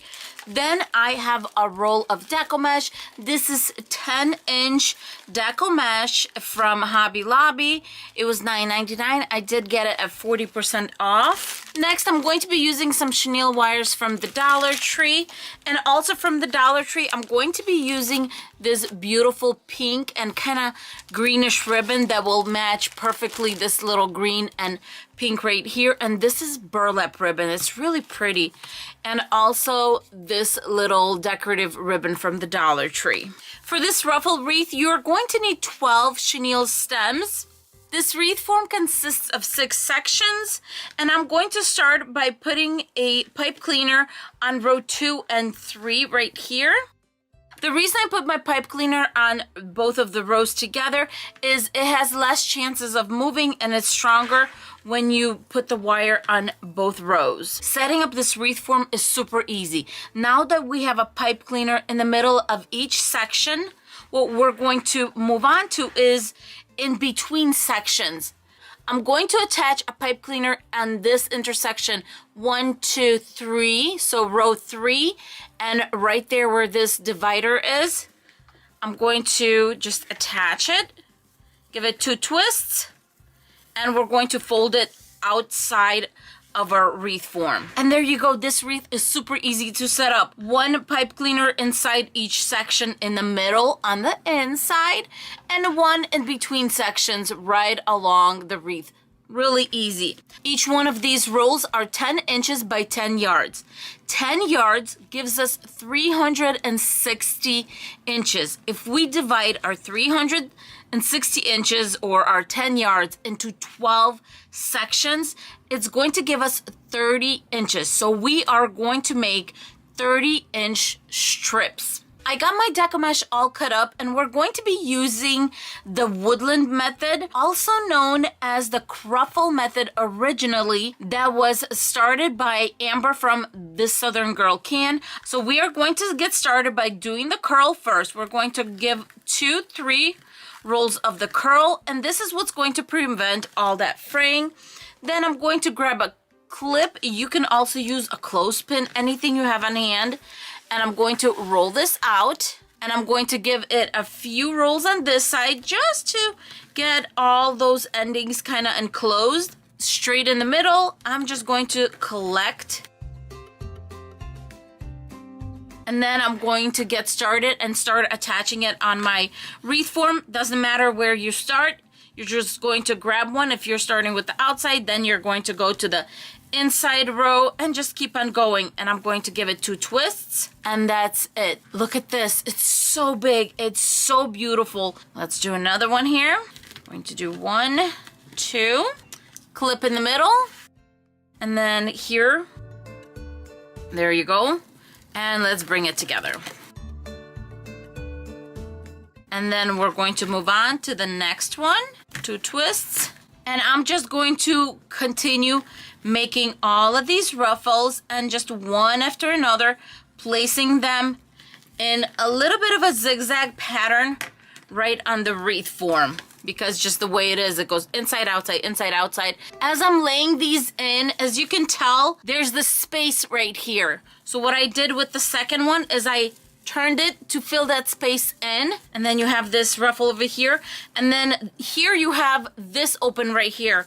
So when I was putting this one on, I made sure I put it on this way. We're going to have ribbon on top of this, but I already wanted to set up where it's already forming its shape, and it's going to just be such a beautiful wreath. And I know you guys are seeing it's quite bare. If I pick it up, you kind of can still see my hand, but don't forget, we're going to have ribbon on top of that. It is so poofy and gorgeous. Now it's time to work on our ribbon. The ribbon I will be cutting into 12-inch strips, and I'm just using my ruler like I usually do, and I'm just going to wrap the ribbon around the ruler. 12-inch ribbon and 12 pieces, and I'm just going to go ahead and make little dovetails here. And because this is burlap ribbon, I just do 2 at a time. If you take any more, it's just going to get a little bit harder to get it nice and centered. I have both the pink and the mint green ribbon all done, and I have the dovetails on both of them. And now I'm just going to grab this other ribbon and I'm going to, here you go, 10 inches, and I'm going to make it a little shorter. I'm going to cut it into 10-inch strips. Same thing with this ribbon. I'm just going to make dovetails on all of the strips. Now we're going to go to the center of each poof and we're going to grab our ribbon. Doesn't matter which one's on top, which one's at the bottom. And here is how I'm going to do it. I'm just going to crisscross them. Put this one straight in the center and then gather it. And I'm going to put it at the center of our poof. And if our poof is going right here, from here to here, as you can see, the ribbon is going the other way. That's what's going to cover the actual wreath form.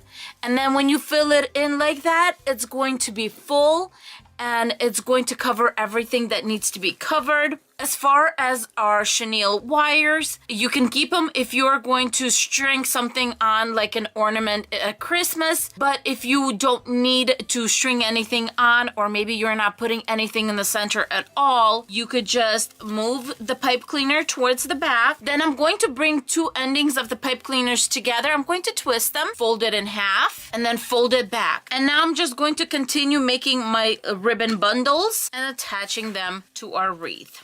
Now that I have attached my ribbon all over this wreath form, we want to take care of the center of the poofs. You can either just kind of bring your ribbon together and hide that center, or I usually prefer to put something on the inside. You can definitely put an egg, and I got this one at the Dollar Tree. They have so many options. What I chose to use are these beautiful fabric roses. They're actually made out of burlap, and I thought that would work together really nicely with the burlap ribbon that we're using.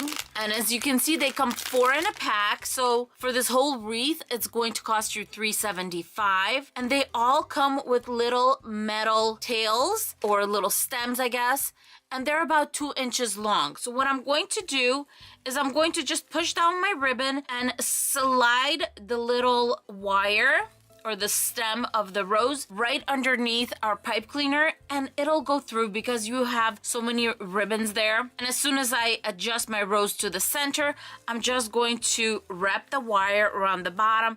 It's only 2 inches, so it'll curl in really quickly. And then I'm going to proceed to poof that little area out, and look at that, so quick and absolutely gorgeous.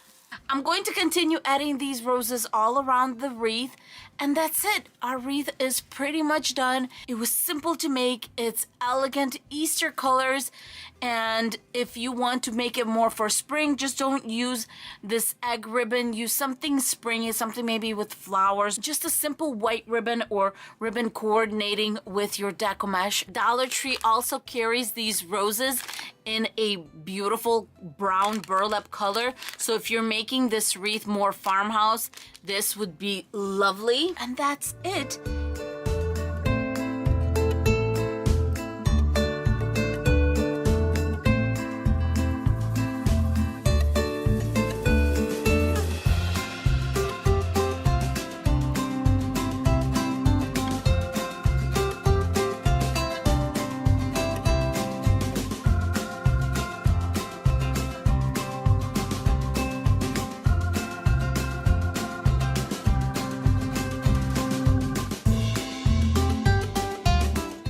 I'm going to do is I'm going to hot glue the eggs together, and I'm really not even just a little dollop, so something's holding together. I just a little bit of a precaution, kind of can't open anymore. I know it's nice and secure in there. And by the way, my glue gun is on a low temperature. Now that all of these are hot glued, I'm grabbing some sandpaper and I'm just scratching the eggs a little bit, not too much. But this is just so the paint has something to stick to when you start painting the eggs.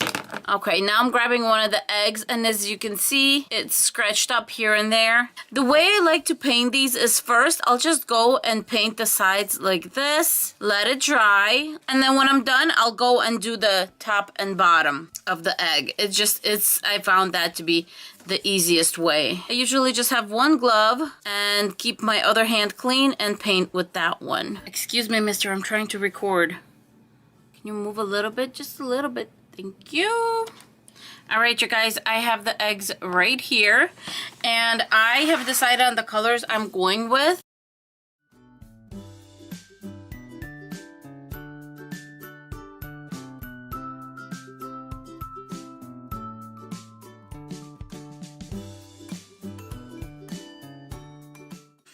Okay, I'm ready to start putting the wreath together. I have my dark blue and I have this light blue, which I have the most of these in, and then I have yellow and then an ivory, or some people would call this color an antique white. And of course, Mr. Director right here, Leo.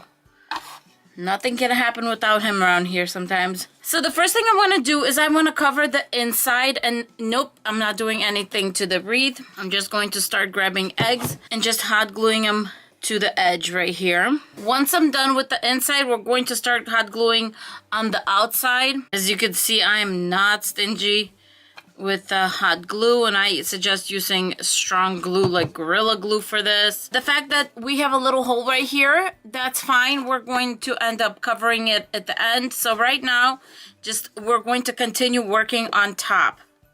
And since, for example, here to ivory, I'm obviously going to move this one over here. And this is where I'm going to start doing them not straight, kind of trying to lay them out differently.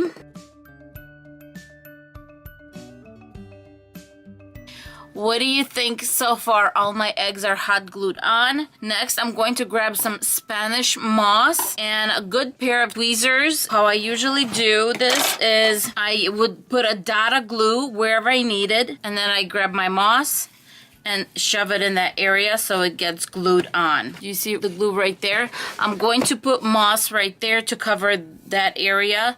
So it basically acts as a filler in between your eggs, and also to cover anywhere where you have hot glue showing like that. I have all of my Spanish moss in, and I think it looks beautiful like this. Now, if you want, you can stop at this point because I do think that this is absolutely stunning, but I'm going to go on and do one more step, and that is I'm going to bring in some berry garland. As you can tell, I got this at Christmas at the Dollar Tree. So all I did was I hot glued the berries to the back and stuck the end in the actual foam. And now I'm going to start wrapping. I keep it together. I want this to be kind of loose. And one roll ended up lasting the whole way round. I'm just going to tuck the ending. I absolutely love the Spanish moss and the berries and the colors. What do you guys think about this wreath? I think it turned out absolutely shabby and farmhouse. Just stunning. I am really in love with this one. To make a hanging loop, I took a piece of wire, and this is kind of, I think this is like a 16 gauge. So quite a thick wire. And I basically just stuck it right there in the green. And I'm going to loop it, twist it. Obviously, if it's gonna show right here, I'm just going to put more Spanish moss here because I don't want anything to show. There's gonna be your loop right there.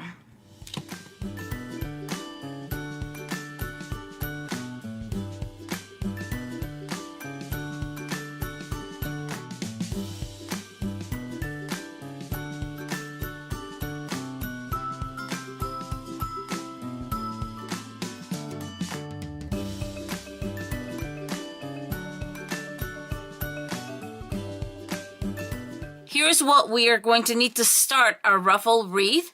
And the first thing we're going to need is a 14-inch metal wreath form from the Dollar Tree. Then we are going to need some chenille wires. And then we are going to be using 6 rolls of Deco mesh from the Dollar Tree. Each Deco mesh roll from the Dollar Tree is 5 yards, and this is obviously the 6-inch roll. And what I'm going to do is I'm going to cut it into 22-inch strips. And when you do that, you should have 8 of these elongated strips per roll. The next step is to grab some of our chenille wires. And I'm going to be folding these in half.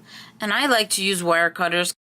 We're going to unfold each roll, but the roll I want it to fold inside. See how it's rolling naturally on the inside? I'm going to put a piece of scissors or something so it doesn't roll up so I can work on it. And then here is what we're going to do. We're going to make one little roll. That's it. I made one little roll, and we hid all that loose mesh, I guess, on the inside. And then as soon as I have my little roll, I'm just going to bring the mesh together. And I'm just kind of like an accordion kind of thing, and bring it together. Now, I'm not going to bring it together to the end. Towards the end, I'm going to let this piece also roll in. And as soon as I have a little roll, I'm going to bring it together. So we're kind of hiding both endings of it. Then we're going to grab our little chenille wire and I'm bringing it together. And what I do is I like to go from the bottom up and then I twist. And we have our little kind of flower or whatever you want to call it. I have my flowers all set and ready to go. I'm going to put 4 flowers on the second row and 4 on the third one. So we're using just the 2 middle rows of the wreath. As you're doing this, still zigzag it. Go from top to bottom, meaning third row, second row, third row, second row. You're not going to have too much here or too much there. It's just going to go here like this and just get filled up really nicely. This is one roll of deco mesh and look how full it is. And as I go along, since this one we kind of finished at the bottom here, I'm going to start at the top because I want to continue with that consistency of keeping it nice and even as we are going along. So it's coming together really nicely. I'm grabbing this M and I got this on clearance at Michael's. First thing I'm going to do is I am going to paint it white. I'm going to do 1 coat of the Rust-Oleum chalk paint in linen white.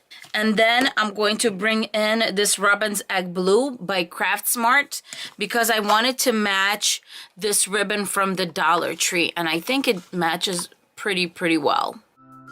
Next, we're going to make a bow and I will be using these 2 ribbons from the Dollar Tree. I'm going to start with the blue. And the first I'm going to do is I'm going to measure 14 inches for the blue ribbon. Here we go at 14 inches. And that is going to be my starting point. Now, before I start making the tails, I am going to grab a chenille wire and just put it at the bottom. I ran out of the white, so I'm just using a silver.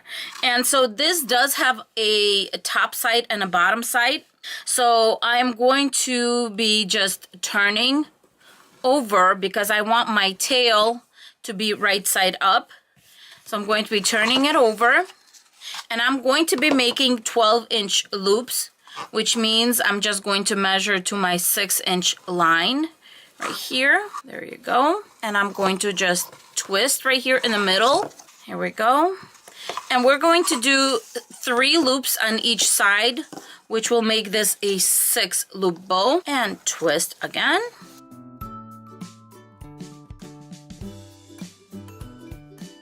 This is the 3rd loop right here. And now we're making the 3rd loop for this side. Here we go. And then we have our tail, and our tail measures at 17 inches, which is fine. One is longer than the other.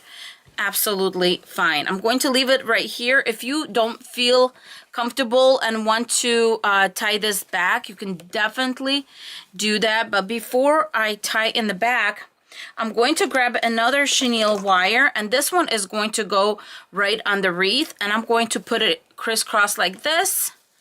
And then I'm going to make my good twist right here. Okay, and bring it to the front. All right, we're going to let that go. Just flatten it out as much as I can. Next, we're bringing in our Easter one. How beautiful is this? Once again, I'm going to measure it at 14 inches.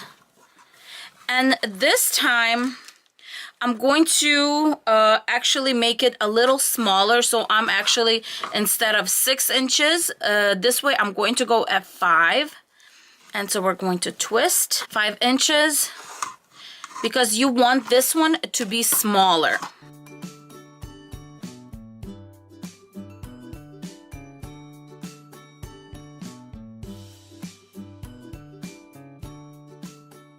Even though I have 3 loops on each side, I still have room to make 1 more loop right here. Let me see how I want to do this. So I'm going to actually make a 7th loop. I'm going to twist this, and then I'm going to make a little loop right here. That'll be my center loop. I'm going to bring it in, and I'm going to twist it in my hands right there, and then just kind of pull it down. So twist, and I'm just hiding the twist right inside. So I have this sweet little loop, and what I'm going to do with this one is I'm going to bring it through, and this is where I make sure that it's nice and tight. And bring this one this way. And you can make this one as big or as small as you want. And this is why when I did this one, I just put it to the side, because you don't know which one, you know, to grab. But this way, I know this one's on the side, and it was easy to grab the one I wanted. Make it nice and tight. Now that our bow is made, I'm going to pull my tails down, and now I'm going to just start making the poofs and just bring them around. Now these gorgeous beauties right here, open them up using the side ones. Look at this, I can actually move this aside, which is awesome. Attach right onto my wreath. There you go, because I do want to sink it in a little bit. So I just moved these guys aside, and I just went all around all my rows. Just making dovetails on all my ribbon tails. I'm going to show you a technique that I absolutely love. So what I do is I make a little ribbon. Here's my side view.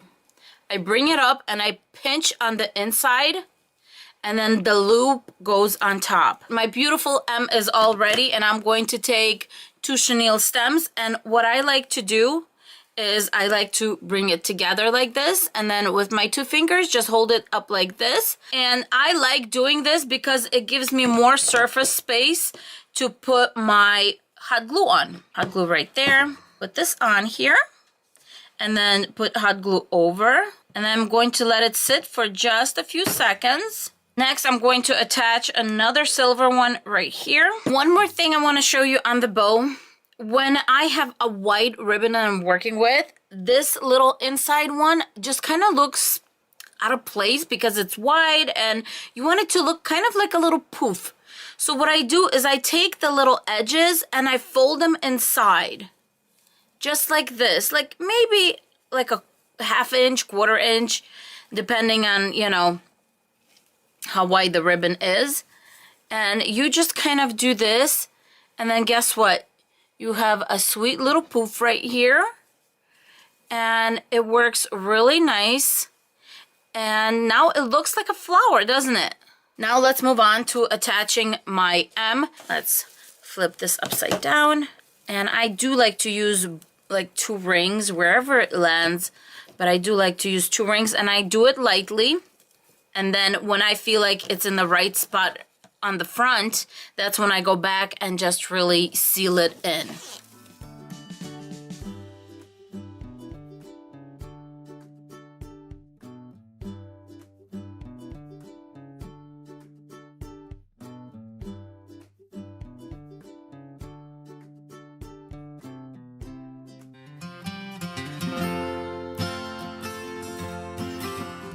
To start this wreath, you're going to need a few things. First, it's this foam wreath from the Dollar Tree, obviously.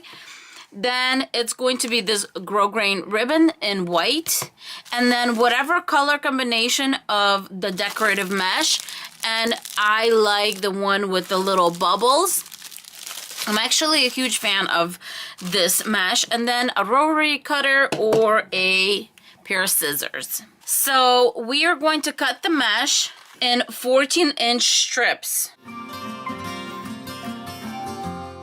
The first thing I'm going to do, grab my grosgrain ribbon, and I'm just going to hot glue it all around. Grabbing another one I have, and hopefully this little leftover piece is going to be enough. And I'm just going to continue where I stopped and finish this up.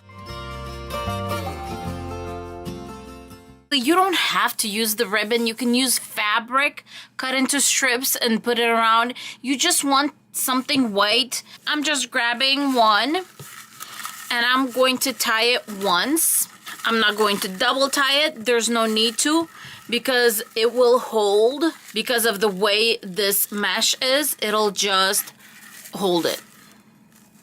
Then the blue, now with the yellow. And here I wanted to show you why we want to do the white background instead of the green. And it's because it's basically a netting, so it's going to be see-through. But see how nice it looks with a nice white background? It just looks very clean. And here is the finished wreath. I'm going to write Easter across right here. And I'm going to use these from last year. I got these. And I'm just going to use one of them and cut off this edge right here. Option 2 would be to use 2 stir sticks maybe and glue them together and do that. But since I have this here, I'm going to use this up. There's little bumps when I took it off, so I'm going to sand that down a little bit. Supervisor needs to make sure I'm doing everything right over here. And I'm just going to cut the edge off. This has a right angle, so it's very nice to make sure you're going in a straight line when you do this. And I'm going to use a box cutter and just score this a few times before I try breaking it. And I'm just going to round off the edges a little bit. Going to give my little board coats of white chalk paint, and this is by Rust-Oleum in linen white. To write Easter, I'm going to be using these wooden letters, and they come only 26 in a pack, but because there's 2 E's in Easter, I did use one of the E's from a previous pack. I have Americana and Craft Smart here. I want it to be just a little bit darker than this sailing sky, and I'm going to mix in just a little bit of this darker blue. We are going to go with these pearls from Crafter's Square. And what I'm going to do with them is make a little border. And I'm just going to hot glue the letters in place. Next, I'm going to grab this spring greenery, and it doesn't matter what color you're going to use because I'm going to use this green portion that looks like this. And I've saved some from previous projects. And I have it right here. And what I'm going to do is I am going to cut off this section right here where it meets on all of them. And what I'm going to do is start hot gluing them around. And I'm going to try to go in the same direction. And I'm going to overlap just a little bit. Now for my Easter sign, I'm just going to hot glue it right on top.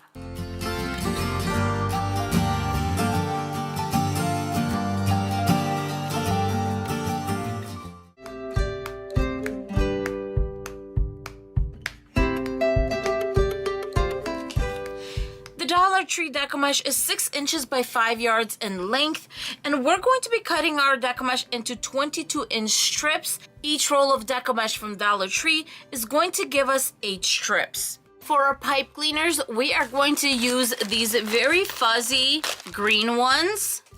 I recommend using these very soft pipe cleaners because when they are on our centerpiece, you don't want the bottom to scratch anywhere. And even though we're going to bring them up, and you'll see what I mean in a second, we still want to make sure that anything that touches your tables or your kitchen counter is not going to scratch it. And now I'm just going to cut them into 4-inch strips and fold them in a little V. Let's start making our first woodland ruffle. I'm going to grab one of my strips and also some kind of a clamp or a clothespin will do just fine. And we're going to start by making the first curl. We're going to give it 1, 2, 3 little curls on the end.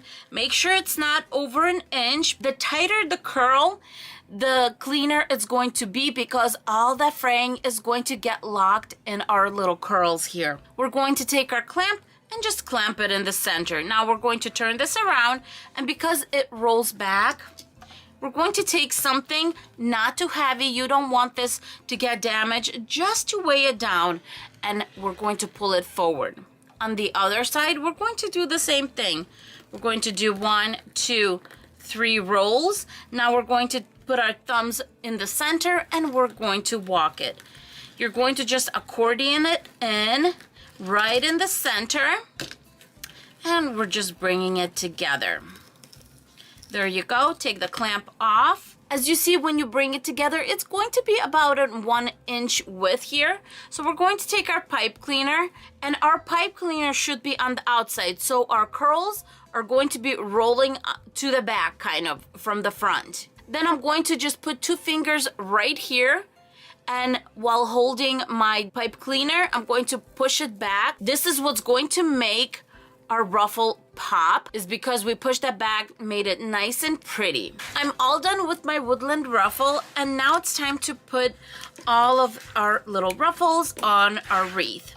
There are 12 spikes going all the way around, so you're going to need 6 packs with 8 ruffles each to fill all of this in, using 4 in each row. So I'm just going to start, and what I'm going to do is I'm going to twist it twice, and instead of folding, what I'm going to do is I'm going to bring it around and just kind of finish it off in the front, because I want this to be as flat as possible and to make sure there's no endings on here so we don't scratch our coffee tables or wherever you're going to put this.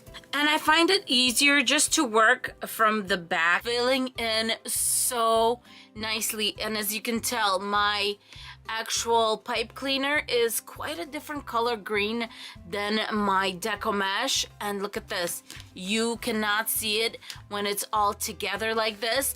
Now don't forget that in the middle right here is going to be our centerpiece, so don't worry about that. Just continue putting 4 all around. I'm done filling in all the Deco mesh, and I have my little bunny. This is what I'm going to put as a centerpiece. I got him for $7.99 at Home Goods. I think he's just so adorable, and I'm just going to open up the center and just put him in there. He is nice and secure. All the mesh is holding him in place. And now we're just going to do finishing touches. And I'm going to grab this dripping blossom, but you can get any flower that's kind of like on the smaller end, and make sure your flower has a little thing that holds it together. This is what I mean, like a little plastic thing.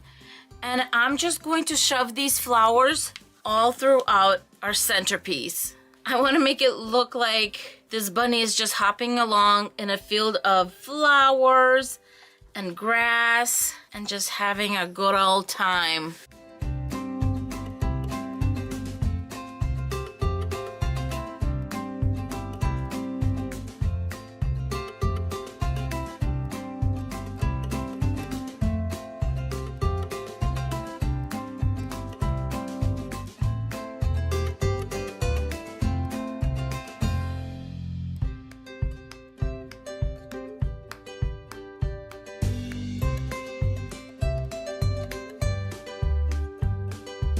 For this project, you're going to need chenille wires, any color will do, a metal wreath form, and 6 rolls of Deco mesh, whatever colors that you choose. For the centerpiece of this wreath, I use this beautiful basket I got at the Dollar Tree. I'm going to be cutting my Deco mesh into about 6-inch strips. If you want to make them, you can also do 10 or 12. That is up to you, but keep in mind that the longer your strips are, the more Deco mesh you are going to need. I used 2 pinks, 2 whites, and 2 purples for this project. Here I'm just cutting my chenille wires in half. Now it's time to make the Deco mesh bundles. I'm going to grab 1 of each color for a total of 3 Deco mesh pieces for each bundle. I grab first piece, roll it in, and then put it between my ring finger and my middle finger. Then I'm doing the same thing with the second one, rolling it and also putting it between my fingers. And then when I'm done rolling my third piece, I grab a chenille wire, wrap it around my Deco mesh bundle, and twist it 2 or 3 times nice and tight. And just like that, with the magic of YouTube, they are all done. Besides the bundles that will go on the metal stabilizers, I will also attach 3 of the bundles on the first row and 4 on the third row of each section. I'm starting each section by putting a bundle on each stabilizer corner, and then I'm filling in each row. Now it's time to get my beautiful Dollar Tree ribbon, and we're going to cut it into 8-inch strips. Now I'm taking my wired ribbon, making a loop, overlapping it about an inch, and then I had some leftover chenille wires that I used to bring each strip together. I did this for the rest of the strips I had. Next thing I did was laid out each of the loops on the wreath where I thought it looked good. Now I'm proceeding to attach the loops to the wreath. I'm not concerned which ring I'm attaching them to, as long as they look good in the spot that I placed them. It's now time to attach the basket to the wreath. I'm using 2 full-length chenille wires and looping them in the back at each side of the basket. Now I'm just attaching the basket to the metal wreath form. I hope you enjoyed all the beautiful tutorials. In the comments below, I would love to know which one was your favorite. Thank you so much for being with. Have a beautiful and blessed day. Rocky, say bye to everyone. Bye. Mwah. Oh, my sweetness.